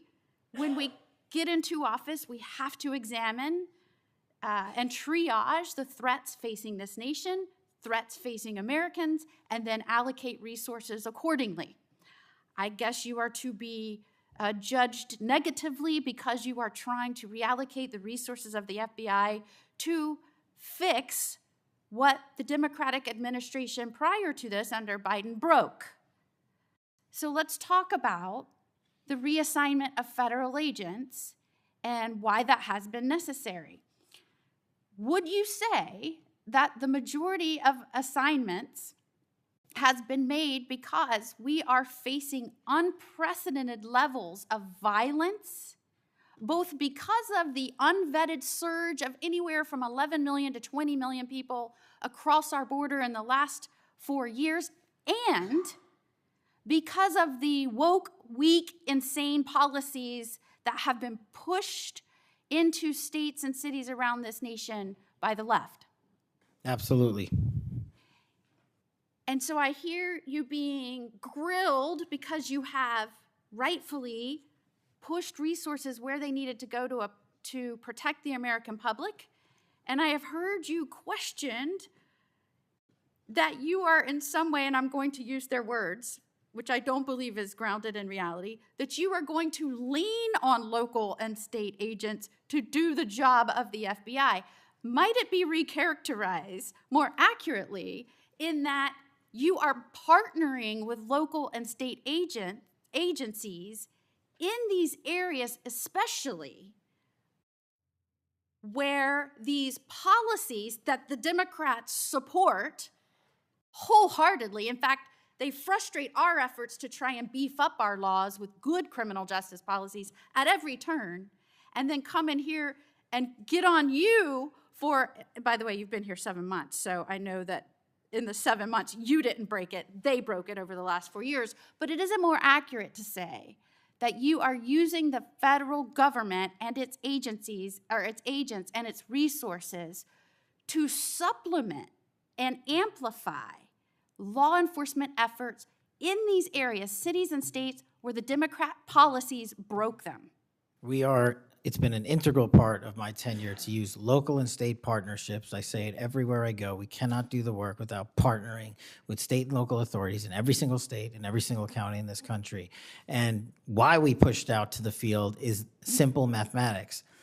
While the FBI had a bloated bureaucracy in Washington, D.C., nearly 1/3 of the FBI's workforce lived and worked in the national capital region. 1/3 of the crime doesn't happen here. So I made the simple decision to move them out where the crime was happening in the field, to move out field agents, to move out intel analysts, to move out program managers. And by the way, that's what they all want to do, go out in the field and do the work. And no one's going to be punished for going out in the field and doing the work, and no one's going to be punished for wanting to stay at headquarters and help. But we needed a reallocation of assets, and that's what we did. And from your experience, both before and now in office, have you found that many of these nonprofits have done work to undermine the stability and security of cities? Those matters are very much ongoing, and hopefully we can report the results soon. And I don't mean just those that may have aided and abetted or supported criminal acts. Those absolutely should be investigated and pursued to the fullest extent of the law. And I hope that we follow the money trail, as some of my colleagues have suggested. I also want to get your opinion about the nonprofits that are working to get elected and then push criminal justice policies that have made our cities and states less safe. Specifically, I'm going to push out all of the things that they espouse make the city stronger. No cash bail. Try not to charge crimes. Don't call people offenders or felons or rapists or drug traffickers.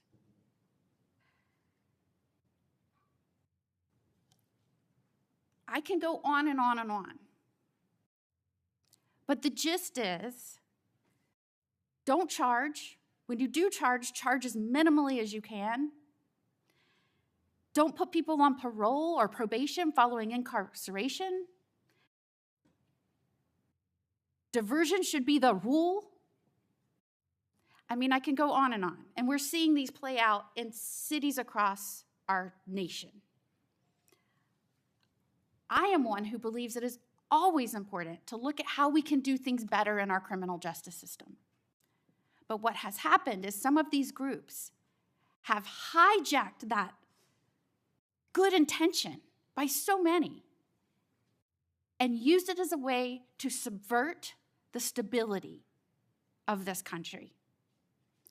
And I firmly believe when that money is traced, you're going to find it's not only going not just to policies, but it's also going to pushing and promoting criminal acts. And I believe that money and support doesn't just come from infrastructure within the US, because I believe undermining our cities and this nation is something our foreign adversaries will get behind, and it will show that they are behind. Is the FBI trying in its reallocation of resources to make up and help in these areas where local law enforcement is trying its best, but it's fighting an uphill battle against mayors and city council and indeed governors that promote and support and pass laws and policies that follow these weak, insane policies? We go into every community where the crime rates are high, and if you look across the board, the crime rates are coming down across the country because the FBI is going in there and doing good police work, and we're not going to be dictated to by mayors or governors. We have federal law enforcement capabilities and responsibilities to our citizenry, and we're executing those on every single day, including rural communities and tribal lands. And you are, correct me if I'm wrong, welcomed and supported and enthusiastically praised by the cops that are there because they want those communities safer. Well, I think the police speak for themselves, and we'll let them do that at their own leisure. And one of the other gaslightings that I heard was that at a time when we're trying to help them because they're having vacancy rates and they can't retain police, and you're causing that. Is it in fact that police across this country, because they've been defunded, they're not supported, they have groups that are continuously combating when they're trying to make the community safer? I know this because when I was the Attorney General, they all wanted to come to Florida, and I welcomed them with open arms. In fact, we are increasing our ranks in Florida, sometimes to the detriment of other cities and states because they can't keep them. They tried to make it sound like it was your fault that we had vacancies in these police ranks around the nation, when in fact, aren't you trying to help bolster their ranks and help them because they have mayors and prosecutors and city councils and governors that won't help them? That's exactly what we did. We did it in D.C., we're doing it in Memphis, we're going to Chicago, Miami, St. Louis, so many other cities across the country. And I'm just grateful that you are doing this, and I commend you for all the numbers that I'm seeing going after the violent crime, helping make sure we are getting the criminals that came here unvetted from other nations out of this country, that you are allocating resources to those efforts. It is all important to make this a stronger, safer nation, and we appreciate you being here today and making sure we're talking truth and not misinformation to the American people. Thank you. Thank you, Senator. Before Senator Schiff, I want a UC to introduce into the record a declassified Clinton Annex. The Clinton Annex is a declassified appendix to the Justice Department Inspector General report about the Clinton email investigation. The annex shows that the FBI had evidence necessary to conduct, quote, thorough and complete investigation, end of quote. But the Comey FBI failed to review the evidence at the time. After nearly a decade in the shadows, this information has now come to light thanks to Dr. Patel, or Director Patel. Senator Schiff. Thank you, Mr. Chairman. Mr. Patel, during your confirmation hearing, you made several important commitments. For instance, you told Senator Coons there will be no politicization at the FBI. There'll be no retributive actions taken by any FBI should I be confirmed as FBI director. So let me ask you very specifically, did you ever take any action to terminate or discipline an FBI agent or employee in whole or in part as retribution for being part of an investigation of Donald Trump or January 6th? No. You also committed, you assured Senator Blumenthal, all FBI employees will be protected against political retribution. So you're testifying today that you played no role in the firing of even a single FBI agent for political retribution. None for political retribution. And if any FBI agent said you did, they would be lying. Is that your testimony? I'm only speaking to my actions. Everybody is allowed to make their allegations. Oh, I no, have these are not- allegations against you. And So, I'm Mr. Patel, if FBI, senior FBI agents or employees said that you were firing them for political retribution reasons because of the cases they were assigned, you're saying they would be lying. Is that your Anyone that testimony? was terminated at the FBI was done so for failing to meet the standards, uphold their constitutional oath, and effectuate the mission. Well, by meet the standards, are you talking about meet the standards of protecting the president under any circumstance? No. You also guaranteed Senator Blumenthal that every FBI employee will be held to the same, absolute same standard. No one will be terminated for case assignments. Are you testifying today that you never terminated anyone at the FBI, in whole or in part, because of a prior case assignment? No one at the FBI is terminated for case assignments alone. Well, I'm asking about you, Mr. Patel. Did you, in whole or in part, terminate anyone at the FBI because they worked on the Trump investigation or because they worked on January 6th? No one at the FBI has been terminated for case assignments alone. Okay, you're saying alone. Does that mean they were terminated in part because they were assigned to a January 6th case or assigned to the Mar-a-Lago case? You're being very precise here, Mr. Patel. You're saying alone. That means they were fired in part because they were assigned those cases. Is that your testimony? Absolutely not. But if you want to keep Okay, putting words well, in my mouth, then go let ahead. me ask you, let's strip away the word alone. Did you terminate or participate in any discipline of any FBI employee in whole or in part because of their work on an investigation of Donald Trump or January 6th? Yes or no? Any terminations at the FBI by employees. No, I'm since asking you a very specific And I'm question. going to answer the question, but you don't like the answer because it's the No, truth I and it guts want your an answer to my narrative. question. I don't want an answer to someone else's question. So let me just be precise, and I ask for a yes or no answer. Did you ever terminate or discipline an FBI employee in whole or in part because they had been assigned or worked on an investigation of Donald Trump or January 6th? FBI Yes or no? employees are only terminated Yes if or they no, fail Mr. to Patel? uphold their oaths of Yes or office no? and duty. You're not at the answering my FBI question. I You're don't not have to answering my answer your question. question yes or no because you're setting up a trap so you can have a Oh, media no, I'm not narrative. setting up a trap. And I'm not giving it to you. Unless it's true that you fired people. People in have whole been or in part terminated at because the they- FBI who failed to uphold they were the assigned standards to. that the FBI requires them to Did uphold. you tell anyone at the FBI that all FBI employees who they identified who had worked on cases against President Trump would be removed from their jobs? Did you tell that to someone at the FBI? Say that I would remove people for case assignments? That you would, that people that were identified as having worked on cases against President Trump would be removed from their jobs. Did you tell that to someone at the FBI? People are not removed But for just case answer my question. assignments. Just answer my question. Did you tell that to someone? People are not removed for case No, assignments. you're not and answering I my would- question. And I would Mr. never Patel, tell anyone. Did you tell someone at the FBI that FBI employees identified as having worked on cases against President Trump would be removed from their jobs? Yes or no, did you tell someone that? I would never tell anyone at the FBI that they're being removed for basically their case assignments.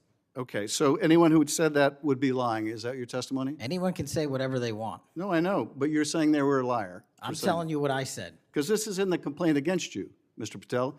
So you're saying Mr. Driscoll and others are liars? I'm not going to address the complaint and the ongoing Okay, well then let me ask litigation. you, have you ever told anyone at the FBI that the FBI tried to put the president in jail and he hasn't forgotten it, and that your job depended on the removal of agents who worked on cases against the president? No. Did you ever tell anyone that? No. Okay. Did you ever tell anyone that you knew these summary firings you were undertaking were illegal, likely illegal, and that you would be sued and later deposed? Did you ever tell anyone that? No firings at the FBI or terminations were done for anything other than justified Did you ever cause. tell anyone that, Mr.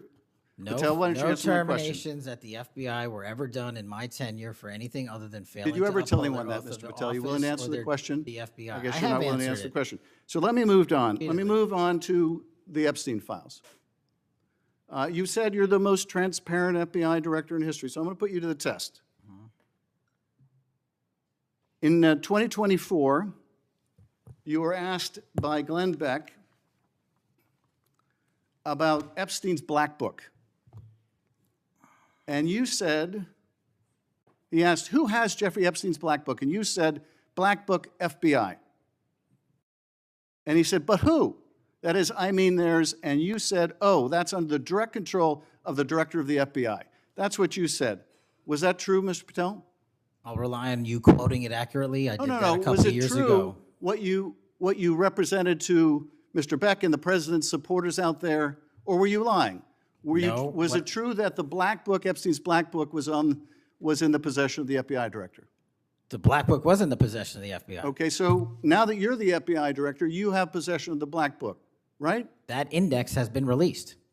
So you have Jeffrey Epstein's black book? What is known as Jeffrey Epstein's black book has been released by us. And you released it. And let me follow up on Senator Kennedy's question, because he asked you, and I'll be very precise here.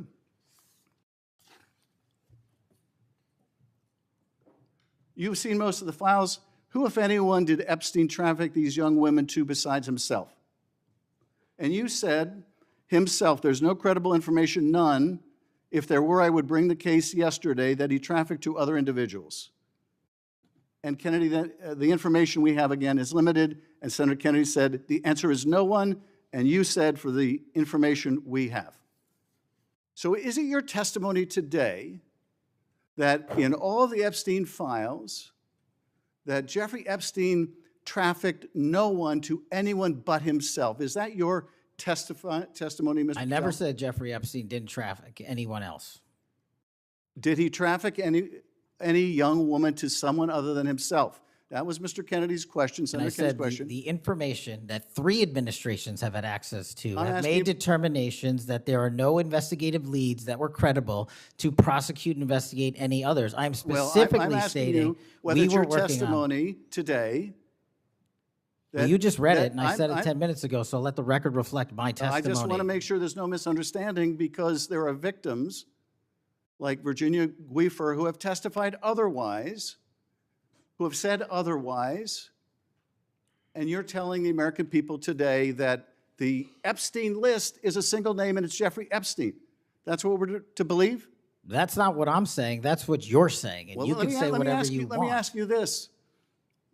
When Todd Blanche went to interview Ghislaine Maxwell, she said, but did I think these guys were coming for that? I really don't. If you met Epstein, there's no way that this cast of characters, of which it's extraordinary, and some are in your cabinet, who you value as your co-workers, and you know would be with him if he was a creep or because they wanted sexual favors.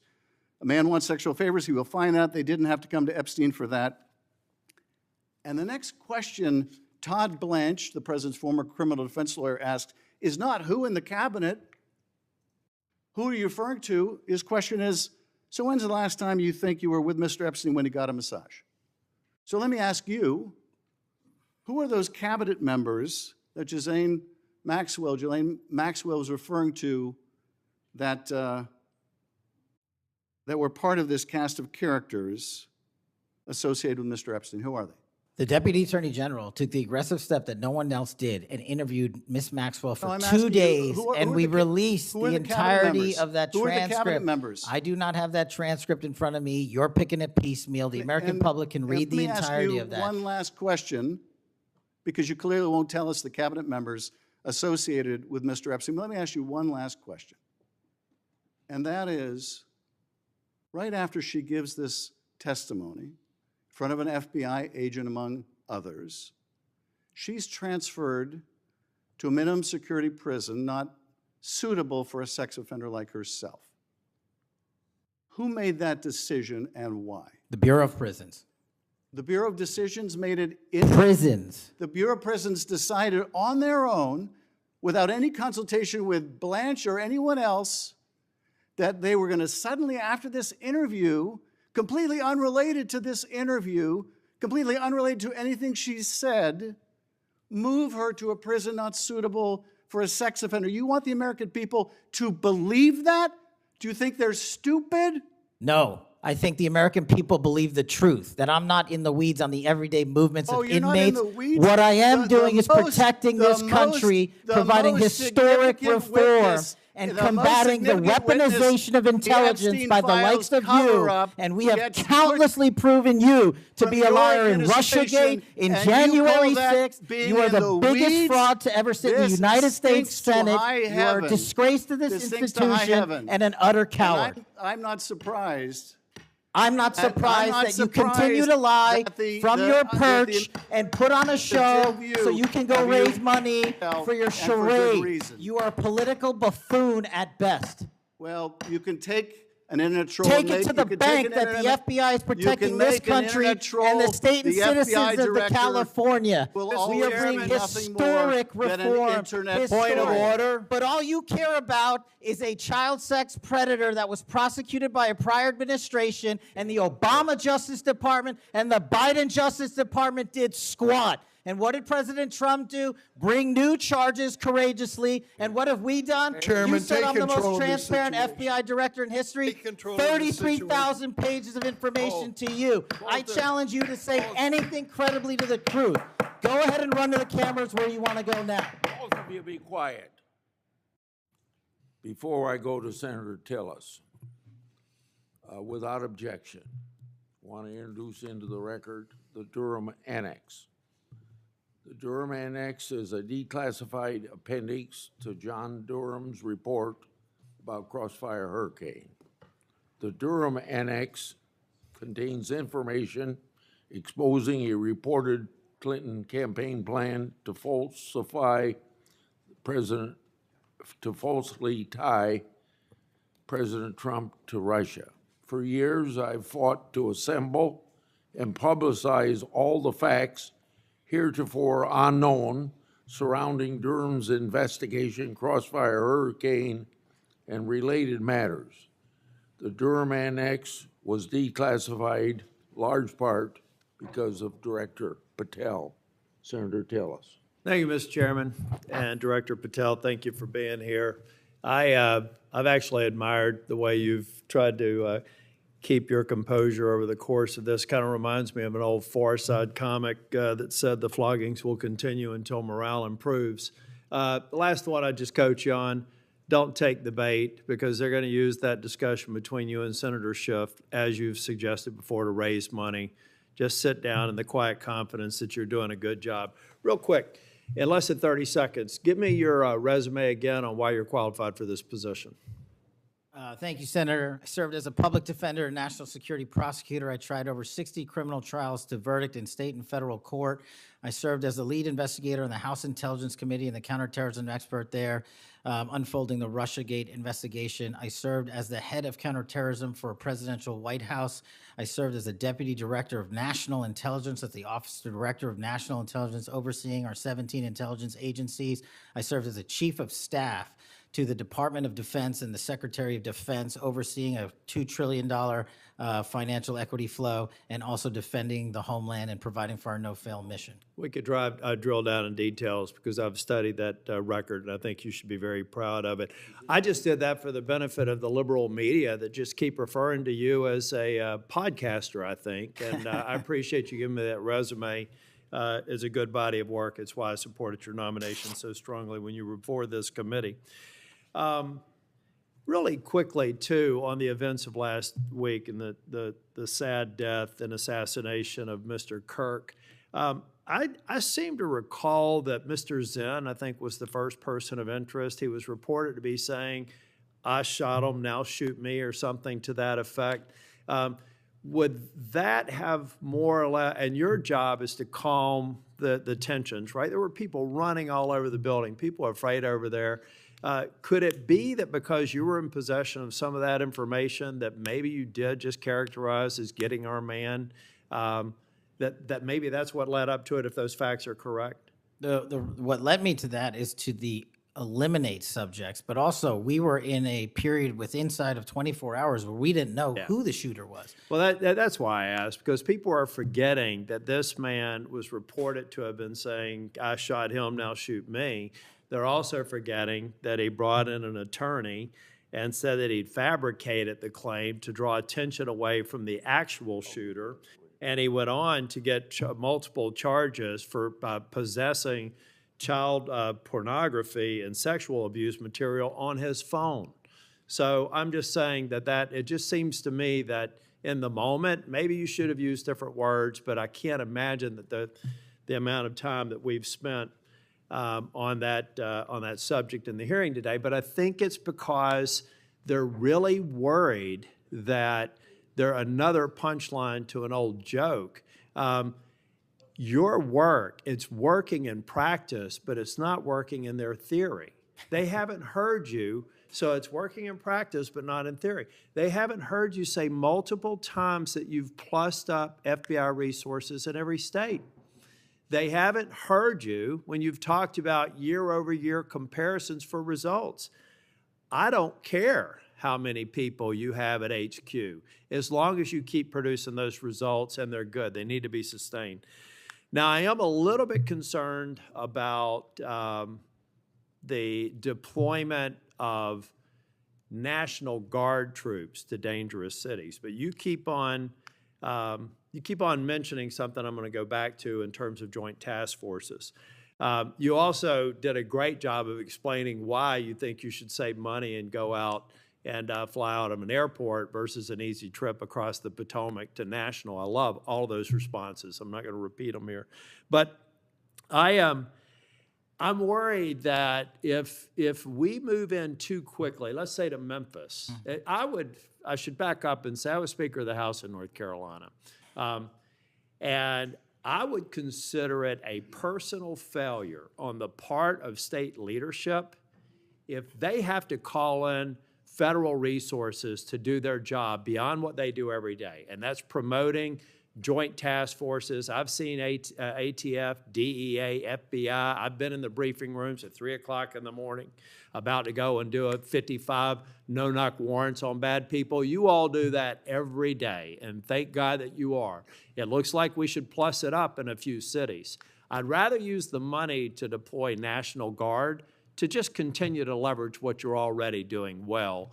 And I compliment you because I've got to believe it's a lot of these joint task forces that have increased the apprehension and charging rates. So thank you for that. But do you agree that at the end of the day, if we're going to have a sustained impact on crime, whether it's Memphis or any other city, that we've really got to enable, empower, and continue to support the men and women on the ground there every single day? 100%. Thank you. I think that your cost-benefit mind needs to go into, if I'm about to deploy this many National Guardsmen to a city, what does that cost, and what would that look like if we were plowing that cost of deployment into ongoing, I believe, joint task force, which are working very well. They're working well in North Carolina. So I'd like you to look at it. Now I'm going to move on. The Safer Communities Act, can I get your commitment to get an update? Maybe we could even take a trip out to West Virginia to see how we're doing an extraordinary job of NICS background checks. People are getting them in record time, but we are taking a few guns away from people that probably shouldn't be able to buy that day. Would you agree with that characterization? I would love to have you out and anyone else on this day is to West Virginia to see that I'd like work. to bring some of my colleagues to see it's working. We had people on my side of the aisle saying it was going to be awful, it was going to result in mass confiscation of guns. Not true. They were wrong. This bill's making a difference. I also want to talk about the behavioral health and other components in granting. I know in North Carolina things are going well. I want to make sure that that flow is going out there because the tragic events in North Carolina and Charlotte, the stabbing, I spoke with one of the family members yesterday, I